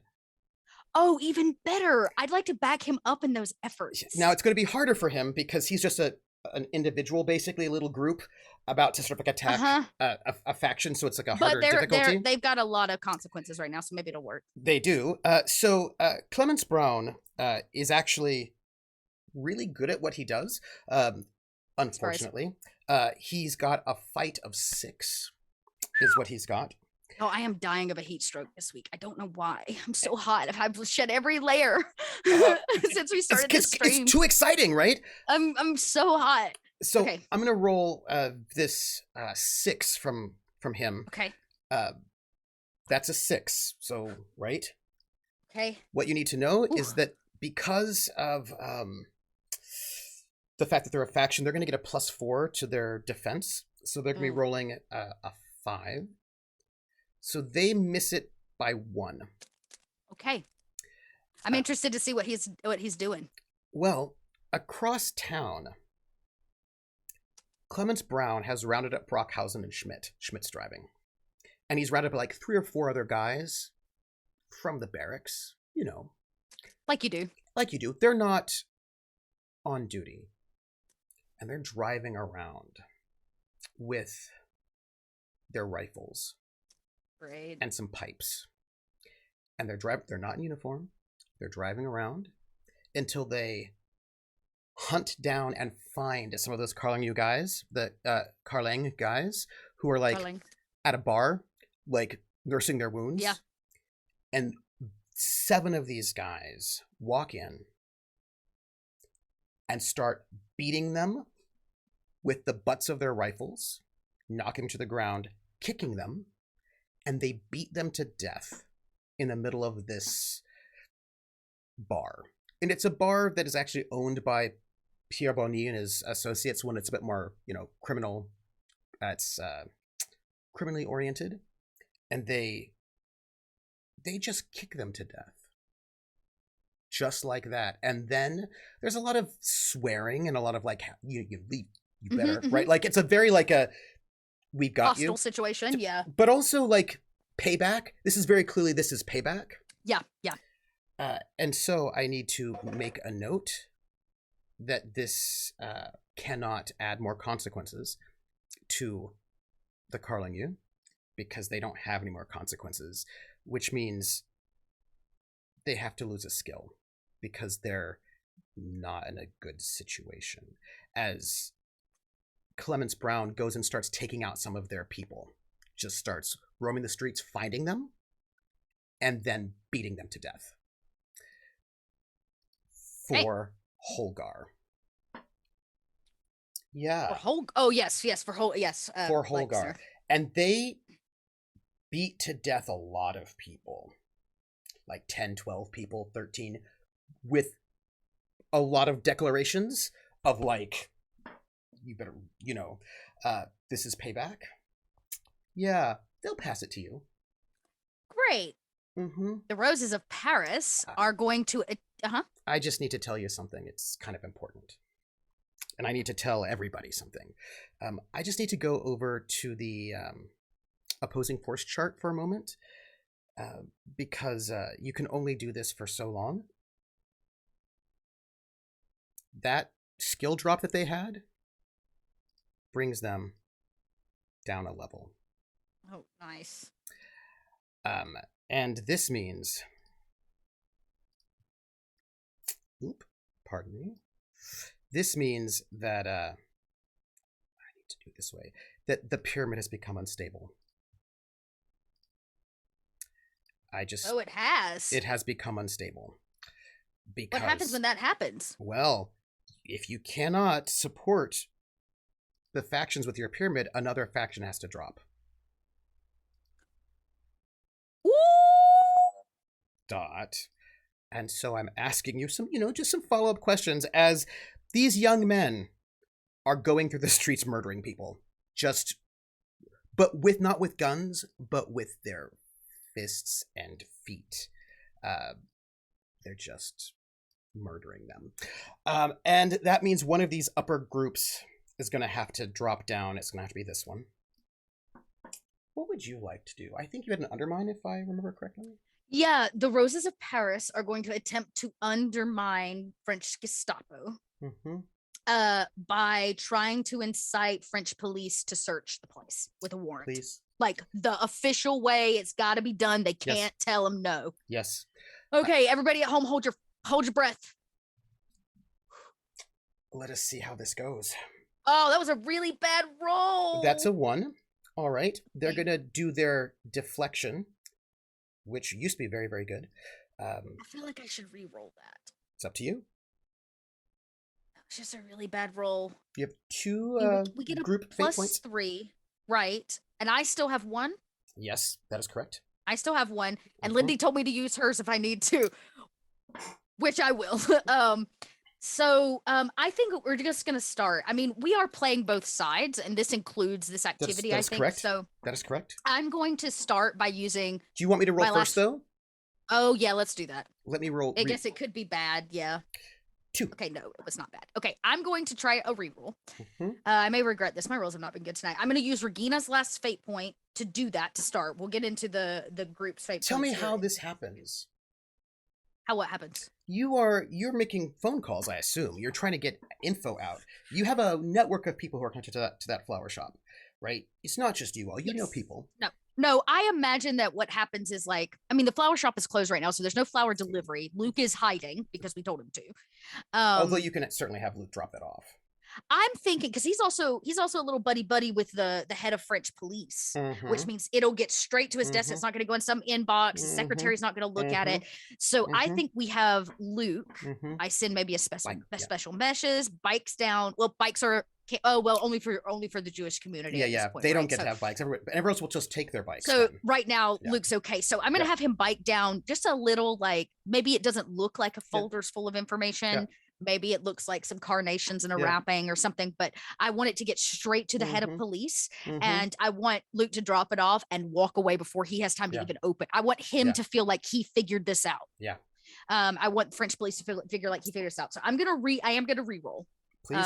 So let me start by a re-roll. And you've got so much better. You have got your runner, right? Your runner Luke, sort of moving across town, slipping in, dropping this package off to the chief of police, and slipping out. And you see the chief of police looking at this file.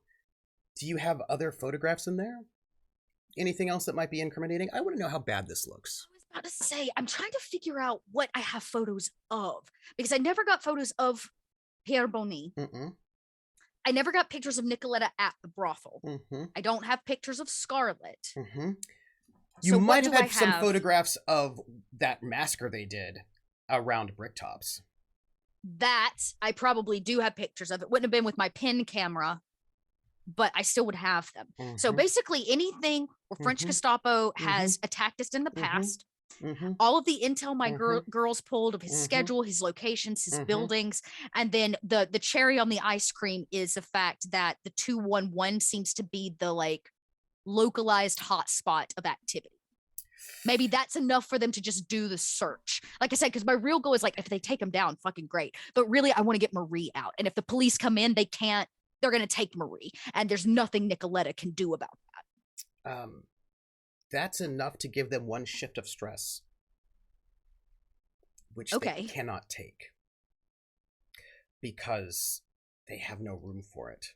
That's going to drop down one more skill from them. Sorry, y'all.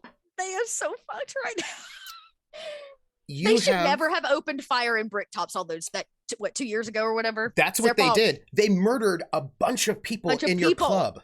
Yeah. Right up. They just walked in and murdered a bunch of people in your club some time ago. Yep. And I get 4 factions get to move. One of them now is going to be the police. Okay. Because of what you did, they're going to make a move. Maybe not against us, maybe against them. They will make an assault. Oh, yeah, go French police. Go French police, go French police. Oh, great assault. Love it. They roll a great. Our Carlang are going to roll their security. You know, bless them. Which bless their hearts. At the moment is really good. Oh, Carlang, their security. 2 more? And so, there is a thing you said you wanted, if I remember correctly. I really, really want the French police to search their property, find illegal things in Marie. I'm going to just show you for a moment, if you're looking at the Paris Opposition Forces Pyramid.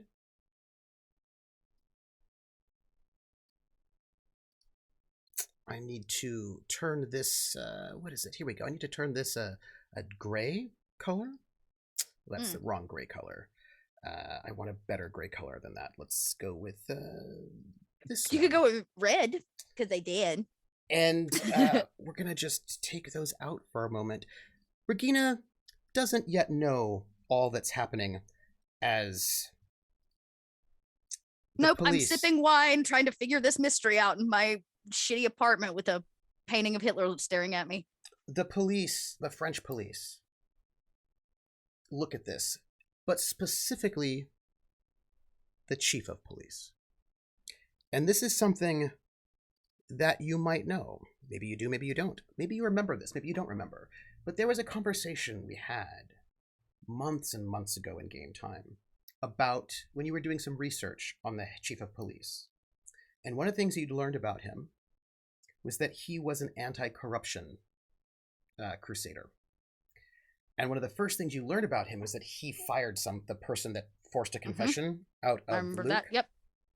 And what you've also recently learned was that Pierre Bonny was a police officer who was fired for corruption and had to leave Paris and has now come back as the head of the French Gestapo. And I just handed over all of his business notes. To somebody whose passion in life is taking down corrupt police officers. Cha-ching. And the chief of police, along with a number of his police officers, move across town in a large raid. And they go through this brothel, which is off limits to them. They should not be paying attention to this brothel because it's under the protection of the SS. Oh, wait, I'm sorry. It was under the protection of the Carlang, the French Gestapo, who were a subordinate. Working with, yeah. But then the SS got taken down a peg and lost control of the Carlang, and the Carlang just started doing what they wanted. And that brothel's not really under the protection of the SS anymore now, is it? Mm-hmm. And those police come through, and there's a raid, and they go through every single person checking their documents and their papers, and there are things that happen in this moment across town that does indeed involve finding one woman who was beaten. And there was only one woman beaten in that club, and that looks suspicious. And she was taken in by the French police and taken out of there. A number of other people just were also taken out of there because they were arrested. Or taken in for questioning, shall we say. Sure. Knowing this is the narrative now, and eventually we will find out about this. Oh, I feel. And the thing is, since you sent people to do this, I'm sure you've got your ears open. Oh, very much so. And the moment I find out maybe a raid is happening, since Lindy is not here, but I know Lindy is all about moving that criminal activity forward. When one brothel closes or falls apart, there are a lot of women that need work. And taking in the women from the 211 could prove very beneficial for intelligence. Good. So I don't like to make decisions for my other players, but I feel like if Lindy were here, she would monopolize somehow on this opportunity. So I don't know if I can set up maybe some boosts or advantages for her, using the snakes. Right. Now, unfortunately, they've used all their resources trying to find Marie and taking down. Like, they are tapped out for today. Oh, are they? They are super tapped out. Oh, she's already rolled for them today. Yes, it is because of her that you actually got all that stuff on Pierre Bonny and broke down his stuff, because she did a whole operation on him to try to figure out what was going on, which got you to the point where you could do this. So I believe you had another move you wanted to make. I think you wanted to undermine Nikoletta. Is that correct? I do. I'm sitting here thinking about one of my personal stunts, one of Regina's personal stunts, and why I took it originally. And this actually might be an interesting setup. I've just got to figure this out. Because nobody's really making an attack to need to use resources. But Regina does, once a game, have a resource stunt that basically gives me a 4 roll. Come hell or high water, I get a 4 plus whatever is added to that in terms of my resources, which is pretty high. And so I know that that's not a faction action, but I'm wondering if there isn't a way that either Regina can either provide resources to the snakes, monetarily speaking, like liquid dollars, right? Or Regina can put those dollars to work to say, send a car to go pick up all those ladies. Yes. Right? And then take them. Yes. Right? Instead of the snakes doing the action, like, can Regina put her money behind a resource roll to set up so that we can get some boost or Yes. What you're talking about is using your resources to get vehicles, to get people, to sort of like swoop in, or to sort of like, and then build trust and move them over to the other brothel where they're safer, where they're not treated poorly, and now they might open up about activity that was happening there, what they heard, who they were serving.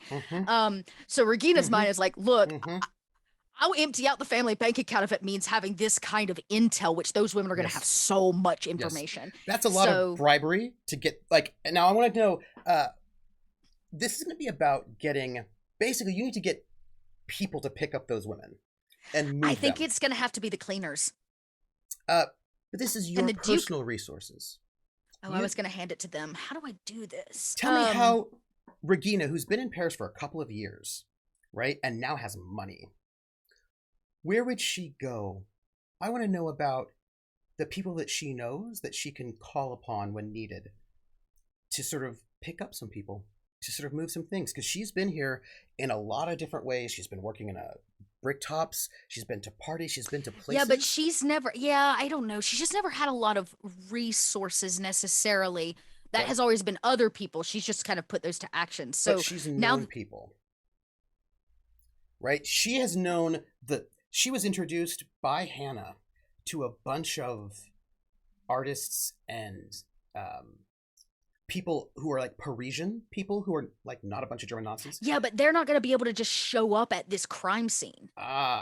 I don't know if that's true. And all you really need to do is get people with vehicles to move them, right? To just pick up some of these people, right? And that's going to be a lot of people to move, perhaps, or some important ones.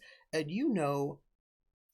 like Josephine Baker, Coco Chanel, a bunch of like random underground artists, still some communists, a bunch of people because you've been here for years. Do you know who's the lady to call? Tell me. Who is the head of the French women? I have some things, right? We've already got her, or the ambassador has got to be, I've at least heard about what the French police have done. Mm-hmm. What if I call her up? I don't think you want her to know anything about that. I think you want French people, not people who are too connected with the Germans. Do you know what I mean? Oh, I see. She's repping French, but she's really supporting Germany. She's married to the German ambassador, right? And she is all up in the German... I thought she was the... She's French, but she's the German ambassador, the French German ambassador. I thought it was the other way around, where she was like a German French... Okay, got it. Yeah, she's the wife of the German ambassador to France. So she's all up in German politics. Oh, I know who I'm going to call. Tell me. Who are you going to call? Also Charlie, too. I think this is a Charlie. Yeah, you took the words out of my mouth. This is a Charlie situation. Because Charlie's going to have people that need the money. Yep. And they'll do whatever we ask. Absolutely. They work in factories, machineries. They're going to have access to cars and dock workers. Trucks. So really all we need is like 2, maybe 3 trucks to show up. Yep. Charlie can head up gathering the ladies so that they're safe. Yep. Charlie will make sure that they're safe, and then Charlie can move them. Yep. And that is going to be an advantage that you're giving to the snakes, which is going to be new blood. Great. Yeah, new blood. With 2 free invokes. Great. Yeah, new blood. That would be that's swell. And hopefully that new blood has some that's the right move. We needed to get Charlie in on this one. This was a Charlie move. Absolutely, so maybe Charlie. When this happens, it's probably broadcast over the radio. Who knows? I might even hear Dr. Preetam put the message out as it like comes through. This just in. I immediately tried to make contact with. Actually, I probably send Luke to do both. Yep. He drops the stuff off, and I'm like, Luke, when this goes down, I need you to go from here to the docks. You need to find Charlie. You need to tell her this, and then you got to go back into hiding. So I let him deliver it, and along with maybe I don't know what a banknote looks like, or if I need to get the liquid money to Charlie later, but I'll pay for it. This is my one spend. Actually, for everybody that German marks are really good at this point in time because they're and I probably have German bars and marks. So for everybody at home that wants to know, this is Regina's new stunt. Yes. This stunt is called Money is No Object. So once per session, when I would usually make a resources roll, I can spend a fate point, which I will. I'm going to spend a group fate point for this. Actually, I'll probably spend one on Lindy's because it's really benefiting Lindy more than anybody. Yes. You may do this after the fact on the roll. Your resource skill will then operate at so basically I get it acts as if you had a +4 on the die roll. So I'm going to have a +4 no matter what. And currently my resources are at a 1. So somewhere between. And a 5 is good enough for that. That's not difficult to get those people to do that. Yeah, perfect. Especially with good money available to them. So Regina tries to do what she wanted to do with her family's wealth with this stunt and start distributing it to people that need it most to help them do what they need to do most. So Regina's just going to seed some people good coming in being like, oh, that's my wife. Let me pay her bail. Let me you've got a bunch of people who are like bailing out some folks and then taking them, picking up some folks. The money's there. People who weren't actually arrested yet, they just get sort of swept up before they can be arrested. Oops. Get in the car. So and maybe if Charlie can let us know if she saw Marie. Right, do we see her move? Just some confirmation for Regina, so she knows where to go get Marie. Yes. If at all possible. And I think probably what'll happen is Regina's going to follow up with French police because she's going to be like, hey, did you like that information? Mm-hmm. I bet you did. Mm-hmm. Let's be friends. Mm-hmm. That's for another day, but we've seeded what's needed for that. So what other factions have to take action, Trooper? Ooh, well, I know. Well. Because it's getting late, and I want to make sure you get those rolls in that you've been dying for. And I can also do them next week. I've got 2 more, but I'm going to have to say we've got some things going on. The military intelligence is going to take an investigation action because that is what their job is, right? This is where they're at.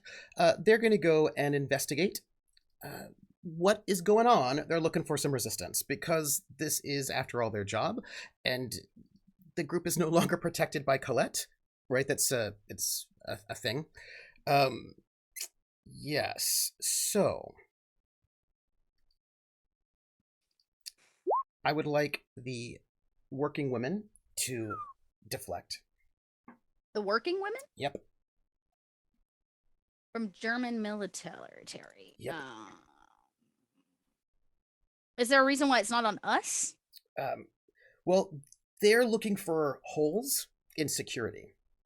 And that means they're looking at, because there's like a mole in the hole. So they're looking at people who might be working through the SS. They're trying to find, they think that they've heard rumor that there might be some kind of infiltration in the organization. Great. Whatever this roll comes out to, I know we have 1 mole in the hole left. I would like to cash that in because I know we're going to need it. Here we go, everybody.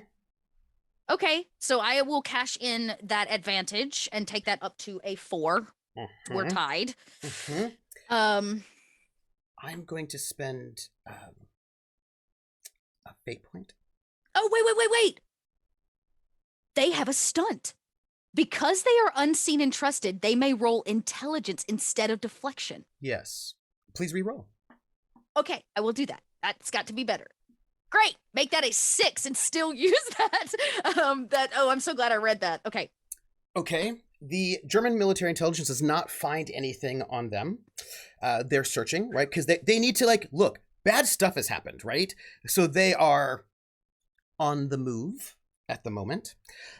They tried. They're like, let me see if we can find, and they're going to continue looking, right? They're going to continue looking because clearly something bad is going on.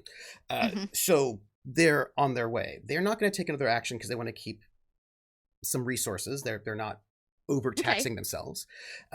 However, the SS is going to take a move. Oh, that's a bad one. Because Jaeger has got some things he's got to do. You know, like this is a thing that is happening. The SS is going to... They need to gather intel as well, right? You need to have a good target. And you can't just go attacking people if you've not found your target.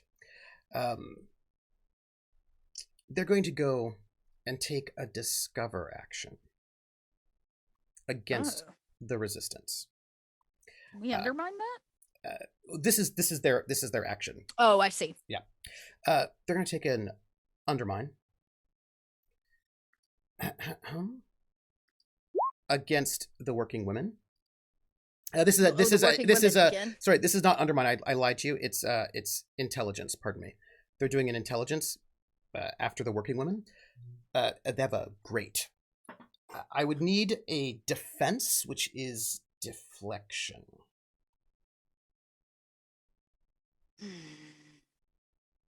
And this is not against us. This is still the working women. Yeah, because the working women are the more obvious choice at the moment for them. Like if you're doing like general like cleaning house. So they're okay to still use intelligence instead of deflection for this as well? Yes. Okay, that makes me feel a heck of a lot better. That wasn't a terribly great roll.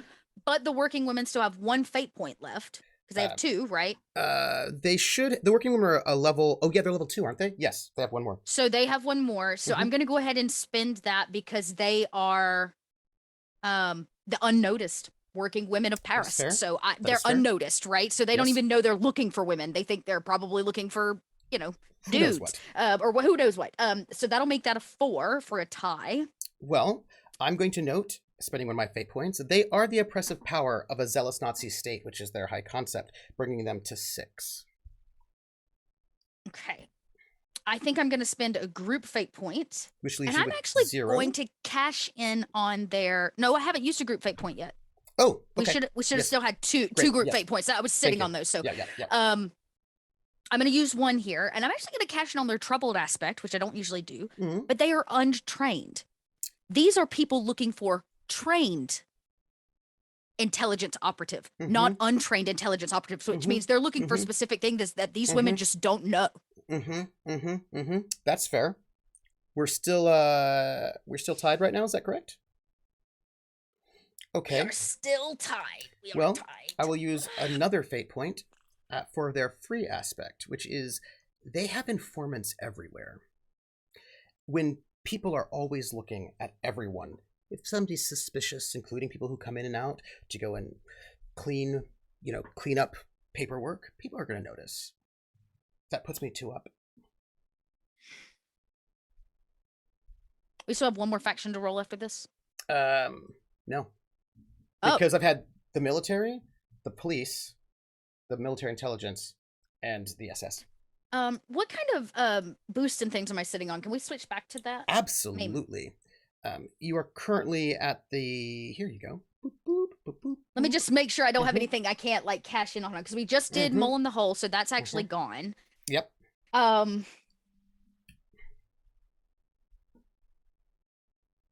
Who's Unseen Servant? Those are the... That's your maid. For Regina. Yeah, that's your maid. Oh, that's my maid. Your maid in the hotel. Right. Looking here, so I've got the Keeper of the Paris Beehive. I'm sitting on that. That's all personal stuff. But here's the thing. Lizette, count on me. Players at your service. Players whispers in the front row. Yeah, the working men don't actually have any advantages. We don't have any at the moment. That's okay. Yeah. Question. Yes. Can I use Unseen Servant, because this girl is running for me? That's part of them. To let the ladies know that it's this idea of like I'm using it to pre-inform other working women that this is going on, and she is able to do that. I might. That might be a cool way to cash in. If not, I will still spend. No, group fate point. I will let you do it. Okay. But I will note, I will counter with heightened security. 1 for 1. Oh, I see what you're all about. We're basically just tied. Okay, well then I think the best, I'm just going to wait on the Unseen Servant then. I'm just going to spend the last fate point, taking that from 6 to 8. Okay. And then, right.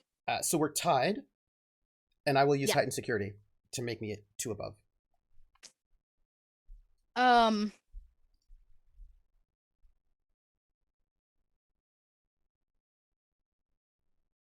Who's Lizette? Count on me. She's your countess. Oh, right. I'm 2 up. As you have the SS interviewing everyone who's come in and out of their building. Everyone who they can. Both the military intelligence and the SS are looking for what has been going on, and they're sort of in a race to see who can get this information first. And the military intelligence has not been successful, and the SS wants to make sure they do, because they are not in the best space.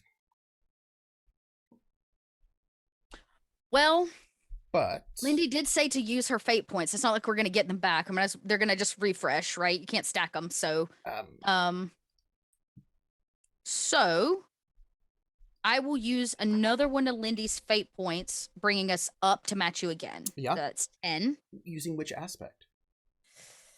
I think for this one, what helps you? Sort of basically. Actually, I'm going to use the weekly faction threat, which is the increasing needs with too many eyes. Yes, absolutely. Sometimes too many eyes, you miss things, right? In the hustle and bustle and interview, you're like, oh, this is just a maid. Get her out of here. Yes, yeah, right? You're like, I want to interview the soldier. I want to interview the intelligence officer. Or they're just too many people. Like, it's increasing needs. There's just too many things to go. Right, and they can't can't actually suss the problem out. So I think that'll be the aspect that I use, something that's not on our character sheet. I think that's great. I'm going to have to use my last heightened security to get 2 more above you. Okay, so 2 more above me. So I'm beating you by 2.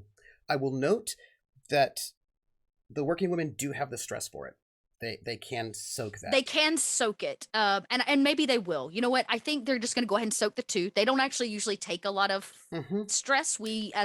So this is just important. But I'm going to go and spend one of mine for in the spotlight to make it by 4, just so you know where I'm coming from. Okay. Then I will go ahead. I mean, Lindy's fate points are coming back next week, so I'm going to spend another one of Lindy's to even it out and make it 2, because I think they will. Soaking 2 is something they can do. I think this time they are the keeper of schedules. They know when these blocks are going to happen, when the pat downs are coming. They know exactly who's going where. They'll be able to avoid them. Yes, that's true. At least, or to if you know the schedules, you know how to actually sort of maneuver around that. It's hard to go. When lunch changeover happens, so instead of 2 guards, there's only 1. Yes. Right, or something even like that. Knowing who's going to come, or actually, as the keeper's schedule, you can just oh yeah, we already interviewed them. But they just put us in that they don't have to get interviewed. Yeah, I think keeper of schedules is such a great undermine type thing. So yeah, we'll do keepers of schedules with another one of Lindy's. Okay, in which case I will not use my very last fate point, because I know that you want to do one more thing that involves an undermine attack from your faction onto Nikoletta. So I would like to keep my one last fate point for that, and I'm going to take that 2 stress on the working woman. Yes. So I believe you had one last thing you wanted to do. I would like to see if we can't wrap Nikoletta's guilt up in this raid on the 211. Because it's going to look bad on Jaeger, and it's going to look even worse on her that she has been doing operations of a military standing on the streets without any supervision as a German housewife. This needs to be the thing. If this doesn't long before we try to kill Nikoletta, I want her to be so low that she can't hold that leverage she thought she could hold. I'm going to need you to roll undermine. Wonderful. I also want to note, if this works out really, really well and Nikoletta finds out about it, I want her to know that Regina did it all from the comfort of her hotel room. She never left. Nikoletta can't say Regina did anything because she's been sobbing in the hotel room all day over her husband being shot. This is our last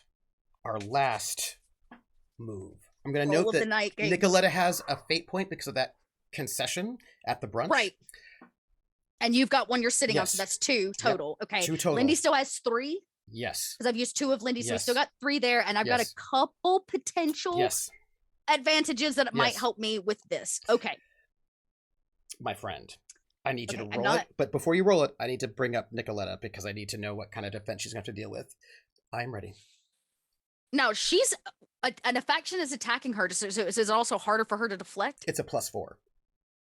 But I mean, when she, you know what I mean? So you get a +4 because it's a whole faction attacking one person. Working against one person? Yeah. Oh, Nikoletta, you so out of your, deflection. We are, I wanted to see if we have anything that we can use. We've got the subfaction of the working women, but that can be directed to take action on your behalf once per day. You can, the skills you have with a +1 teamwork bonus. I don't know that they have that deflection? is relevant here. Oh, no, you're looking for undermine, right? Yeah. Do they have I'm undermine? looking for undermine. They have undermine. You can get a +1 from them. I mean, they've been working out there trying to undermine this whole situation we've been setting up. Okay, so +1 there. And a +4 because you're attacking an individual. So +5. Yes. Y'all. That would be a legendary roll against Nikoletta. I see. She is going to roll her deceive. Okay. Because she had nothing to do with this. I bet. These are going to be my favorite rolls of the game. Bringing Nikoletta down. Okay. She can't lie her way out of the law. She just rolled a 2. Which is a bad roll for her. Yeah. That is a really bad roll for her. Well, she's going to spend her fate point that she got from that brunch using being a well-connected Nazi to justify that reroll, because she is very well-connected. She has a lot of friends, and, you know, same roll. I'm going to spend her last fate point, the one that I have. And I'm going to use her high concept, high society femme fatale, because, first off, she's high society, so you have to treat her more nicely. You can't be super harsh on her. We don't have a choice. Yeah. Right. And it's a little bit more difficult to believe that she would do something like this, to be connected to those sorts of things. Bringing her to a 4 versus your 10. You're getting her by 6. You know what? I would like to take Nikoletta Yes. out. I want to get to the point where she can't soak it. So, you know what? I am sitting here with some things. You're on gonna our need plate. a lot to take her out. Really? Oh yeah, because Okay. to take somebody out who's like you need to get at least, let's say, I think what I want is for her to have to soak enough where she's not going to take. She doesn't have the capacity to take any kind of action back against us, or won't want to. She will. It's just that she'll have some consequences going on. So. For this, I'm about to. I'm going to see if this will work. Because right now you're beating her by 6. By 6. And you spent all your fate points? I have. I believe you had something. I would like, please, to. Well, I don't know if Dirk knows this. Taking her out will be difficult. Although if you could take her out, that would mean some things.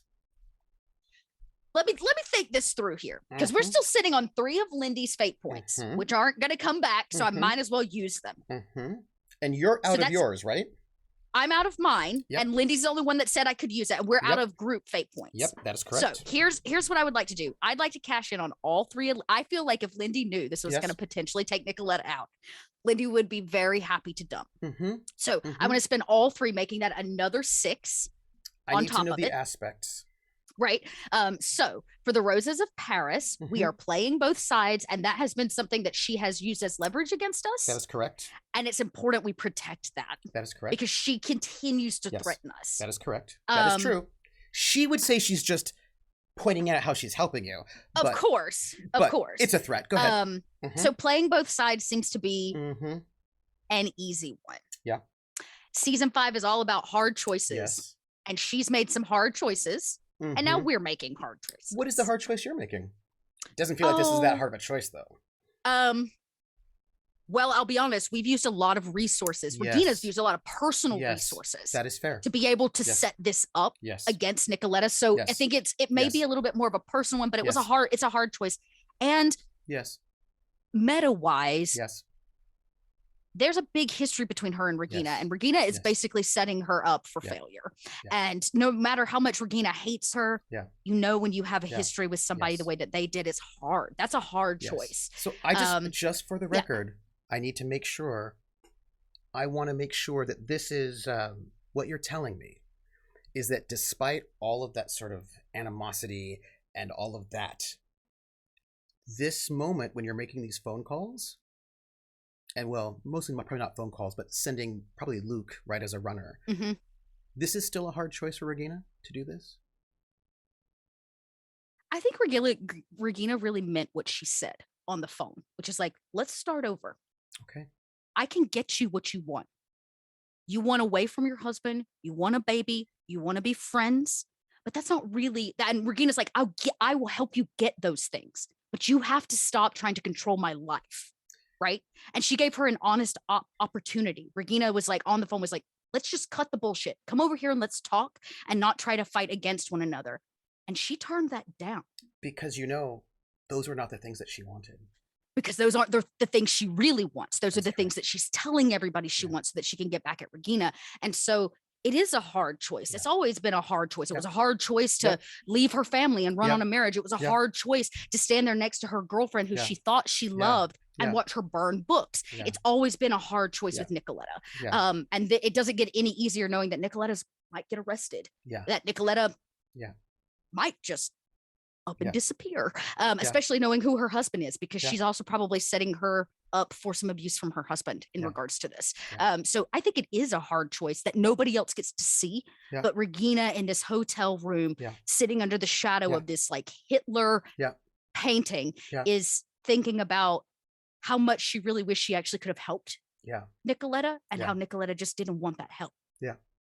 That is fair. Because Regina wanted to get her a baby. wants to get her out and to the UK. Like that was a conversation we had, a few weeks ago. Yeah. So I think that Regina has simmered on this idea of like, if I can get past my distaste, I can still help this woman, which is more important than my pain. Yeah. Right. And so Regina tried to be honest and put that out there. And the hard choice is that Nikoletta said no. And so Regina has to go against this idea of like, I can't help you. Yeah. It's redemption. I can't help you anymore. I have to protect me and mine. Right. Just like I said, you came after my family. Well, I don't have any blood family left because you took that all from me. You and your Fuhrer took all that from me. And now I have this other family and now you're trying to take that from me. So hard choice. And then, let me ask you a question. Yeah. Because I like to ask questions. Does Regina blame Nikoletta for her father's death? For Regina's father's death? No, I think she blames Nikoletta. No, the death is entirely on Regina's hands. Is it? She made that. Well, it's partially on the SOE, but that's a whole other day's worth of trauma. Your father, you read his diary and you saw his. Yes, but decline. Regina didn't kill him. She didn't have the diary till after. No, but here's the thing. Would he have been in that situation at all if he hadn't been being blackmailed? Precisely. And that's what I'm saying. She's the root of the start of a much larger problem that put him in a position to have to work for the German government in which he had to build these chemicals. And so it is so much of the dirt on Nikoletta's hands has to do with the setup of why Regina eventually had to kill her father.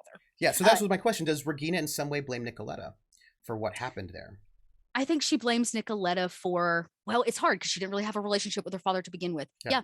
I think she does blame Nikoletta for blame. I don't like that word. What's the word? Setting it in motion, these things? Yeah. I don't like blame because blame feels like maybe I'm trying to get vengeance back but I think, yes, she holds Nikoletta accountable for what the blackmail did to her and her father's relationship. And the fact that she had to run from Germany. She wouldn't even be in Paris, right? So yes, she does blame. She holds Nikoletta accountable, right? I mean, when I say blame, I don't mean it in a vengeance way. Like I mean, like thinking about, because like you could be like, it was my fault that I killed my father. I did that, right? Or you could be like, actually, there's like a whole bunch of things, right? That a lot of other things outside of her control, like the SOE and what Nikoletta did, and so many things that she didn't understand. So did she pull the trigger? Absolutely. And her soul is still learning to come to terms with that. But she may never have had to pull that trigger had Nikoletta not wanted to control her life so much and take from her, not actually give to her. So I think that she wants Nikoletta to be held accountable. It's not about blame. It's about accountability. And what you have done to ruin so many people's lives. And all of this comes down to that. So those two, for the third and last fate point, I think this is an important one. I'm going to play it here, which is the increasing needs with too many eyes.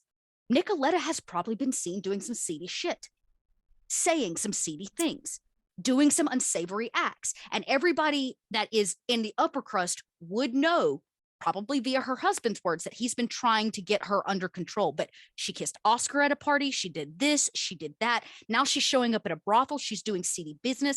I think that because there are too many eyes right now, maybe there are some people that can corroborate this story. So that's those three. Yes. That puts you 12 up. 12 up. You tell me how we're feeling, because I have one more pitch to you if I want to get really, really mean about this. I feel like you should go big or go home. Okay, I'm going to go ham. So because... I mean, I would say, theoretically, if you could do 5 more, that would be interesting. Can you? Oh, I'm going to squeeze 5 out of this, everybody. Okay.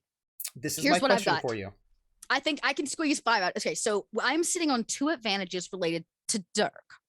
Now, he is not trusted by SS. They don't like him. No. But that's not the case probably with French police. Now, Dirk saw her on that boat. He saw her leave. He saw her doing activity. So if I can play the too many eyes, I think Dirk is an on the spot person that actually saw her where she was not supposed to be. And we can corroborate that with the guy at the hotel that said she was out with her attaché, and she wasn't. She was visiting this boat. She was doing something seedy, and maybe he saw it and can corroborate that. So I would love to cash in those two. Now, what were they called? Dirk, right-hand man. He's my white right-hand man, and he knows I got dirt on him. And if he don't back my story up. And you did say you wanted him to stop by. Yep. And so I would just put him up for this and say, please go visit French police and let them know this information, that you saw her yesterday on this boat doing this thing. He would be hesitant initially, right? Okay. The thing that you would sort of see about Dirk is that he is a little bit slow to move, right? Because the whole thing seems very overwhelming, right? Right? He likes to keep his head down a little bit, right? How would you convince him? I mean, you've got them, so you're going to get them, right? Like those... Right. How do I want to do that? Yeah. I don't think Regina would first start with leverage. That's like, you owe me this. Yeah. Because she also knows he knows some shit about her. So that's not really the best hand to play. Yeah. But he would come by, because you said that he should. So he would come by that hotel. And we would be alone. Yep. There would be probably two things that I would ask him. You know, I offered him the chance to be my security guy. And he had said he didn't know yet. Yeah. But one of the things that if he decides to take that role, Regina will want is for him to start standing watch outside her door. She wants to know when the Jaegers are coming and going. That was like new information, but that's all in long-term planning. So he's going to walk up. Convince Dirk. He's going to walk up in there, and he's going to look at you, and he's going to go, Frau Leixner, you asked me to stop by.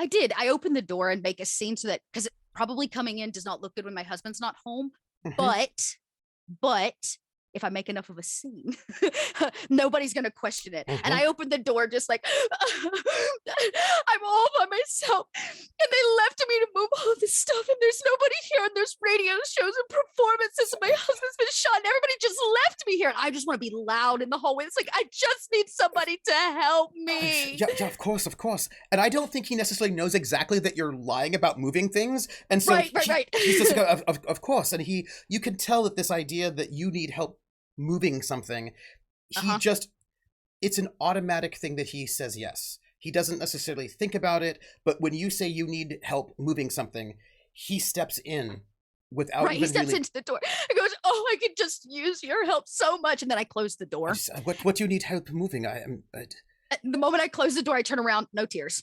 Oh. I'm like, sit. We have a lot to talk about.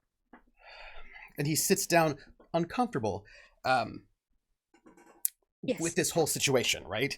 I turn the music on because in case there are like bugs and things, like I need some privacy. Yeah. I don't sit on the same sofa as him. I don't want to get too close because I don't want him to feel like he's being manipulated. Yeah. That is not the situation. Yeah. And I was like, I just simply say, you knew me and mine before we had this, before we had to take on different identities. Yeah. You remember Sylvie and Tango and the bar. All of these things, who we were, had to change. When the SS moved in, specifically got worse when the current head of the SS moved in. And I look at him like, you know what I'm talking about. And he just sort of like shrugs. Like, you can tell there's like a kind of a weight on his shoulder, because when he shrugs, it's like not an easy shrug. Do you know what I mean? It's not like but like the shrug that's weighed down. Right. And Regina says, look, worse than him is his wife. You saw her the other day. She left the boat when I walked away for a picnic. I don't know her. Let's try as much as possible to keep it that way. But you did see her, yes? Yeah. She came out. Was she carrying anything? No, she seemed to be happy. Or amused in some way. Would you like me to tell you why? All right. Do you remember Luke? The youngster. She has kidnapped his mother to use him as leverage against us. What? The woman who owned the boat that walked with me on the picnic. I had a gut feeling, this is why we visited, that something was going on, and she's been involved with Nikoletta, but I needed to corroborate, solidify those thoughts. She had blood. Someone's mother? She kidnapped Luke's mother, and the woman on the boat, Violetta, was beating her with her bare hands. There was blood under her fingernails when we went for a walk. So everything that you saw of me walking away was simply to gain the information I needed that Nikoletta was there. And now I'm going to tell you why. 20 minutes ago, French police, you may have heard it on the radio, French police raided a brothel known as the 211. This was a French Gestapo. It's very famous, everyone knows. Well, it won't be for long, because they found Marie hiding there. And they are slowly piecing together the puzzle that Paris and Nikoletta have been working outside the agency of both the Gestapo and the SS, one of which was to steal this woman and to try to frame us. Marie is safe now, but Nikoletta has been taken into custody. Nobody quite believes that she's capable of this. I tell you all of this because just like the other day, I'm going to give you a choice. No, you always have a choice. I'm not giving you anything, but I'm going to offer you a chance to come in on what we are doing. From here, I can sit at the table with SS officers and spread intelligence to who needs it. I know that you don't trust Oscar, and there are days that honestly, I don't trust Oscar. No, that's not true. There are days that I believe Oscar is more troubled than the rest of us. You are right. He was an SS agent, just like I used to be a German military agent. But both of us have used those positions to undermine and work our way to where we are. Now they believe he is my husband. And I want you to know, I don't think Oscar can sleep at night, knowing what he did to you. He was afraid you were going to out us, give up our entire operation. I just wanted to let him know I was here, in case he... I know, and misunderstandings are bound to happen in the kind of work that we do. But I want you to know I don't misunderstand who you are and what you stand for. And I know that sitting in your position, standing next to those men in a line answering to a Fuhrer, is not where you want to be. It's not where we want to be. There are some nights I consider taking that painting and burning it in that furnace. But you can help us. We are lying low right now with our other identities and trying to be very vocal in these identities. But things are coming to a head. And if we can get Jaeger and his wife to crumble in some way, get the French Gestapo off the streets, we may actually have a chance of making a bit of a difference here. I want you to be a part of that, Dirk. I don't accept new people into my cell very often. But for some reason, fate has consistently put you in our path.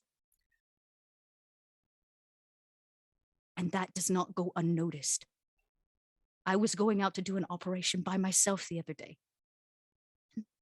You just happened to be there. It was serendipitous, in fact. So serendipitous that you got to see the woman that the French police now need information on. And I need you, when you are off duty, to go down to that police station and tell them what you saw. Tell them that I came down to her boat to have a picnic, which was not a lie. And when we got there, someone else was there, and it was Nikoletta. More than likely, they're going to search that boat. And I need them to. You can help us with this. We can take Nikoletta out of this game and destructure the top of the SS. I am... My mother still lives in Germany, so I will go to the police station to tell the truth because it's the right thing to do. I don't want you to lie. Just tell them what you know. But I believe at this point, any small piece that you can give them is going to help the story that is true that we are building against Nikoletta, which is the first time in months that we have had this kind of leverage. And in honestly, Dirk, I need your help. And I don't offer or ask for that very often. I would tell the police what I've seen because it's what you do. It's the honorable thing to do. And I am honorable, and that's what I can promise. I will go there and I will do this, but I swore to I can do this. I can't promise anything about anything else. It is a lot. It is. Then I can't ask you to give up everything. I won't ask you. Like I said, have given you choice, always. Because I believe in that. So know that going down there and giving that information is the right thing to do. And in the end, it will help us. You don't owe us anything. In fact, we probably owe you. And I would like to put you in a position where I can pay that back. You don't have to pay me anything at all. I just try to do the right thing, that's all. Well, then you simmer on this information. And consider that if you share too much, it may be the death of all of us. And I'm meaning the four of us. No, that's not the right thing to do. I wouldn't do that. Precisely, Dirk, and that's why I can sit here and tell you these things and trust you. Because when I open that door, I'm going to be a sobbing German housewife once more. I have to be. You can choose to do the right thing. And in fact, I encourage you to. So think about this and do what you think is right. Because so far, you have always done the right thing. Fräulein Berger.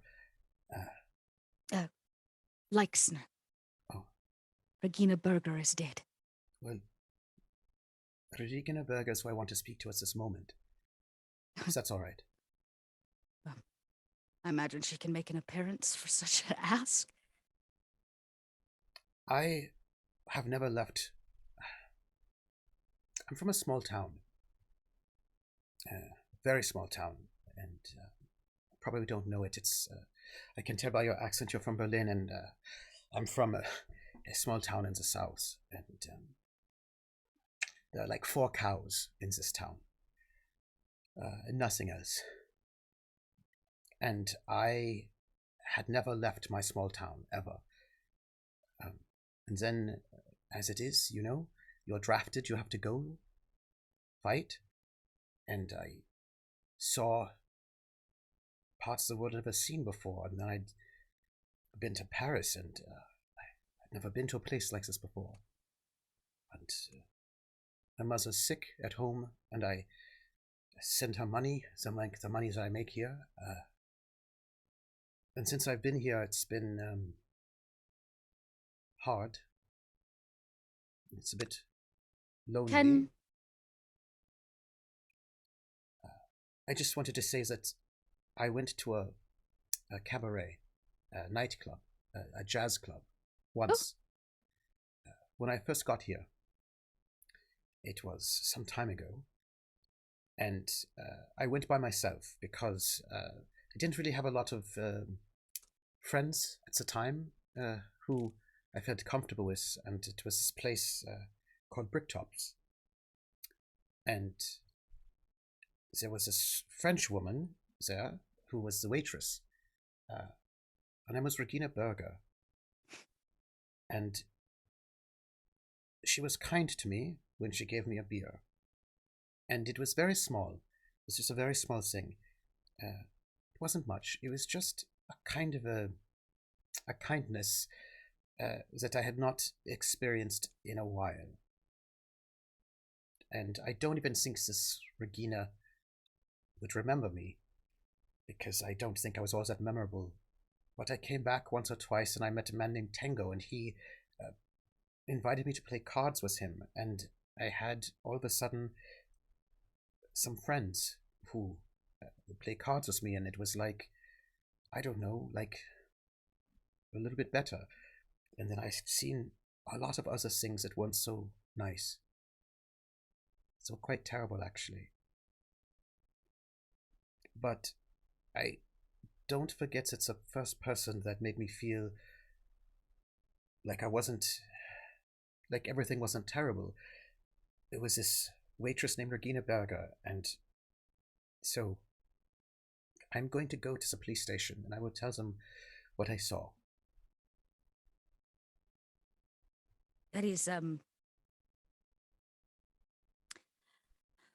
thank you, Dirk.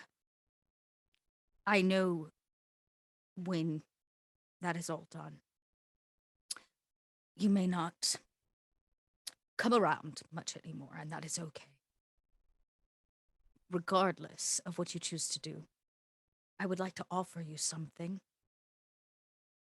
Maybe a bit of an apology for the beating that you ensued at the hands of our cell.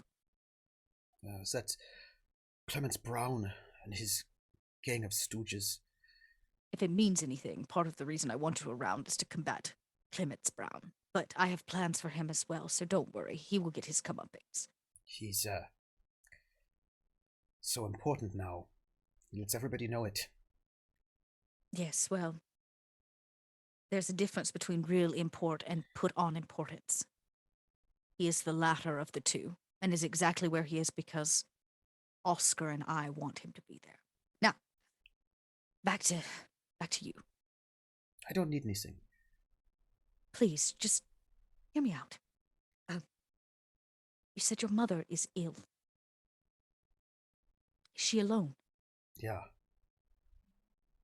I would like to offer you a place for your mother, a safe place that no matter what happens in this war, more than likely it will be unaffected. We'll have to move her to Berlin. But I have an estate there, my family home. Currently it is empty, all but the butler and the governess. They would take care of her. She would have a garden and sunshine and food on the table every night. That is a lot. But it's not. Because those things are going to happen regardless whether she's there. And you're not there to take care of her. And I have two people that can and will. And when the war is over, you can come collect your mother. But I can offer her protection, and you don't have to send money. You can keep that and save it for when all of this is over. This place is just madness. War is always madness. I will take you up on that offer if you mean it. Of course I do. What will probably happen is I'm going to need an address. I'm going to have our butler call a car, and he'll drive from Berlin to wherever she is to pick her up. I'll let the governess go as well. That way there's a lady there to assure her safety.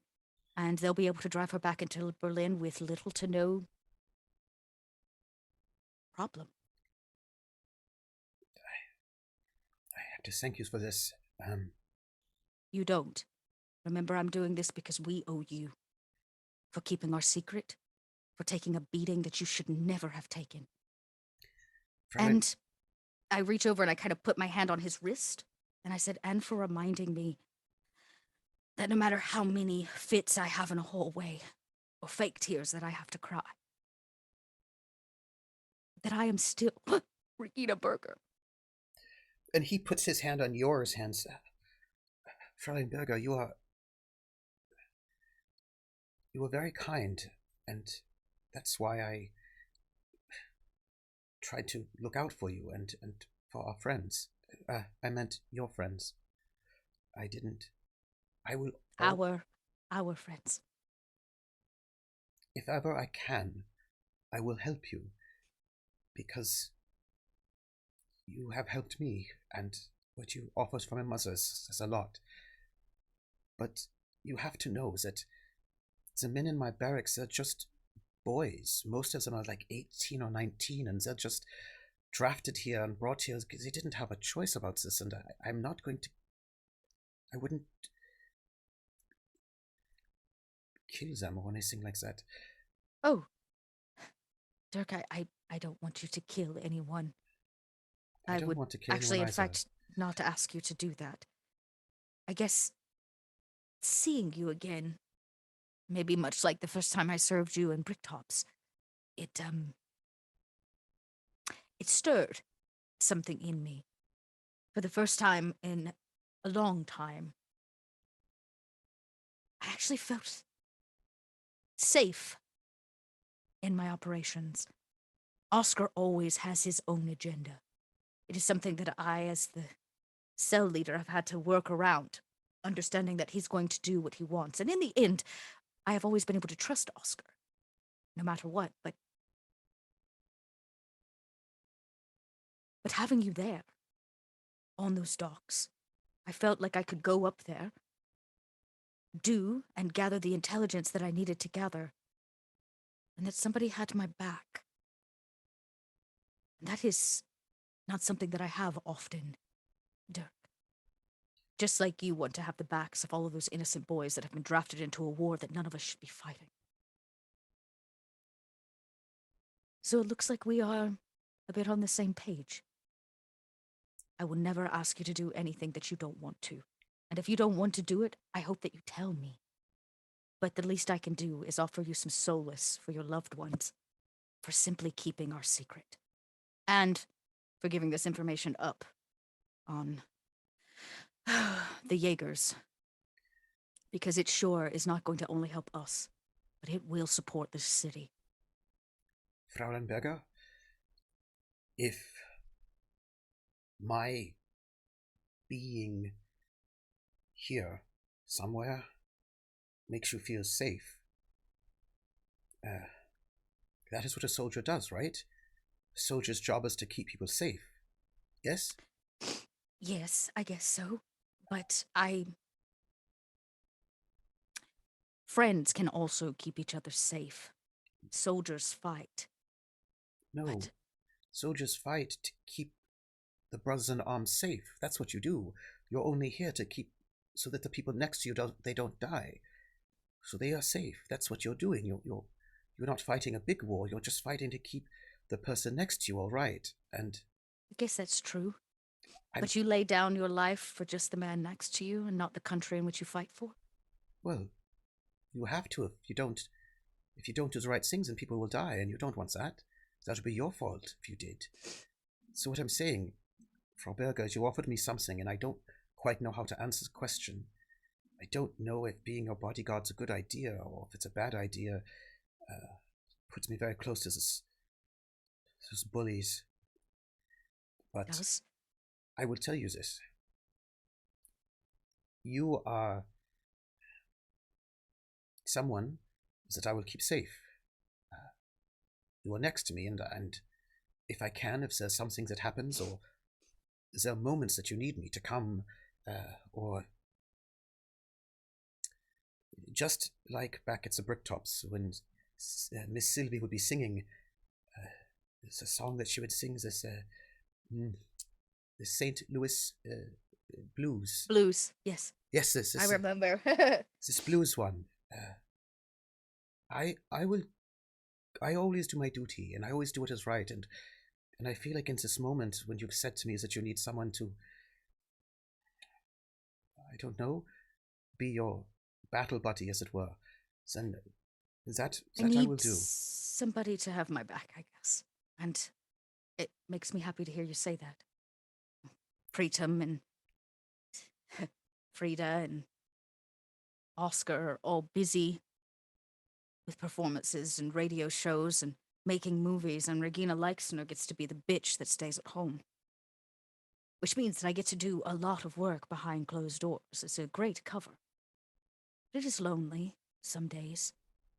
And those that are sure that I'm not lonely, like Luke, and his mother, unfortunately are facing the backlash of what it means to be my friend.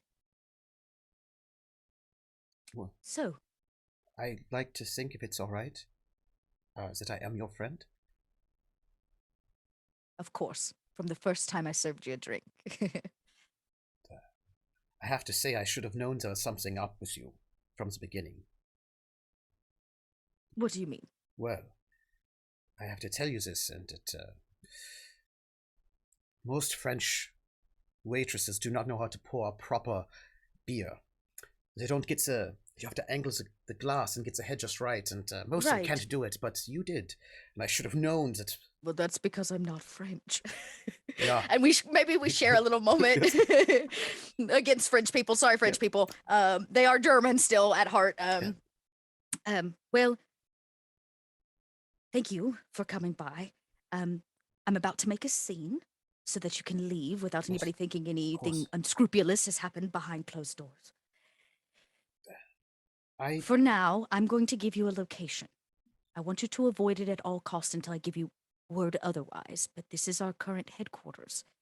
It was recently raided by the, French Gestapo, but that is how all of this got started, and that is how he got shot.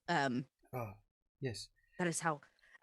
So, when things simmer down, this will be a location you can find us at, and I kind of slide that address across. It's a flower shop. Marie, the woman that Frau Jaeger has taken, is going to be the woman behind the counter. Let her know you're looking for a woman named Simone Bourne. That is my French name, Simone. Now that Regina Berger is dead. Other than that, you can always find me here. But as soon as you can, give me your mother's location, and I will get her moved safely to a place where she can be a lot more comfortable and fed. And he pulls out a paper and he writes it down and he hands it to you. May I ask, I'm Dirk Hofstetter. What is your name? I'd like to introduce myself, if you don't mind. It's funny. I am Regina Leixner. Oh, no, you're not. No, I guess I'm not. My maiden name is Kraus. I am Regina Kraus. Do you have a nickname?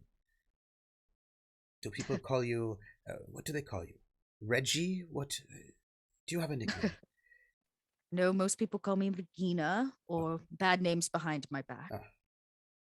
Well, there's a name I don't use anymore.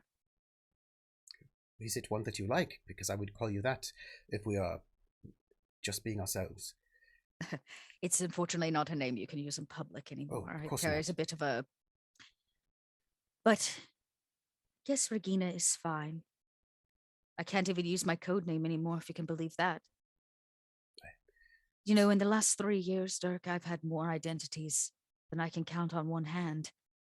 And now I'm living behind an identity that is actually who I'm supposed to be.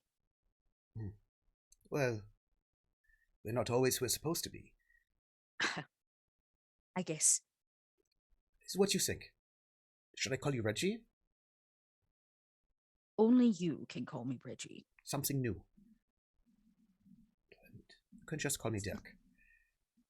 It's better than, let's say, sometimes also call me Ham Hands, because I used to play keeper in the football, and it was when I was younger, and I was very bad at it, and the ball would come flying through my hands all the time. So, Ham Hands. Well, since I like you, I'll avoid calling you that. Okay, I'm going to go. But if, yes, Reggie it is. All right. Well, if you are ready. Yeah. Listen, I don't know where I'll be stationed or anything like this, but wherever I am, if you see me, please know that I am your friend. And I would say if you see or hear anything odd, reporting back might be helpful. Intel is always our greatest weapon, something that I have spent a long time trying to learn, and after the events that I've seen today, I'm learning more than ever before. There's always an option before killing and murder. Sometimes they're even better. So, I suppose I should tell you, then, I don't know much, but I do know that security is getting tighter, and something's going to happen, but I don't know what. Everybody keeps saying this. I have a date very soon with an important figure I think is going to fill me in on this, but unfortunately getting Nikoletta out of the way is a major concern for all of us. So... They just have told us that we won't be getting vacation sometime soon, and we have to watch out. This will be something big. I don't know what so. Okay. Well, let us stand. I apologize in advance for what I'm about to say and do. It's all right. Just know it is Regina Leixner, not old Reggie. And she kind of stands and walks him to the door. He pulls out his handkerchief and he hands it to you. Oh, great. Yeah, I kind of dab my nose and I wipe my eye and I go, "You ready?" Yeah. I open the door and immediately you hear the wail of Regina Kraus, like blowing into his hanky, making a whole scene. It's like, "Thank you so much for coming in and helping me. I'm always left by myself. My husband never helps me. You are so kind. Thank you so much." Yes, of course, Frau Leixner. It was no problem. I have to go. I have something to do in the city. And I go, "Yes, fine. Leave me like everybody else, but make sure that the desk downstairs sends up a bottle of champagne." And I slam the door in his face. Actually, as I do, I slip something into his pocket, which is Regina's home address, so that he knows where his mother's going. I want to make sure that he has that, and maybe the phone number for the hotel if he doesn't have it. Just information. He has information to get a hold of me if he needs it. And people awkwardly watch the scene as he heads out to go to the police station. Woo! Okay, so that, out of flashback mode, comes back. That is, if I have this right, with the 2 with Dirk, the 3 that was left, and I need 1 more. And y'all, I'm gonna do this. You are the keeper of the Paris Beehive. That's the one I was gonna cash in on. She has a bit of a dislike for her. It was very clear. I picked that up at the brunch, and I was gonna I need to call her up anyway. She asked me to come get brunch. I keep hearing that things are gonna be happening around the city, and she mentioned wanting to tell me some things. So Regina's maybe thinking these are all connected and she needs to get this information sooner rather than later. So I think she boop boop wipes her nose, clears up the tears from Dirk, maybe says, just for a moment, like takes in what it means to have maybe another person that just sat down with her and that knew her before any one of the people currently in her cell. Dirk has known Regina longer than anybody else. That's correct. And I think having that moment where he looked at her and he called her Regina Berger, right? Which is who, when she was living her best self, she got to be Regina Berger. Yep. That's when you were hanging out with Hannah and you were just right. living And this I got life. I got to wear my wool pants and my button down and my vest. And I got to be the best version of myself. And I can't be that anymore. And obviously that's clear. But for Dirk to recognize it, I think was very moving for her. So after she takes a second, she realizes who her next phone call has to be to like put the cherry on the ice cream. And it's got to be our busy bee. It's Susanna got to be. Abetz. And I call her up and maybe we gossip about the happenings of the day. And oh my gosh, my husband was shot. I get her filled in on what Gestapo did, so forth and so on. And I try to make a bit of a date. Between the 2 of us. Absolutely. And just maybe seed some information that, see, here's the thing. It's not public yet that she's been arrested. So I can't say that. Because she's not been arrested yet. Because she's not been arrested yet. Protection. You don't arrest somebody like the wife of the head of the SS. Right. If it would upset people. Right. But Oh, I need to figure out how to leverage this. You just need to make sure she doesn't get in the way. Yeah, I think I'm just going to call up Susanna Betts and tell her that I've been hearing that Nikoletta is becoming a problem, which she saw at the party, and that she is a cog in what could be a well-working machine if she just was not in the picture. Or that she's becoming enough of a problem that she shouldn't be in the picture. Maybe she spoke badly about Susanna Betts. I don't know. Oh, of course she spoke horrible about Susanna Betts. She said horrible things, which is why I had to do what I did at the brunch to put her in her place and assure that Susanna Betts had the best time humanly possible. That new haircut? So yeah, that new haircut. Yeah, I'll pull on that string a little. Basically, I need Susanna Betts to, with the higher ups, if somebody brings up Nikoletta's name, I need her to trash Nikoletta. She's a problem. She's promiscuous. She didn't stay for the ladies' party. She said that mean thing. Like I need Susanna Betts from a totally separate angle to corroborate this in a way that's not about the crime itself, but more about Nikoletta's unhinged state. And Susanna Betts wants to engage you further in conversation, just to chat. But then you hear, "Oh, I'm so sorry. One moment, if you don't mind." And she puts the phone down. You wait a few beats. She comes back and she says, "Oh, I'm so sorry. I have to go. I've gotten a phone call. There's something has been happening. They need me to say something. If you don't mind, I have to." By all means, don't let me interrupt you. Just maybe we can get brunch in the next week or something. I'd love to catch up. Of course, any day you wish. Just call the hotel and my secretary will pinch you in whatever time you want. I'm afraid they need to meet to. There's some sort of problem. Someone might be arrested. I have to speak on this. No, I give the gas to the clutching pearls. Well, that sounds very exciting, and potentially dangerous. Be careful. We need you around. You are the best company that I have. Yes, the police need me to say something. If you don't mind, I think it might be the SS. I don't know, but I'm getting a call from the State Department. They need my words on something. Well, have a good afternoon. Yes. Oui.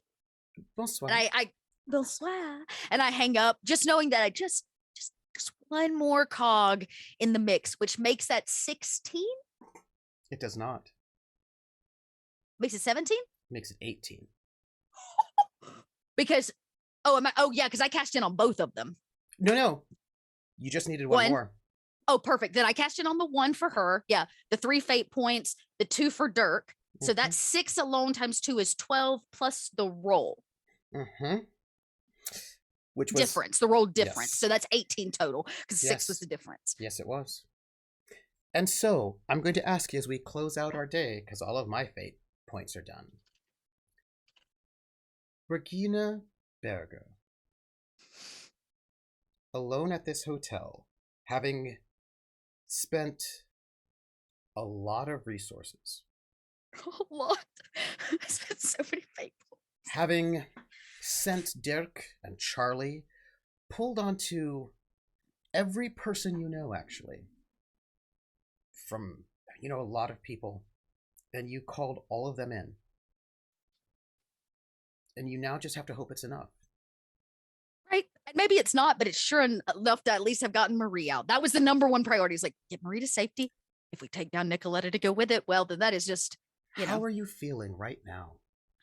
I think as Regina hangs up the phone with Susanna Betts, you never know how something like this is going to pan out. Anytime you do an intel-based mission, all you can do is plant the seeds and watch it grow. And you have to hope that it's going to pan out the way you want, and you have to make changes as it comes. So I think that Regina probably sits with the radio on all day. She needs to know everything that comes through because she's got to be in the know. She probably smokes and drinks a little too much sitting by herself because, again, she's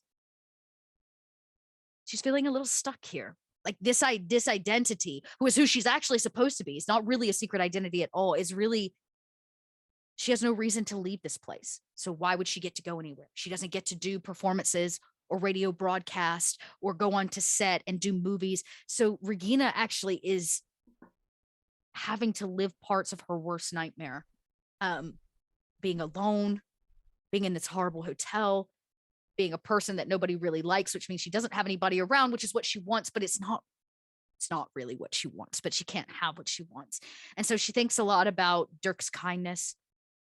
She thinks about how she's going to get Marie out from the French police, how she's going to explain this to Luke. Because Luke doesn't know yet that his mother was taken. Regina wanted to handle this without having to tell him that truth. And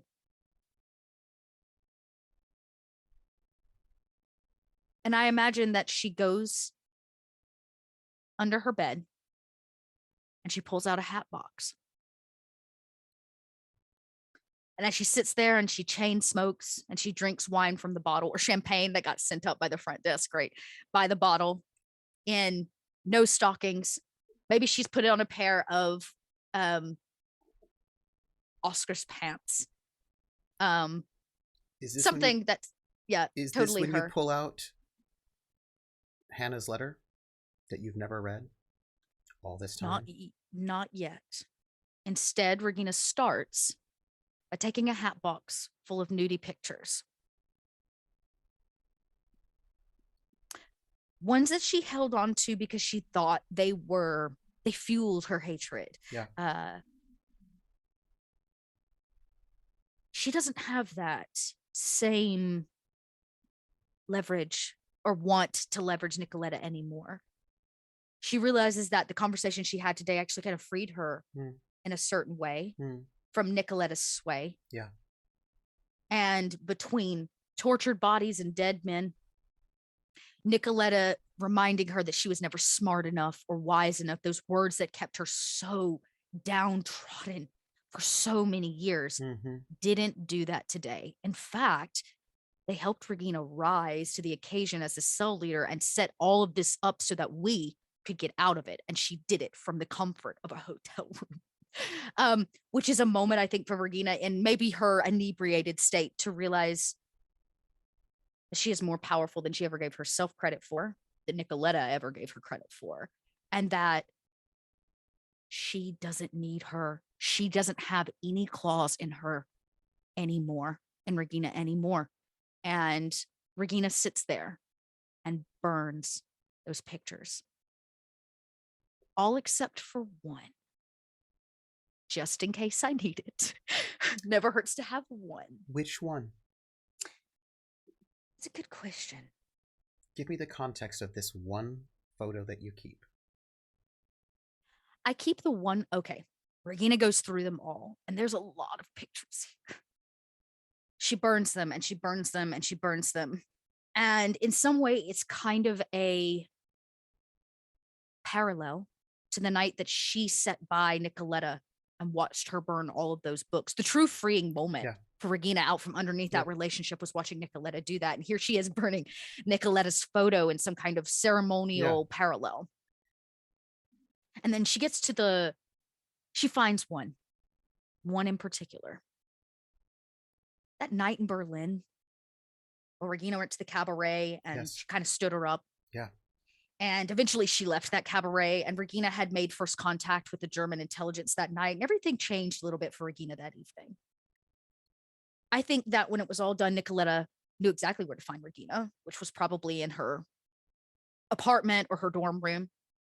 And she showed up, and they still did exactly what they usually do. But Regina had never not waited on Nikoletta. Yeah.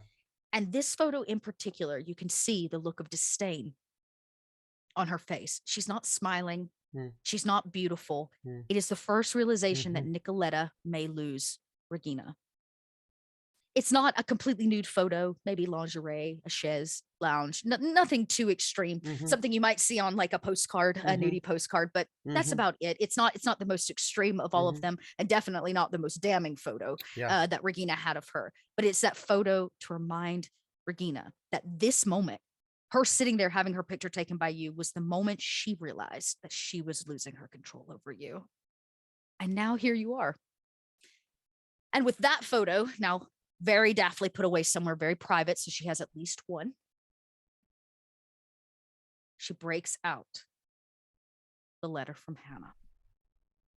she needed to clear her spirit of that before she could actually brave reading this. And maybe now she's inebriated enough to do so. So she lights up another cigarette and finally opens the letter from Hannah.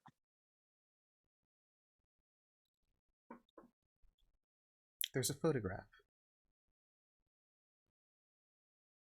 You see Hannah, and she's darker. She's clearly been in the sun. And she's sitting in a garden. A garden. Not a garden. Like a garden. But a garden. And the photograph is... She looks a little bit surprised that it was taken. She's sort of thinking. You can see her sort of like... She's sort of like thinking. Looking up. The sun is shining on her. Someone took a photograph of her when she was sort of mid-thought in the middle of this garden. Nice candid shot, yeah. Yeah. And the letter starts.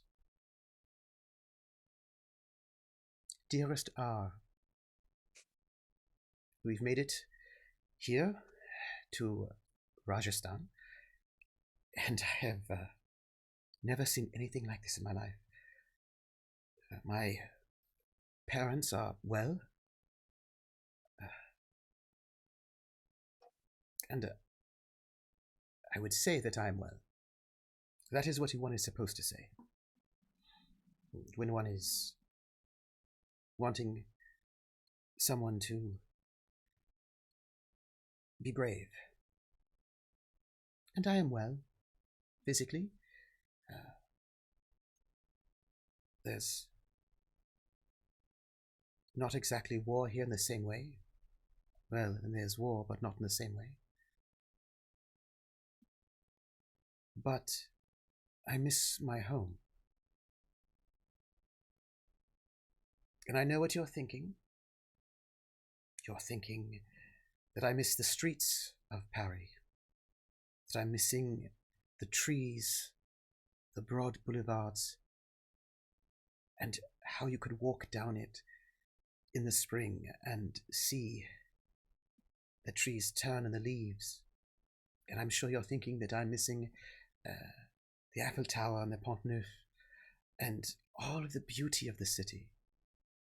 And I know you're thinking that I'm missing perhaps all of those wonderful parties that I would go to with all of my friends,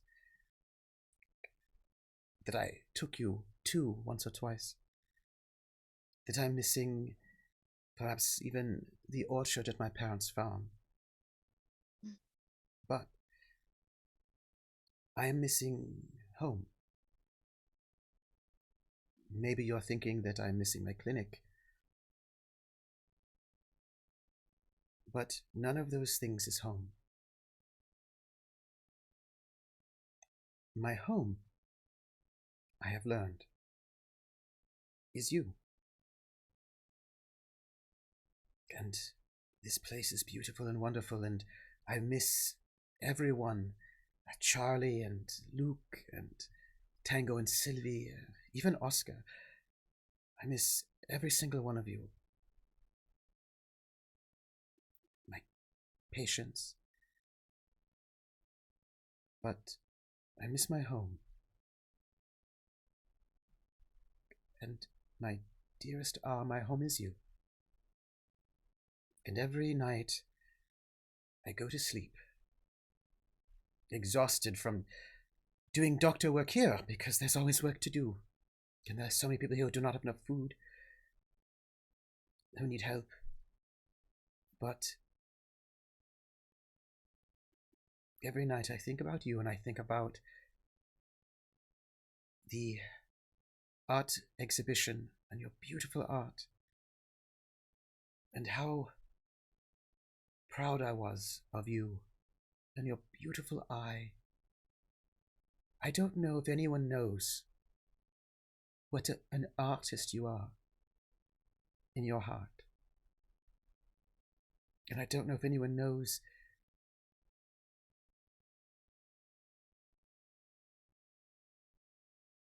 the way you looked in the morning in the wine barrel, and how you would not eat, but I would make you, and the flowers I'd put there.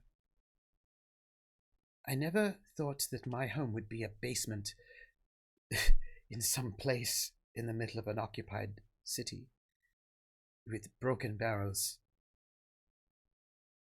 But that was my home.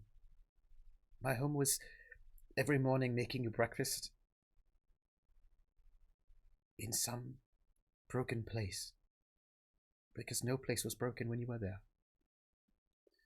And I want you to know that I am waiting for you to come and pick me up, because I know you will. And I hope this photograph that was taken by this amazing woman, the princess here, Nalini, she is amazing. She took this photograph. She's quite good. She's quite an eye. I hope it brings you some comfort. And I expect a dance when we see each other again. So, yours always, Dr. H. With love. Always. Regina now has an empty hat box. He used to carry bad memories. But now it's going to carry good ones. And she puts her picture in it, the letter in it. I think she goes and gets the locket.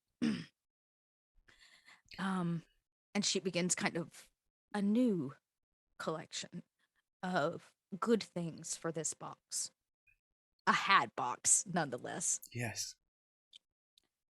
I feel like this episode would be called "What's in the Hat Box." But yeah, I think she kind of is a bit of a breath of fresh air. And then as Regina puts the hat box away, and maybe she's finally like, okay, today is done. I've done my good work. I think she sits straight up in her chair and goes, "Where's Millie?" Because she left Millie at the flower shop. Yep. Nothing can happen to my dog. I paid for it. It's a stunt. Nothing can happen to her. But Regina now has a bit of a panic and knows she can't probably stay at the flower shop. So Regina calls up downstairs to the front desk, makes a huge scene over the phone about how she's lonely, about how she feels unprotected and unsafe everywhere she goes because her husband got shot today.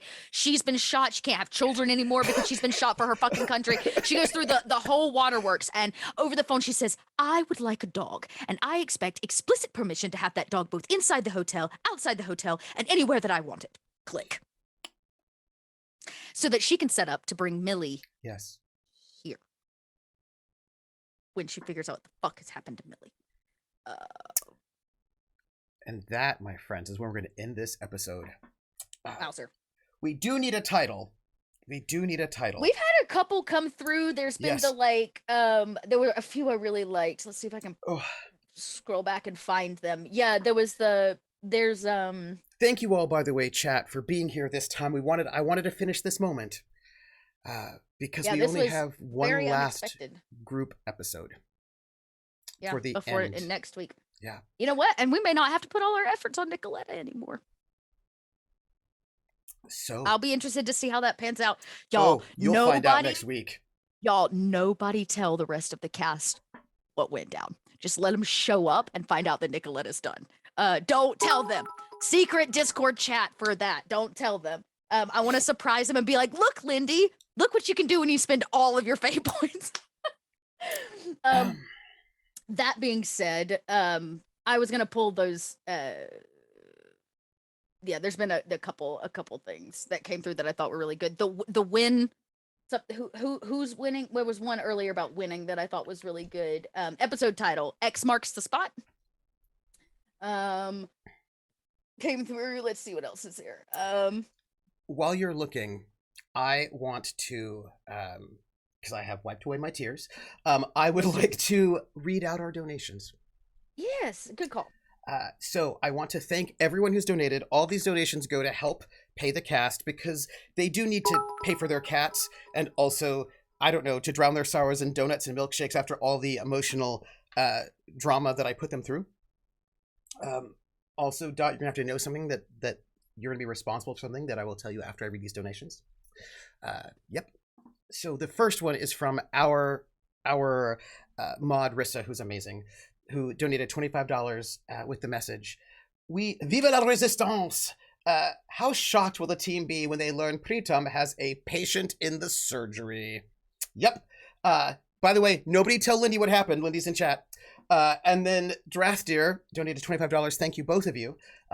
Saying, "I won't be able to catch the whole episode live today, but I'm sure it's going to be amazing as it always is."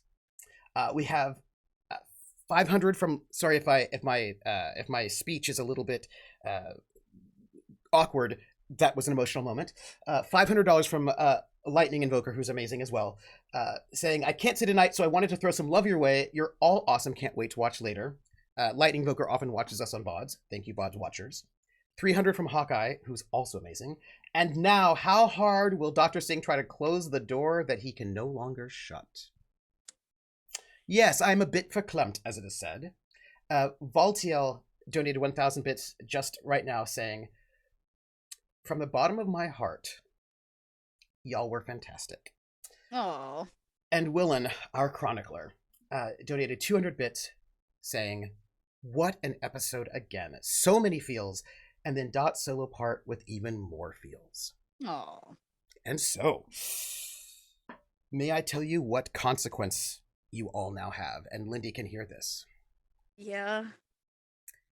I was going to wait till next week, but you all get a breakthrough. Yeah! Talk about a consequence! What up? You all get a breakthrough. I'm going to have to tell everybody in all the cast. You all get a breakthrough. We all get a breakthrough. So I'll tell you, Lindy, I spent a lot of fate points, but I also got you some advantages for the snakes. That happened. And then other things happened that I think we'll find out with a radio broadcast. Find much more worthwhile. Or that I did okay. Hopefully y'all think I did okay. I tried to pull all the strings. Can I get you to say who you are? Yeah. Where we can find you next? Give some love. Okay. Yeah. Okay. Well, y'all, I'm Little Red Dot. You can find me online where Little Red Dots are found. Right now, a lot of my time and energy is with my day job over at Kobold Press, with my podcast, Stitch of Fate. We are almost done with all of season 3, and we've got a new announcement coming next week for our next show, which I'm super stoked about. And you can now find me with the D3 at Sea cruise. So for those of you that may be interested in tabletop gaming with some big names in the industry and going on a cruise, I am now event planning for D3 at Sea, which means I'm going to be heavily involved in that process. And if you had any questions about it before, well, now you shouldn't, because I am so excited. So there's one in November, there's one in March. And if you've got questions, I'm here to answer them. Let me know, and I will try to get you all the information about booking that cruise. Stars. Well, since the rest of my cast had to go early, I'm going to give a star, I think, to everybody else. I want to give a star to KP for the character development regarding what went down. Now, what I find most interesting is that I want to give a star to KP because watching Pritam try to convince himself what he did was not that bad was actually what made that such a star moment. Yes. Because I imagine that somebody that kills somebody out of such passion for the first time and does such things so are in a personally different, as well. So personally, they would try to use every tactic possible to convince himself that it wasn't as bad as it seemed. And maybe that was meant by KP. Maybe that was completely unexpected for KP. But watching Pritam try to navigate the tactics of convincing himself that what he did wasn't that bad, that it really wasn't torture. I just cut him open and sewed him back while he was totally awake and not under anesthesia. So I say all of that because that is just that's some shit right there. And watching KP try to mitigate that moment at the top was just it was really star moment. And like that's a lot of like effort that Pritam had to go through. That was 4 fate points. That was a lot to be like, no, it's okay that I did this. Like, and there's something actually very cool about if you frame it right, the ways in which the use of those fate points really do represent you pulling on everything you have. You know what I mean? And it's it can be amazing. So there's that. As for, let me think, Greg. So Oscar is always the loose cannon. If you really think you know what road he's walking on, you're wrong, or what direction he's headed. He's definitely not going to go that direction. And so getting to watch him continue to play Erleichner as like wanting his revenge was such a good seated moment. And it's one of those things that like Greg and I, we've played together a very long time. And one of the glorious things about playing with Greg is we know what the other person is attempting to do. I don't even have to tell him anymore. He doesn't even have to tell me anymore. But he knew that once Regina started the great distraction, right? What he needed to do to add to that distraction, or when he started distraction, what I had to do to add to it. So I want to give Greg a star and a half, which is a star for the great, genuine, always sticking to this idea that Mr. Leixner is just a hot-headed, passionate man. So just committing, that's commitment. And 2, for being such a great person to role play with, because we're always it's just a constant back and forth. And then I want to give Lindy a star for oh gosh, there's a couple things. I don't know if this is a today's episode or like a larger thing, but I want to make sure I get it out there. Having Frida join the group has been so important, because Frida is the only other cell member in the entire run of this show who has ever cared about intelligence as much as Regina does. Period. Lindy's also really good at like going with the flow, and I love the way that Frida's always like, oh, I see what she's doing. Let me be the stable female in this situation. And I'll just be right, good cop, bad cop, right? Stable, unstable, German housewife. We've got them both. So the balance to that is always really nice to play off of. But today's episode, both before everybody had to leave and after, so much of what Regina managed to figure out and set up is based on the intelligence work that Frida has done. Yep, that's true. And Regina respects the hell out of that, because we'd be in a much different place if we were always just shooting from the hip. And Regina never wanted to shoot from the hip. She always wanted to.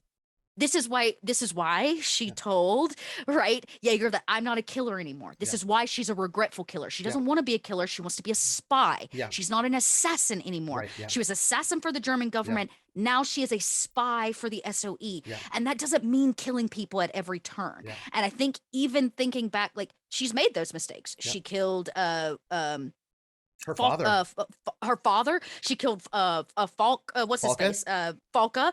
Right at the beginning, she did a lot of killing, and there was always this need. And the moment she's kind of given up this idea that every solution is not at the end of a leaded bullet, has changed what they are able to do. And so this season, I give a massive star, not just tonight, but all around, to having Lindy bring Frida on board and have Frida be another strong female that is constantly on the page with Regina, that like intel is way more important, right? That's what Regina's gonna actually get on to Pritam about, is like, I don't care that you killed the man. I don't even care that you needed to torture him to like make yourself feel better.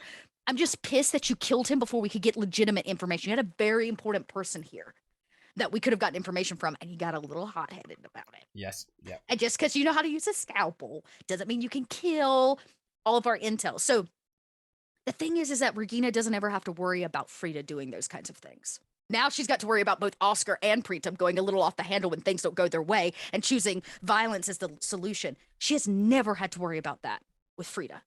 She knows that Frida is going to come at things level-headed, keep her cover, never blow it. And more importantly, always come out the other end with the information we need to make a strong decision. And so I think after this episode, Regina is feeling more herself, which I think is important, but also not herself at the same time. It's weird, like having to live the duality. But a lot of that is due to very important people in her group. And right now, those people are Dirk and Frida.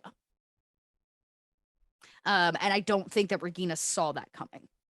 At least not in regards to Frida. It's always been Oscar, right? And now her and Oscar's marriage and the way that where Oscar's drives are don't always align with Regina's, right?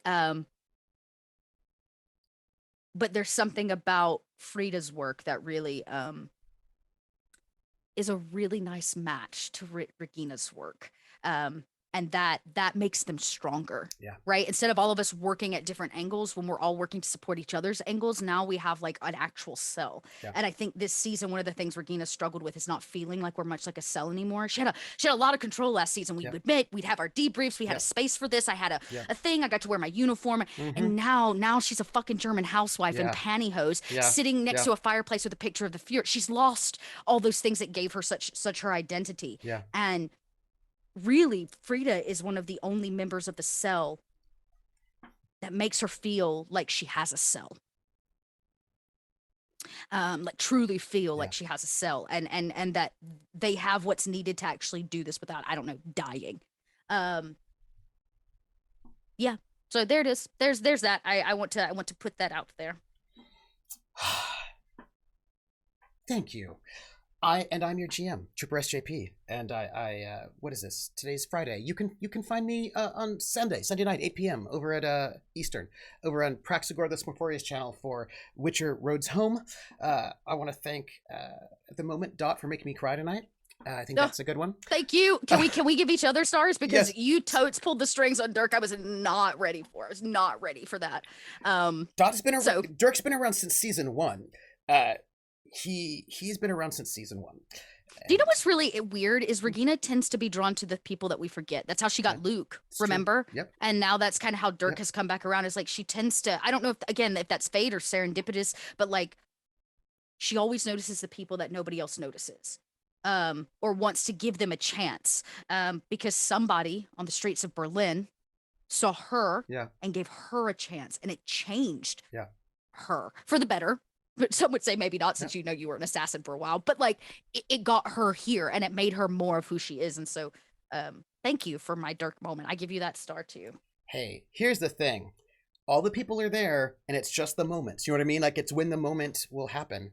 And I want to, give love to everybody here. And I will say thank you all, especially to the audience, for sticking around late. This was a long one, but we only have one episode left with the whole group. And then we've got 2 duos, Pritam and Oscar. Right. And Regina and Frida. And I'm really interested to see how that's going to play out. Regina Frida is going to be lit. It is going to be... They are not ready. Y'all, chat, you're not ready for these 2 powerhouse women to come together. The things that we will be able to accomplish. I am going to say this, my dearest chat, and maybe also to Lindy and Dot. We will start next week with some radio broadcasts.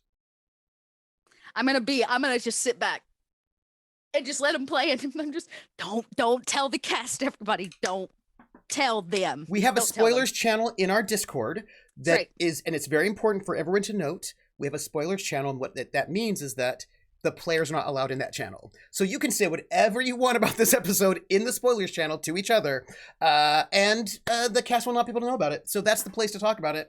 And so next Friday is the boys. Yes.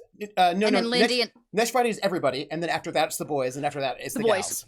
So basically we have 3 weeks left. Everybody group, boys, ladies. Yep. And then the Saints, revisiting the Saints. And, right, and then the Saints will cap it off. Yeah. So really, you have 4 more before it's all done this season. Game. And then my understanding is that I'm pretty sure we're gonna have a season 6. I've got to just check, but I'm pretty sure we will, starting after Gen Con. And also, there's gonna be a bunch of stuff on Patreon coming in, because I'm gonna get some interviews, and I'm pretty excited about the interview with Dot, which hasn't happened yet. After today, I cannot wait to talk about Regina. I need y'all to know, if you knew how much time Trooper and I have spent talking about Regina, it would blow your mind. It probably wouldn't. Maybe it wouldn't, but like because we have talked hours outside of the game about this character, this cell, so many things. Like, I have so much to share with y'all for the Patreon recording. I don't even know where to start. So I'm glad you're going to be asking questions, because I would just be a bumbling I've got mess. questions. I've got questions. But that said, we've got to let you all go. Yes, First, it's so late. Thank you for sticking with us. Thank you. But first off, I just need to say thank you very much to everybody who supported us in Tips and Bits and Patreon, and especially, too bad we can't have a Kolos Live at Gen Con episode. That would be amazing. Maybe one of these days, maybe next Gen Con. We'd have to figure it out. But I will say this.